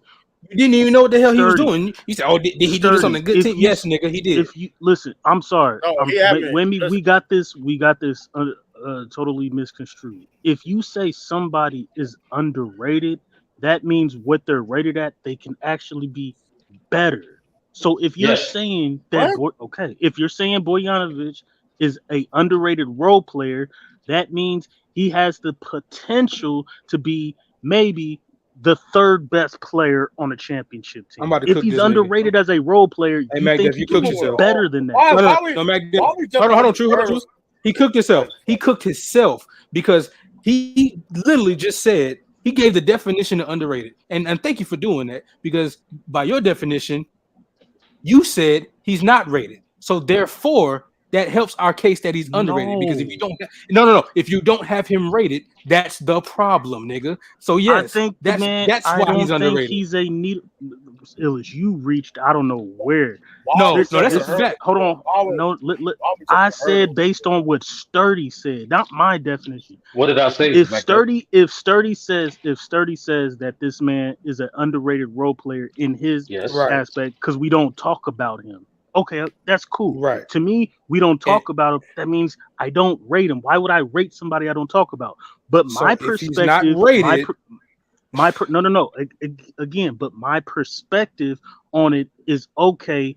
If you're going to put him underrated, then that means he has the potential to be better than what we're rating him. That's how I look at it. That's not what that means. That's not what that means. That's not what that means. We have two different perspectives. I just broke down both perspectives. Illis, I like to entertain the bullshit. So like Illis, you know what? Real talk, McDuff. If the Lakers got him with everything else they got in the offseason and they're healthy, no bull crap, I think they'd be the favorites. All right, cool. I'll clap my hands on that. That's the type of player he is. That's cool. I'll give you that hypothetical. You can have that. Can I just combat his logic real quick? Okay. Hypothetical, okay. I just want to combat his logic real quick, because what he's saying is, if you call somebody underrated, then that means based off where he is, we think that that means he can be better. No, that's not what underrated means. Underrated means he's rated at a place where we think he's already above. It ain't about him becoming better. It's about he is worth more. He should be viewed better than, and he is better than where he currently is talked about. That's all that means. He's a better player than what he's talked about. And guess what? For you, he's not rated at all. So therefore, he's severely underrated by you. Okay. For one, if you look at it from your aspect, then that's cool, and I get it. My aspect and perspective of overrated, underrated is your aspect, dummy. Sir, damn. Hold on. Ralph. When I said when we were talking about, again, I'll go back to the Jamal Murray factor. In my eyes, you guys were underrating him. Basically saying that Jokic. Hold on, y'all basically saying Jokic needed. Do this, man. Make Def say a tape. All right, y'all got it then, bro. I'm not finna argue with y'all. Y'all got it then. Y'all have y'all perspective. I have mine, bro. Yeah, Khalil just got here. Let this nigga speak. He been in here. Hey Ralph, I'm good money. Hey Harold, you a casual? I ain't know. I just got up here. No, I ain't no casual. I have my perspective. They have theirs. I don't see it the same fucking way. Bojanovic is a needle mover. Wow. Okay. The thing is, the dude averaged 15.6 points a game in his career, averaging like near 50, 40, 90. I mean, that's kind of underrated. That's not like a trade talks to come to the Lakers. And it's not even that. If you look at, but it's not even that. If you look at the production over the past like 5 years, I mean, it's not easy averaging 17, 16, 20 points a game multiple times. Yo, Lou, back there, Lou. Imagine Boyan. Imagine Boyan was on the Grizzlies, Lou. Listen, it'd be hell to pay. Dalvin Cook. Yeah, he can guard everybody. Yeah, I seen that. I seen Dalvin Cook. I seen that. He signed where? With the Jets. You don't give up assets for non-needle movers. You know what I'm saying? Y'all got your perspective. I got mine, bro. Who else is underrated? Who else underrated in the NBA though? Who else? Hey, you know what's 30 though? I actually appreciate you for that, because that actually was a good. Because nobody talk about Boban, and I'm like, damn, he got some good numbers. That is a fact, though. That is a fact. So I think you probably had one of the better ones up today. I go Nicholas Claxton. I think Nicholas Claxton up there. I'm about to say his name. I was about to say his name. I think he underrated. Yeah, but he was like one of the defensive bigs in the game. He won the defensive bigs in the game. Here's the thing, man. Here's the thing. I get what you're saying. He was a finalist. Exactly. I think Lou. I think he was underrated until this season. This season, he's starting to get his recognition. Okay, that's why I can get with that. I can get with that. But he didn't make one. He didn't make one. He didn't make a defensive. I'm gonna tell you something else.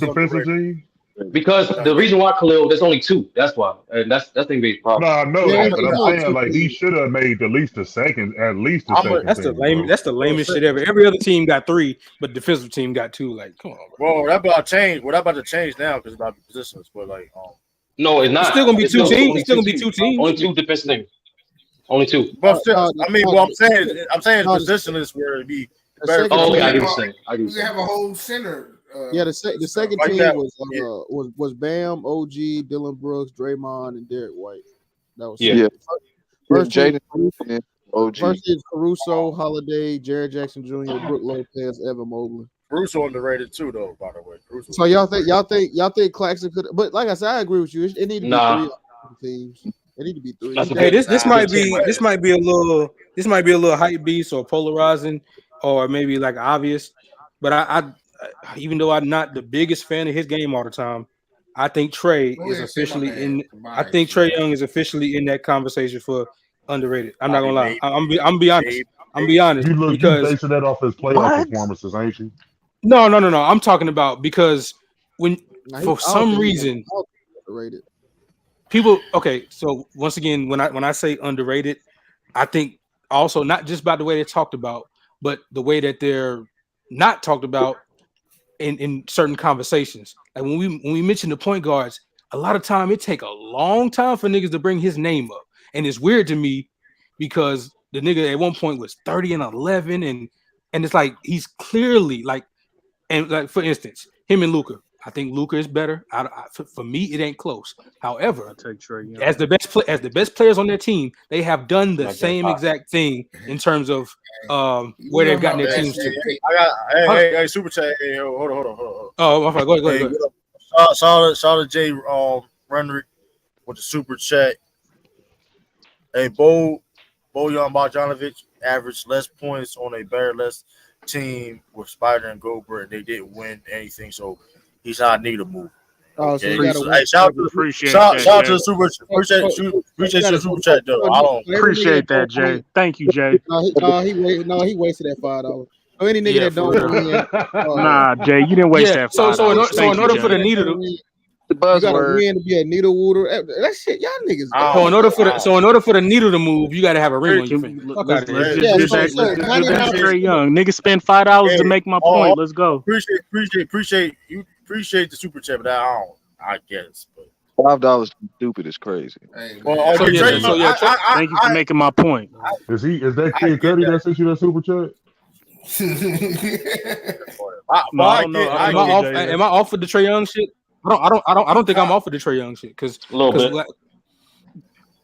I don't think I'm off because I don't think once he's off again, based on his perspective. I'm not biased because I'm not a fan of his at all. I don't like I don't know if he still does this, but ever since I watched him, I stopped watching him because of it. That stopping in front of niggas, letting them run into you. All that I hate the foul. I know he's short by NBA standards, so you got to do it. This shit is hard to watch. But in terms of what he produces, we should not be mentioning 5-6 niggas before we mention his name when we talk about point guard. You know what's funny though? It is horrible watching that nigga play. It is. It is. I've been thinking about that when I had a debate. When he watched that Celtics. Damn. I mean, I told you they was gonna get 2 games. I told you. I mean, hey, but Trey is underrated though for sure. I mean, he is. I thought the Atlanta Hawks beat the Celtics. I mean, how you talking? I mean, I don't know, but even though we were getting outplayed by Derek White half that series, though. But I mean, especially this past season, they was so inconsistent, and everybody had the coaches on some bullshit. Nah, Trey Young should be. I don't think he should be looked at the best point guard in the game, but he should be in those conversations. No. When nobody said that back there.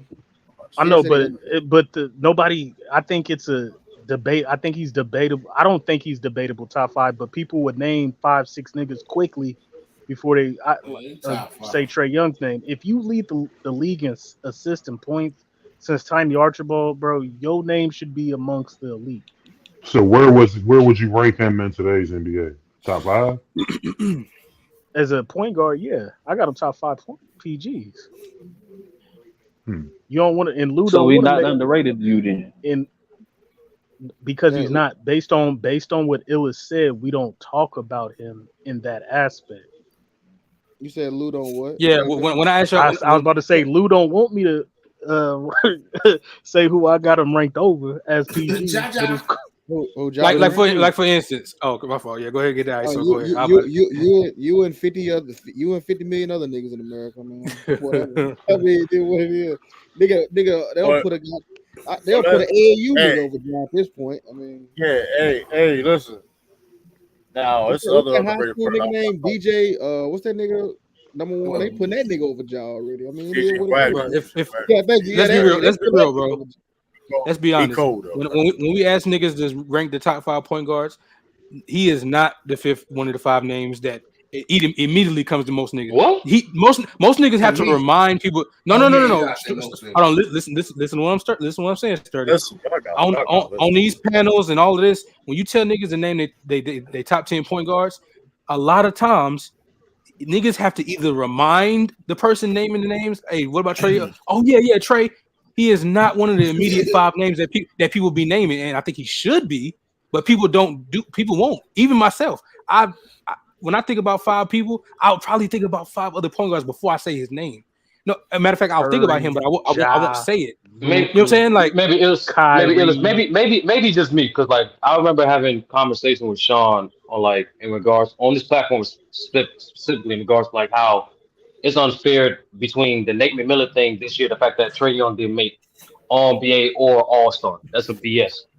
I don't know. Maybe I don't know. Maybe just my perspective. Well, that should show how underrated. Before I just said this, if I'd asked y'all about your top 10 point guards, hey, but before I just said this, if I'd asked y'all who y'all top 10 point guards was, I guarantee most of y'all would have had set him either 6 or later.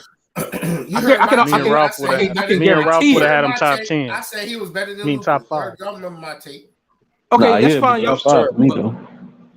Most niggas would have had him 6 or later. Most niggas would have said 6 or later. I don't think so. I think I believe No, so. I think you're probably right though, because I mean, you got Luka there, you got That's one. Stephen Curry there. Boom. You got Dame. I actually would Boom. actually put John Moran over him. Me personally. Boom. That's 4 already that No, niggas that's had 3. named. That's 3. No. Somebody said Luka. I said Dame. Luka, Damian Steph, Lillard, Dame, that's Ja. one. Okay, so I agree with Luka, that. Steph, Dame, Ja, and I'm gonna say Shea. That's 5 already. Shea Gilgeous. You reaching with that shit. You reaching with that shit. I'm saying what niggas would say, Sturdy. I'm not talking about. I'm saying he is not going to be one of the 5 names named. I'm telling you, by most people. I'm telling you this. And I'm gonna wait. As a matter of fact, I'm gonna wait for time to go by for people to forget about this stream, and I'm gonna bring this shit up in the next few days. And when niggas say they're top 10, he gonna be 6, 7, 8. I guarantee you. I guarantee you. Now hold on. Niggas say Jamal Murray before the nigga. No, I'm not putting Jamal Murray You over. was one I'm of not the putting ones who said Jamal. Jamal Murray over here. No, he's not above him, but niggas would. Niggas will do it though. Niggas will do it though. I guarantee you. Quote me, bro. I was the only one who had him in the Yeah, top Murray 5. over that Stop nigga. lying, So, bro. We did the yeah. point guard. Yeah, see this Would nonsense. y'all Look at put Chris. Halliburton? You said Would y'all put Trae Halliburton Young over is him? better than Luka. No, I'm not. I'm not putting Halliburton. Matter I like of fact, Khalil, I like Halliburton's game more. Illis, you know what's crazy? Matter of fact, Khalil just reminded me. I remember specifically, I was going back and forth with you and Lou on who's better, Trae Young or Halliburton. I remember that conversation. I like Halliburton's game more, but no, Trae over him. And who did I say, Sturdy? You said Trae is better, but Halliburton might be the better playmaker. You said Trae Young was like a lob merchant. I remember that specifically. What about Darius Garland? I did kind of do a loud merchant. He is a loud merchant. Damn. I mean, he got Clint Capella on his team. So No, I mean, I'm saying though, bro, like that shit, like that lead the league assist shit. It don't be like a. We can't do that because you got. No, hold on, no, that's some bullshit. That was some bullshit. no, hold on. He might. Hey, hold on. He might be at the stove. He might be at the stove right now because. Because what you got True try to drive me off the road. No, because who he be passing open? See, when I say passing, no. See, when I say passing, Halliburton be passing niggas open. Halliburton creates plays. I don't know if Trae does that to the same extent. No, because What about Darius Garland? No, because it spun off the Halliburton shit spun off Ja versus Trae, right? What I was saying, now it's the same argument I'm gonna say. But when Ja and Halliburton play, these niggas do play ahead. Like they make plays that set people up. Yeah, I agree. When all this nigga Trey do is throwing lobs, and if he don't get the lob, he jump and pump fake and get a foul. But that shit ain't quite good. Hey, Hitman, you wouldn't put Garland over Trae Young? No. I'm not. Garland's No, I'm not doing it top either. 10, I was just trying to get some Cavs love up in here. But if y'all don't want to do that, then fuck y'all. Hey, what'd you say, Khalil? What'd you say, Khalil? No, I was trying to put Darius. I was trying to put Darius Garland over him. If y'all don't agree, then fuck y'all. No, I ain't gonna do that. But Esau said this. Weak ass nigga Darius Garland. Nah. DG a point guard. DG a point guard for sure. I put that nigga out the top 10 to keep fucking with. I'm not saying he's a better player than him, but he is a. To me, he is a better overall playmaker than Trae Young. You know what? He is. I'm gonna be honest, bro. That's not correct. Every time I seen Darius Garland, he was. I can't show that. I can't show that. When I watched him, he was just cooking. I'm talking about getting 30, 40 balls on niggas. So like, when I really didn't see a lot of. I'm not saying he can't play, man. You know what I'm saying? When I look at him, he was on some Kyrie shit. No, that nigga, if you see that motherfucker in person, bro, because I went to a handful of games last year, man. Like in person, that motherfucker he a special player, bro. He actually a really good playmaker. He's more underrated than people give him credit. Hey, matter of fact, Lou, that's something that I was just about to say. Because if you're doing just off of passing, no, Trae Young definitely not in the top 5. That would bring room for guys like Garland, LaMelo, Hallie. Those niggas would be above him in that category, like in terms of how they pass. Yeah, in terms of passing ability. I'm not mad at that. Yeah, like passing niggas open and making plays, not just throwing the ball to an open nigga. No, those niggas got him beating that easily. And that's funny. But you know what I'm saying? The video you put up, the second play was a damn lob. You hilarious, 30. You're funny. Bro, there's other plays, my nigga. I'm taking Halliburton. Trae Young is a top 5 PG. Yeah, for sure. But he ain't a top 5 passer. I'm taking Hallie, LaMelo. Lou, you got Clint Capella and Hunter. Like, how is them niggas gonna get open? Like, they can lob that shit up. I'm just saying, bro. When John Morant, I mean that dude he got an A+ passer quality rating, bro. Like, he's a better passer than Trae. Also, that's 3 niggas. That's Ja, LaMelo, Hallie. Murray. I'm going Murray a better passer. Man, you going Luka too? Luka. Oh yeah, Luka. My bad. Yeah, Luka. That's 4. That's 4. Luka's top 3. Hey, I wouldn't even put Stephen Curry ahead of him, bro. Stephen Curry is underrated when it comes to passing. Garland.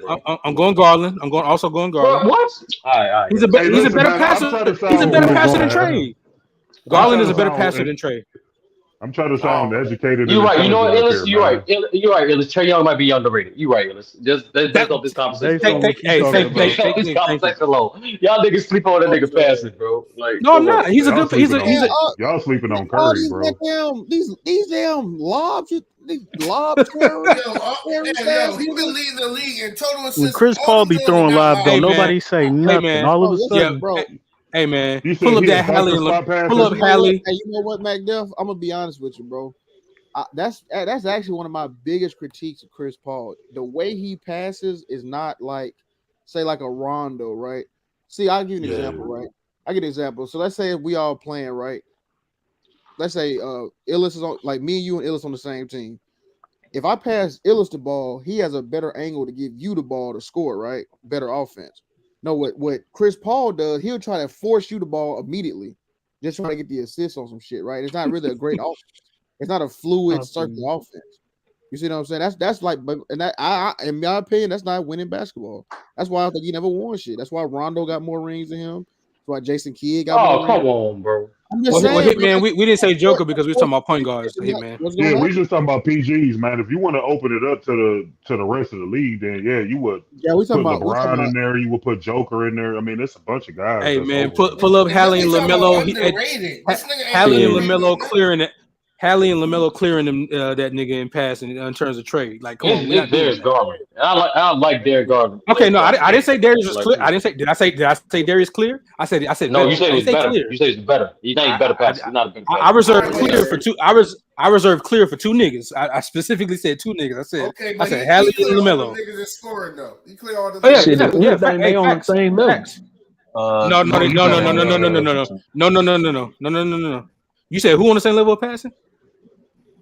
No, I was saying I said Luka clear him in passing. Study kept saying, Luka, what's the name? He ain't that much better. I'm like, man, if anything, they really on the same level because Trae Young been doing this since like year 2. Hey, that's crazy. Hey, one of these plays 30 showed me this nigga turned the ball over, got it back, then threw a lob. Oh, but, no, it was a rim run. But he gets his assists based on his usage. I agree with that. So he's not one of the best passing point guards.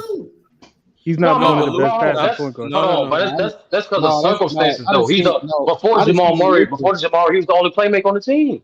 No, I just seen Luka do a cross court pass off one like that nigga be doing. Nah, Luka nasty. Yeah, Luka is a good elite passer. He passes. Luka threw it from behind somebody else back from one corner to the other corner. Come on. He shot that whip pass. Yeah, that's the whip pass. He shot. What game was that? That was against the Pacers, right? Against the Pacers, right on. It was on Halliburton, actually. Ralph, Luka is not just out. By the way, inside Ja did that same move on Minnesota, same in his bags. Y'all know. Go ahead, somebody. Oh, Ja can pass the ball too, though. He can pass. Yeah, he's a better passer than Trae. Yeah, that's all I'm saying, bro. Trae Young. I like Ja. I don't know about that. John Morant is a better passer than Trae, bro. Have you Ja. passing the ball? If we talking about the different ways you can pass the ball, both hand, right hand, left hand, bounce pass, cross court. He's a better passer than Trae Young. I don't know. I don't know about that. These dudes not touching the total assistant. I don't know because John Stockton exists, nigga. John Stockton ain't the best passer ever. Don't say that's not a good example. Yes, it is. Yes, it is. He did it great. He did it for a long time. No. He was an elite passer. John Stockton is an all-time great passer. I didn't say he wasn't good at passing. I said he's not the best passer. However, he has the most assists and things like that because he did it for a long time. And he was great at it. That's what I'm saying. He's not the best passer. What? He's not the best passer ever. Top 5 passer? That's crazy. No, nigga, no. Name five point guards that's a better passer. We're not doing. Who said we're not a better passer? Bro, we can move on, bro. This is 30. Hey, 30. Hold on, 30. You need to open up your. How you to lead the league at all time and you not a top 5 passer? Yeah, that don't make sense. That's possible. No. It's the same. Hold on. Let me break. Go ahead. It's the same logic. It's the same logic why most people don't have Emmitt Smith in top 5 running backs. It's because you have all time running backs. Don't bring up another sport, bro. You got one more. Can I give my reason? This thing on. Put him in the backstage real quick to let him think about my reason. Can I get my reason? I don't want Sturdy to speak for me. A lot of niggas do have. I just don't want Sturdy to speak for me. For me, when I say somebody's passing, when I talk about somebody's passing, I'm not strictly talking about the number of assists and how consistent they were at it. That's a factor. I'm talking about the type of passes you can make and how you make a play with passing. I don't see too many times. Oh, no. Hold on. I don't see too many times, and I'm not going to be the one to say I did a bunch of research, but I've looked at a lot of John Stockton. I don't see too many times where he is consistently creating situations for a person to get a bucket.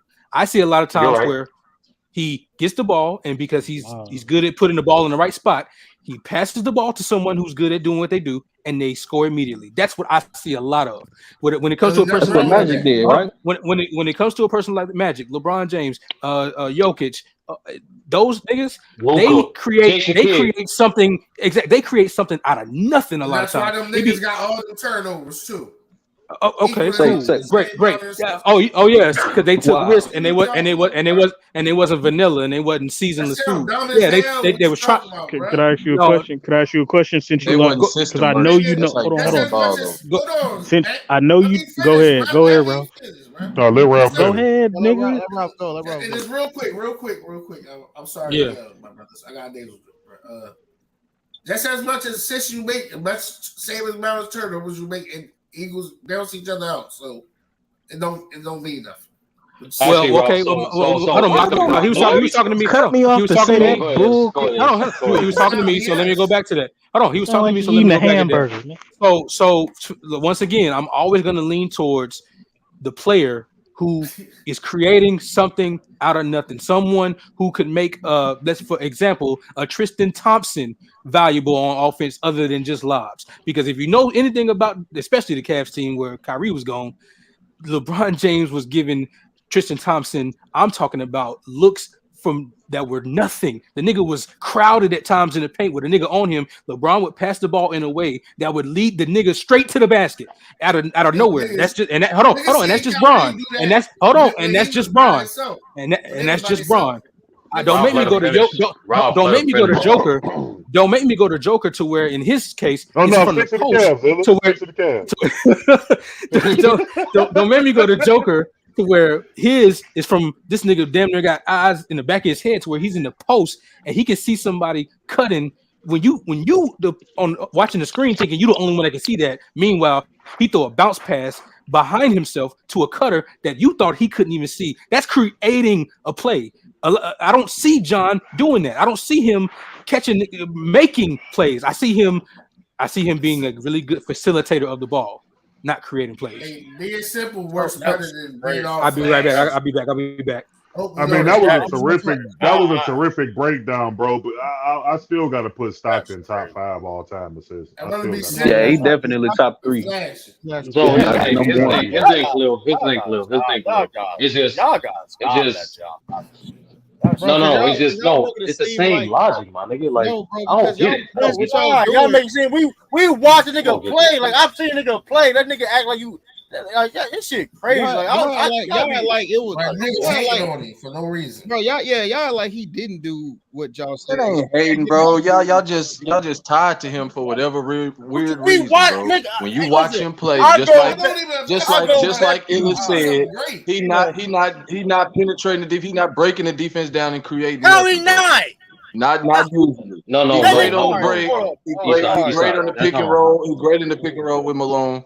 But he was not getting in creating, just like Illich was telling y'all. He just said he was an awful passer, awful playmaker. I'm back. What happened? I'm back. That is not true, bro. Hold on. But I'm the casual on here. Okay. Who would you put ahead of him as far as playmaking and passing? Who would you? Play. Are you asking me or Sturdy? Please clarify. I mean, anybody that's going against John Stockton being in the top 5, who would you put ahead of him? If we talk, I consider playmaking and passing two different things. East side. Hold on. We got to clarify. We're talking about passing or playmaking. Passing. You passing. Okay, passing. Okay, passing. Clear. They're not the same shit, bro. Passing. I'll just list off names. LeBron, Joker, Magic, Nash, Kid. Not putting none of them dudes Hold on, Larry Bird. Hold on, sir. Wait right there. Okay, so the majority of those players that you just mentioned use the pick and roll too. You know that, right? I know, but that's that thing. Y'all missed with them trash ass handles wasn't breaking. It's not. No. That's what I'm trying to tell. I think y'all misunderstanding what I was really saying. That's exactly. They emphasize on the wrong part. No, exactly. They emphasize on the wrong part. Can I get one more? Hold on. Can I get one more quick? I mean, because it was my logic. It was my logic that was attacking. Damn, started. I mean, it was my logic that was attacking. So let me go back at it. Shit, like go ahead. I'm saying, y'all see what it sounds like to me. I don't want to put words in your mouth. It's sounding like y'all thinking I'm saying I'm taking one over the other. No, I'm saying they do that as well, and they're better at passing. They operate in the pick and roll. They do the basic passing. They pass to the open nigga. They pass to the cutter. They pass lobs, but they also create scoring opportunities for others. They also do that. That's what I'm saying that he doesn't do on their level to any extent. That's my logic. That's my logic. They create opportunities for other people. No, not to their level, bro. Listen, They have more variety of passes. Simple. They have more variety of passes than John Stockton. Period. Exactly. That's the biggest part. Yeah. No, see, that's the most. Magic is a better Bro, passer. that is disrespectful, bro. That's crazy. Kid. It's not crazy. Hold on, time out. Let me finish. Let me finish. No, man, y'all can't. I didn't get to say my fucking point. Bro, I hate when you do that, Sturdy, because you'll say like 6 things, bro, and then we gotta like. No, I was answering clear question. We gotta dissect all his bad takes. Yeah, because we gotta get on this point. I know you ain't talking. I wasn't answering clear question. All right, I was answering clear. No, because I'm on this point about you saying they only got you had like this nigga only got a bounce pass in his bag or something. Like, what are you talking about? And that's another thing too. When people say someone's better, don't mean we take away from the other nigga. Yeah, see, I hate when we do that. I'm not trying to say Damn, bro, I hate when niggas do that shit. I never said the nigga wasn't good. I said I'm taking a bunch of niggas over him in terms of no. That's dumb. Like, if I say Kobe's a better scorer than KD, I'm not saying KD can't score. Facts. The fuck? No, nigga. No, you said he ain't got no. But you taking the number one passer of all time, the number one assist man of all time. No, there you go, Chris. The number one assist man of all time. He's not the best passer. Yeah, that's what I'm saying. That's what we doing. We taking the number one assist man of all time and comparing him to other guys that have far less assists than him. Chris. It's the same logic. Yes, exactly. Hold on, let's go down home. Let's go. It's the same logic. Watch this. Who's the best scorer on this panel, one by one, of all time? One by one. Well, I've had the best scorer of all time. I had LeBron before he got number one. Wilt Chamberlain. Okay, I had LeBron way before he got number one. Next person. I'll say What Jordan. is the question? Next person. That's 4 people that said something. I'm gonna go Michael Jordan too. Next person. That's 5 people. Scoring, Jordan. That's 6. Anybody else? Lou? You're not making no point, but go ahead. Okay, the point is the fact that LeBron is the all-time scorer. Y'all all understand the fact that he's not the greatest scorer, even though he has the most points all time. But nobody said LeBron ain't nigga. Nobody said LeBron ain't no top 5 scorer though. Nigga, you said who's the best? It's the same concept. Do you have no, it's not. Jeff is right. Yes, LeBron is in my top 5, dumb nigga. Do you have Karl Malone your top 5 scorers of all time? No. No, there's a reason for that, nigga. Bro, you first of all, you switched from LeBron to greatest scorers. You got cooked. The point is, the point is totality does not mean what the fuck we're talking about right now. I'm not just going off of that, but that's not true. Yeah, that's not what I had LeBron in one before he got it. This is nasty. I got to get my point on this too, bro. Hurry up. Chill, man. Hey, shut up. True, you in and out. True, your mic acting up, True. Hey, salute, Bees. Hey, what up, Bees? Every time y'all talk about Stockton, y'all lie. Who averages the most assists per game, Sturdy? Magic. What's your point? And who's next? Stockton. What's your point? So how can you have the most assists per game average, just like Jordan in scoring? That's why most niggas are gonna tell you Michael's the greatest scorer because his per game average is the highest. We talking about passing, we're not talking about assists. Same shit. You gave an analogy about Emmitt Smith. You dumb niggas, bro. You use the example. What's wrong with niggas, man? What the fuck wrong with niggas, bro? Sturdy, it's a bad day for you. Just chill out, man. No, nigga, like y'all always do this shit. Why you still down? It's the same fucking concept. It's the same. No one's frying shit, B, because it's the same fucking concept. It's the same. Hold on. It's the same fucking concept. You say the same shit about Emmitt Smith. It don't fucking matter. Where does Emmitt Smith rank in yards per game? He's not in the top 10. He's not in the top 10. He's like top 15. He's not in the top 10. And that's why niggas don't put him there. What's the other stats, though? What the other stats say, Bees? No, he on your ass, 30. No, he on your ass. Go ahead. No. Bring up more stats. Dumbass bullshit. No, because you was using that image shit. Basically, yeah, that's a good point. Because you was using you was just using totality. That nigga got assist per Bro, game. that's what the only response but nigga been saying. How you gonna say the all-time leading assist? No, Stop top five running. passer. Stop running, What the fuck you Sturdy. talking about? Jab That's what back, he's been nigga. saying Jab all back. fucking No, time. we talking about top 5, bro. Like now you trying to act like Fight off No, the niggas rope, did not Sturdy. say so. Hold on. So we can Rope a rewind the fucking dope. tape. Hey, Every time relax, Illa Mike, said man. something, every time Relax. I said something, it was the same fucking recording. How could you not have the all-time leader assist, not a top 5 passer? Rewind the fucking tape. No, you yeah, said. and he's second all time No, in assist. you niggas don't have him as a top 5. Yeah, I got him as top 5. Yeah, I got him at least top I got 3. him as top 5. Shit, he might be number 1. Yeah, for Yeah, I real, got for a top real. 3 I mean, too, that's Terry. just you. You and Illis had to. Yeah, A lot of niggas. Illis, real Honestly, quick, because honestly, Lou, you start a poll, you'd be surprised. let me try to save Sturdy real quick. Illis, the way you look at the game, and you said that the flashiness, I agree that Stockton might not be the said top flashiness? 5. Don't say flashiness. Hold on, Don't real say quick. Let me finish. I never said that. I never know said, no, you I'm never. not gonna let you finish because I never said that. Hold on. You what you're basically looking at is, and I will agree with you, as a playmaker and what the extra he can do as far as making a play and making something out of nothing. Didn't you say that? Something out of nothing? What they got to do with flashiness, though? Get my Hold on. Quote me Didn't you correctly. say That's all I'm saying. so? Okay, if you're saying that Stockton passing wise, he doesn't make something out of nothing like the others do, I will agree as far as he's not a top 5 playmaker.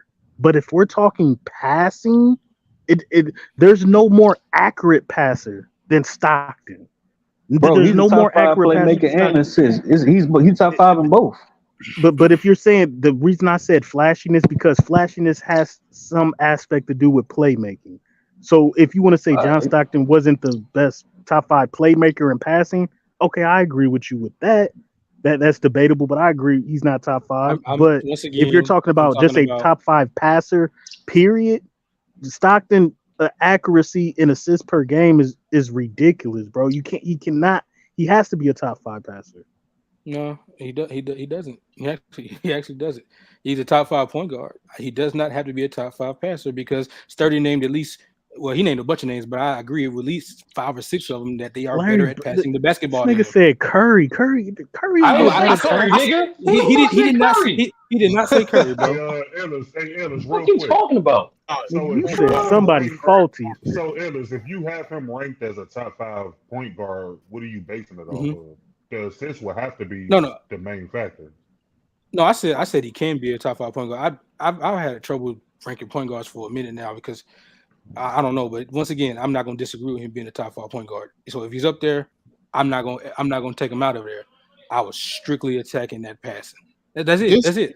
This nigga John. And I wasn't downgrading his passing. I was saying other people do it better. You know what's crazy? I'm watching the highlights right now. That shit Hey, I was crazy. about to say that this nigga got an hour compilation of passing skills. Like I know it's ridiculous. Okay. And B's don't be coming back on the.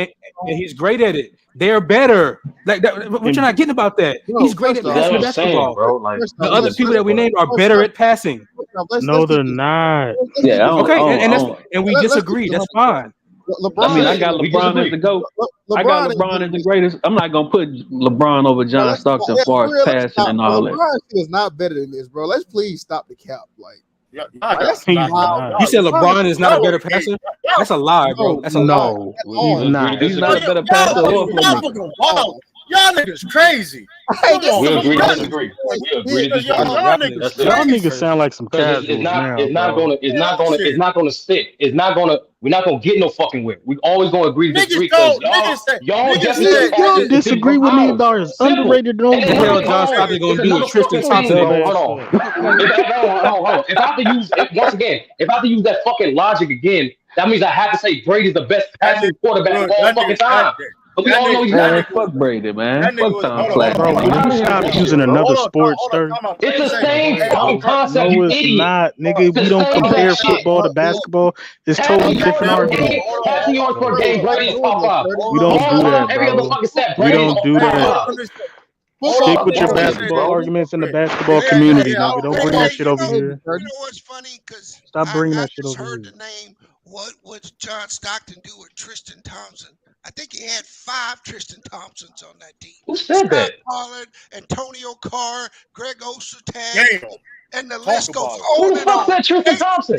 They had a bunch of dudes Ellis just did. like Tristan Thompson on that team. I'm gonna keep it a buck. I'm a huge LeBron fan, but the two players that I have over him as far as passing is John Stockton and Magic Johnson. To me, it's not even That's close, fine. bro. We agree to disagree. That's all that is. All right. And I'm gonna tell you, For y'all to even think LeBron, hold on, LeBron Mac, ain't even hold on, on Mac, that hold on, Mac. But here's the thing, though. And LeBron, we all know he's an all-time great passer, but like it was a point where even people even said that John Stockton, he was such a great passer. The fact that he could have dialed back and become like his game, like y'all just be saying stuff like he couldn't do. Like it's like, listen, who said he couldn't do it? Who said he couldn't do it? No, let me finish. Just because it don't look as pleasing as other passers, don't mean he ain't doing it. No one said anything about peeling. No one said y'all added so much extra shit. Y'all started adding so much extra shit. Niggas didn't say. Niggas didn't say none of that shit. What it is. No, it's That's just what it is. John Stockton is the Tim Duncan of point guard. His passing is just lackluster, man. That's all they saying, bro. It's not, you know what I'm saying? It don't got that flair in there. You feel me? Hold on. Nobody said it was lackluster. Hold on. Even though John Stockton has proved that, if he had Tristan Thompson on the team, John Stockton, come on. John Stockton passed you. Come on, let's not even play that game. He was passing the ball before Karl Malone got there and after he left. He proved that. And like you said, let's not even do that, bro. He was always a good playmaker passer before when he was in Gonzaga all the way. Say he wasn't. Let's not even play that game. I'm just saying in the narrative. I'm just saying though. Let's not try to act like I was going to ask y'all who's a better passer off the dribble, LeBron or Stockton? Like there ain't off the dribble. Yeah, off the dribble. Like there ain't too many passers that's better off the dribble than Stockton. That's crazy. Clearly LeBron, but whatever. Are you serious? Yes, LeBron. Time out. Time out. LeBron. Let's be honest. Who was dribbling with their head down? Well, no, John Stockton was dribbling with his head down. Y'all gotta stop lying. That's crazy. Who dribbled with his head? Who said that? What you y'all hearing? Hey, I chose LeBron. I chose the guy that could dribble with his left hand. Oh, I thought you said bro. That nigga can't dribble. Let's be honest. LeBron's signature pass is a cross-court pass, bro. I mean, y'all gotta get all antsy, nigga. It's that in that bounce pass in the pocket in the dunker spot, make that. Yeah.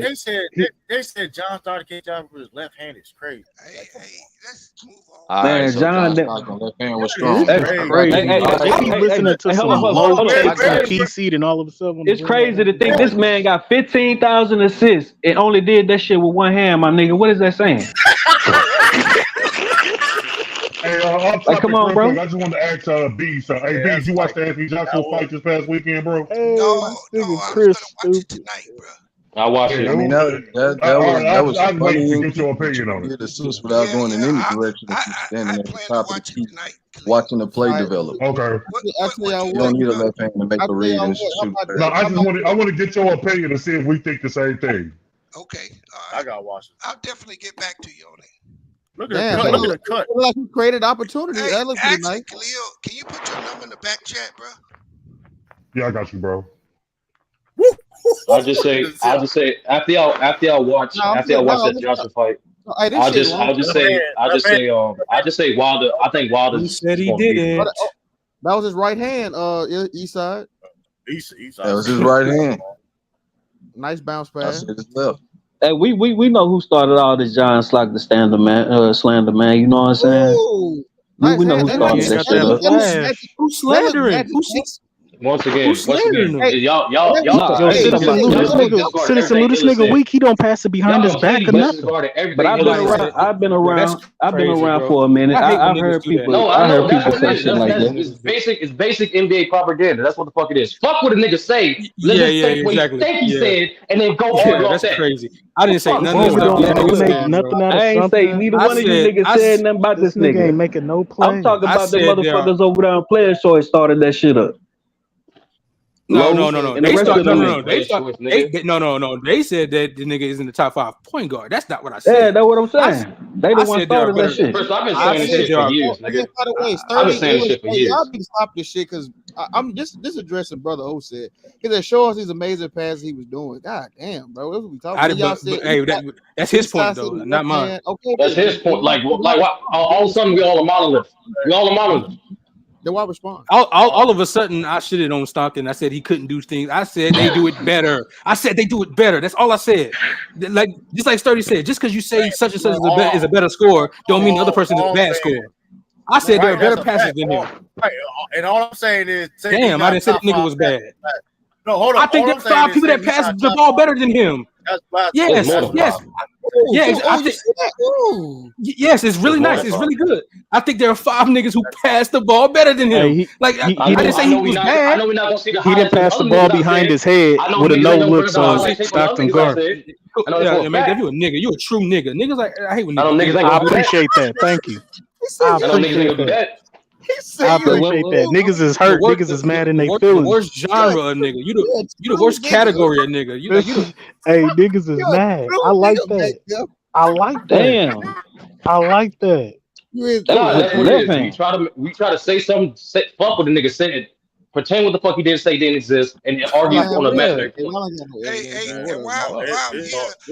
I like that. I got another point of contention that I heard. No, man. When you were talking about Jalen Brunson, did you use his play in the playoffs to bolster your argument? You talking about me? Yeah. No, I was saying in regards to underrated. I said he's underrated based off his perception. No. But did you not use in your argument his play in the playoffs? I used everything. I used the regular season and the playoffs. That's what I did. I said throughout the whole regular season, people thought.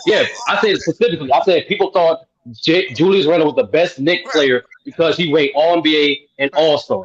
I'm like, what the fuck you niggas watching? That nigga didn't make one pass behind his back. But you said he carried him in the playoffs. But that's what you niggas use to I said I said specifically. Hey, you peeped that, Chris. You peeped that, Chris. I said specifically when Hey, Sturdy, if Chris is getting on your helmet, bro, you might have to call it out. No, you're right. No, I can't. No, you're right. Don't say shit. Don't say shit. Right. It don't matter. Don't say fucking thing. Because what you say not gonna fucking be heard. What's wrong with niggas, bro? Is niggas mad? Say what you was gonna say. Hey, y'all know, no, I'm not mad. I'm doing the same exact shit you did. I'm gonna say the same exact shit you did. Say something. What did I say? I don't know. What are you talking about? Oh no, you said exactly what I said. Didn't say nothing. You said I didn't say shit. That's what you said, Mac. What? No, exactly. That's the fucking idea. See how you didn't say that shit and I responded anyway? I'm lost, Sturdy. So are you mad or I know not? You always a lost nigga.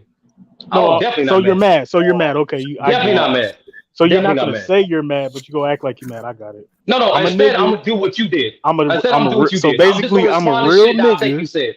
And Sturdy's not gonna say he's mad, but he's gonna act like it. I got it. No. I'm gonna say I gotta read between the lines with y'all niggas. You basically say I ain't say shit.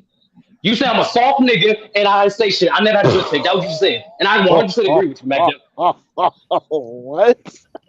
Exactly. Man, what the fuck is going on here, man? I don't know what this nigga said. I don't know if I called. Let's just move on from Stockton. No. I like this, Eastside. We gonna respond to shit. You see what these white players do to a nigga, man? That's what we're gonna do. Nah, let's do that. Let's do that. We do that all fucking day. Let's do that. Oh man, wait. I called the nigga a soft nigga. That's crazy. That's how you feel. You did. You said you was a soft nigga, and you didn't know basketball take. That was you said back then about yourself, and I 100% agree. Hold on. Beach asked a question. Hold on. So you think they really gonna make Zeke to back up? You know how to picture system. I mean, you know what it like. It's gonna be like they're gonna split carries in the backfield. Like you know what I mean. You know how the pictures how they use their running backs. I mean, it don't really matter who is like the number one is, right? I just think Mondre Stevens will be number one because he can catch in the backfield better and he's younger. I think he got slower, so we'll see, right? But he's gonna get carries though, right, Bees? He's gonna get carries. They gonna use multiple backs. Patriots love use multiple backs in the backfield, so run. What the hell are you talking basketball? What are you talking about? What the hell? So true. What you basically saying Zeke is trash. All right, bro. Okay. Hey, now you know how I feel. Now you talking about misquoting. We ain't doing that now. Shoot, now I ain't do that, man. Zeke a third down. He'll be a good short yard back for y'all. Third and two. I think Zeke's still a good running back in the game though. He ain't that elite running back no more. So you can't feature him no more. That's the problem. I agree with you too. He's definitely an elite quarterback in the game. I agree with you 100%. Here we go, man. See. Oh no, this thing gonna start. Hey, this thing gonna start doing some I said I agree with True that he's still an elite running back in the game, and he's gonna be a vital piece of that offense. I 100% agree with True. He doing some Mars trolling, man. That's Say, yo, basketball kicks it back there. You on your fat farm jeans today? Fat farm jeans. Hey, you know what? To keep it 100 grand. How do you know all the early 2000 name brands you used to wear? Then go and judge me by them. That's crazy. But go ahead. LeBron skipped their way. That was some whole ass shit though. I ain't gonna care. I don't know why Bron ain't show up. Oh, did he for real? Is it a reason? Is it a reason though? Well, if he didn't go to that, LeBron on some sucker shit. That's sucker. I don't think so, man. You know what just happened with his son. I don't think. Oh, was that around the same time? Nah, hell no. It's last night. Or 2 nights ago, whatever, Saturday. LeBron on some sucker. LeBron on some sucker nigga shit for that, bro. He should have went to that. Actually, I'm gonna give him a pass, right? Because I think Dwayne is changed. He's trying to show him up. No, I think Dwayne. I know you about. I know that. Hold on, Beans. What you say? Well, old girl been running the shit out of him lately, right? He do everything she say. I think he done lost his way. But we cool, but he's still cool with Wade though. I'm sure Chris Bosh though? I know he did. No, Chris Bosh was there. Chris Bosh was there. Bron should have been there, but you know what I'm saying? When you start letting your kids switch, and now I can't bring my kids back home. Hold up, Hey, he not lying. Hey, bro. Hey, I I'm with you. I got 2 boys. No, we not doing that. That nigga ain't spending the night no more, nigga. Hey, bro, y'all mean over here. Y'all jokes crazy. That's crazy. But y'all jokes is literally rubbing the wrong way. That being said, that can't be when your best friends and shit. You don't go to his Hall of Fame celebration. I mean, come on, that is kind of still foul. No, bro. I wish Sean was here because didn't that nigga like miss 86 M's, 100 mil because of Bron or something? Because he didn't take that when Bron came he lost a lot of money. Man, it's probably about 30 million. They might not be fucking with each other on the low for real. Low key, it might be like a little public perception thing, but in real life, Cleveland,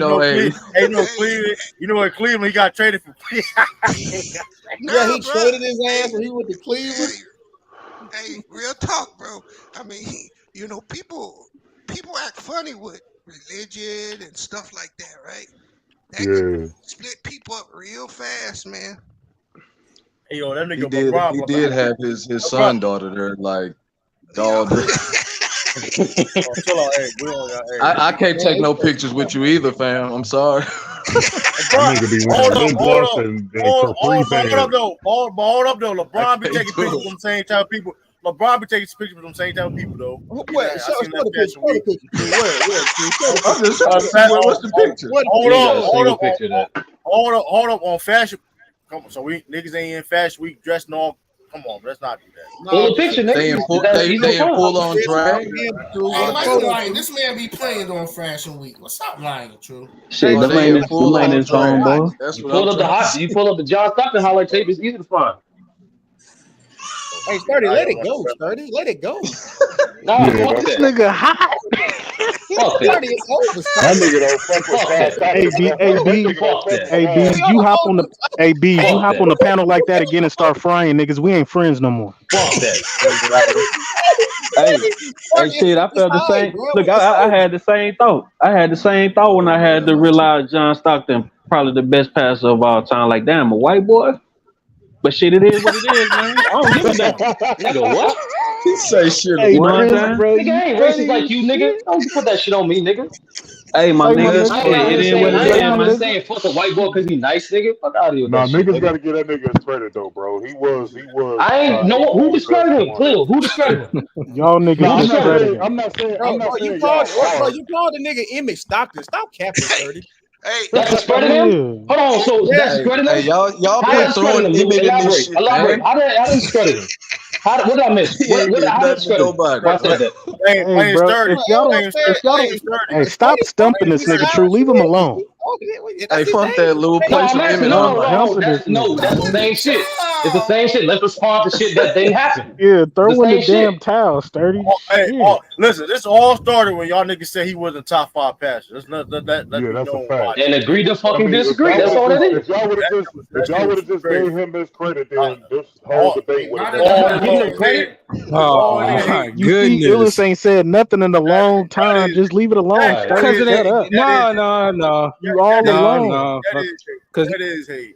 That is hate, man. Nah, it's hate. all It's right, hate to all say right, not cool. top 5. That's hate. That's Y'all called him discrediting. white boy. All Y'all right. called him racist and shit. Yes, Alright. Yeah, come not on. being Man. top 5 is discredited. Like this, you nasty as That's a bad Ain't look. nobody say that back No. then. I'm nah. When we talk about Emmett, we talk about all these other Hey, niggas. y'all Let's do this said, shit, bro. I remember all this hold on, shit. y'all let I Eastside say remember he had all no this left shit. hand. Y'all didn't say shit when it's Eastside said he it's had no left also hand. yeah, Exactly. nigga. That don't mean he's not a great It's player, also bro. a bad take. It's also a bad take that Kristaps Porzingis is right after Joker and fucking Embiid. That's fucking terrible. I know But this. I know it's this. fucking terrible. I know this. No, the said point this. is, the point is, I know this. actually respond to shit that you actually say. And they try to I slip give a y'all fuck. Actually respond to shit that you actually say. Hey, That's the fucking and guess point. what? I addressed that. Hold on, I addressed that shit, and we ain't here now. Y'all capping. So y'all can't. Ain't nobody capping. Ain't nobody capping. Y'all can't. He's Tell, one. at the end of Of course you say we capping when you judge on shit we didn't say. Hey, look, Right. No. Hold on. Niggas put quotes on our quotes. Niggas put words in our quotes. Like what the fuck? You said he's not flashy. That's why he's not top 5. No, yeah, You like said he exactly, couldn't man. do it. Hey, man, he's a fucking hillbilly, my nigga. So sturdy. So who are your top 5 passes? LeBron James. Magic, LeBron, Bird, Joker, and Nash. Larry Bird. If not Nash, maybe Jason Kidd. Okay. Nash. Now I'm gonna I ask say if not Nash, maybe Jason Kidd. That's what I say. Who said that? Hey, so do you think Jason Kidd was a better passer than White Chocolate? Yes. Hell yeah. How? More variety, more consistent, and just like what Illis was alluding to, your ability to do it in different situations matter as well. What situations? So those are the three major reasons why. What situations? What is different situations? Man, White Chocolate a damn playground passer, man. I know. From multiple aspects. Let's just use the game aspect. When you watch Jason Kidd play, he's not just giving elite passes in the transition, he's giving elite passes in half court, giving elite passes in the lob, pick and roll, skip passes from the post, in a variety of ways. That's just from the game aspect. Right, but from a game aspect, isn't like you're basically talking about transition, guys running. If the game that he's playing is not that type of game, then what does that mean? No, and that's why I mentioned the other aspect. These like the post, like off the dribble, like pick and roll, like skip passes. I mentioned other aspects, more variety. So you think that all those other things outside of transition, Jason Kidd is just better? Yeah. And pick and roll, and even in transition, Stockton is elite in transition too. Feeding the post, you think Jason Kidd, LeBron is better? Yep. Okay. Man, he said Larry Bird, bro. You see that? You see that? You see that? How we responded to what each other said, and we still disagree. Simple. Man, Ralph, And Rob, you I know for disrespecting a fact you Larry ain't watched Larry Bird, Bird, man. nigga. So like, get the shit out of that. All I know is this though. Discrediting Larry Bird, man. All I know is this though. The niggas. He's not a Here's better the thing. The problem. Hey, who was that nigga that's go? Oh, my bad. My bad. At the Hey, end of Chris, the say day, my though, nigga. man, listen. Larry, I mean, I love Larry Bird, but come on, man. Like this, I mean, y'all just make it. Even true. That's No, that's and true. That's fine. I don't mind disagreeing. We disagree and agree all the time. But don't put words in niggas' mouth and then disagree with it as if we said it. Y'all called the nigga dyslexic and said he couldn't dribble with his left hand. I hate This is why. No. Hold on. No, this is why the issue. This is what the issue though is. Like when y'all let East motherfuckers say shit, y'all don't be saying shit about Stockton whatsoever. That ain't my take, nigga. Because he can say whatever he want to say. Like nigga, like how many times we said how many times I said just because we on one side don't mean we're a monolith, nigga. I said that before Eastside said anything.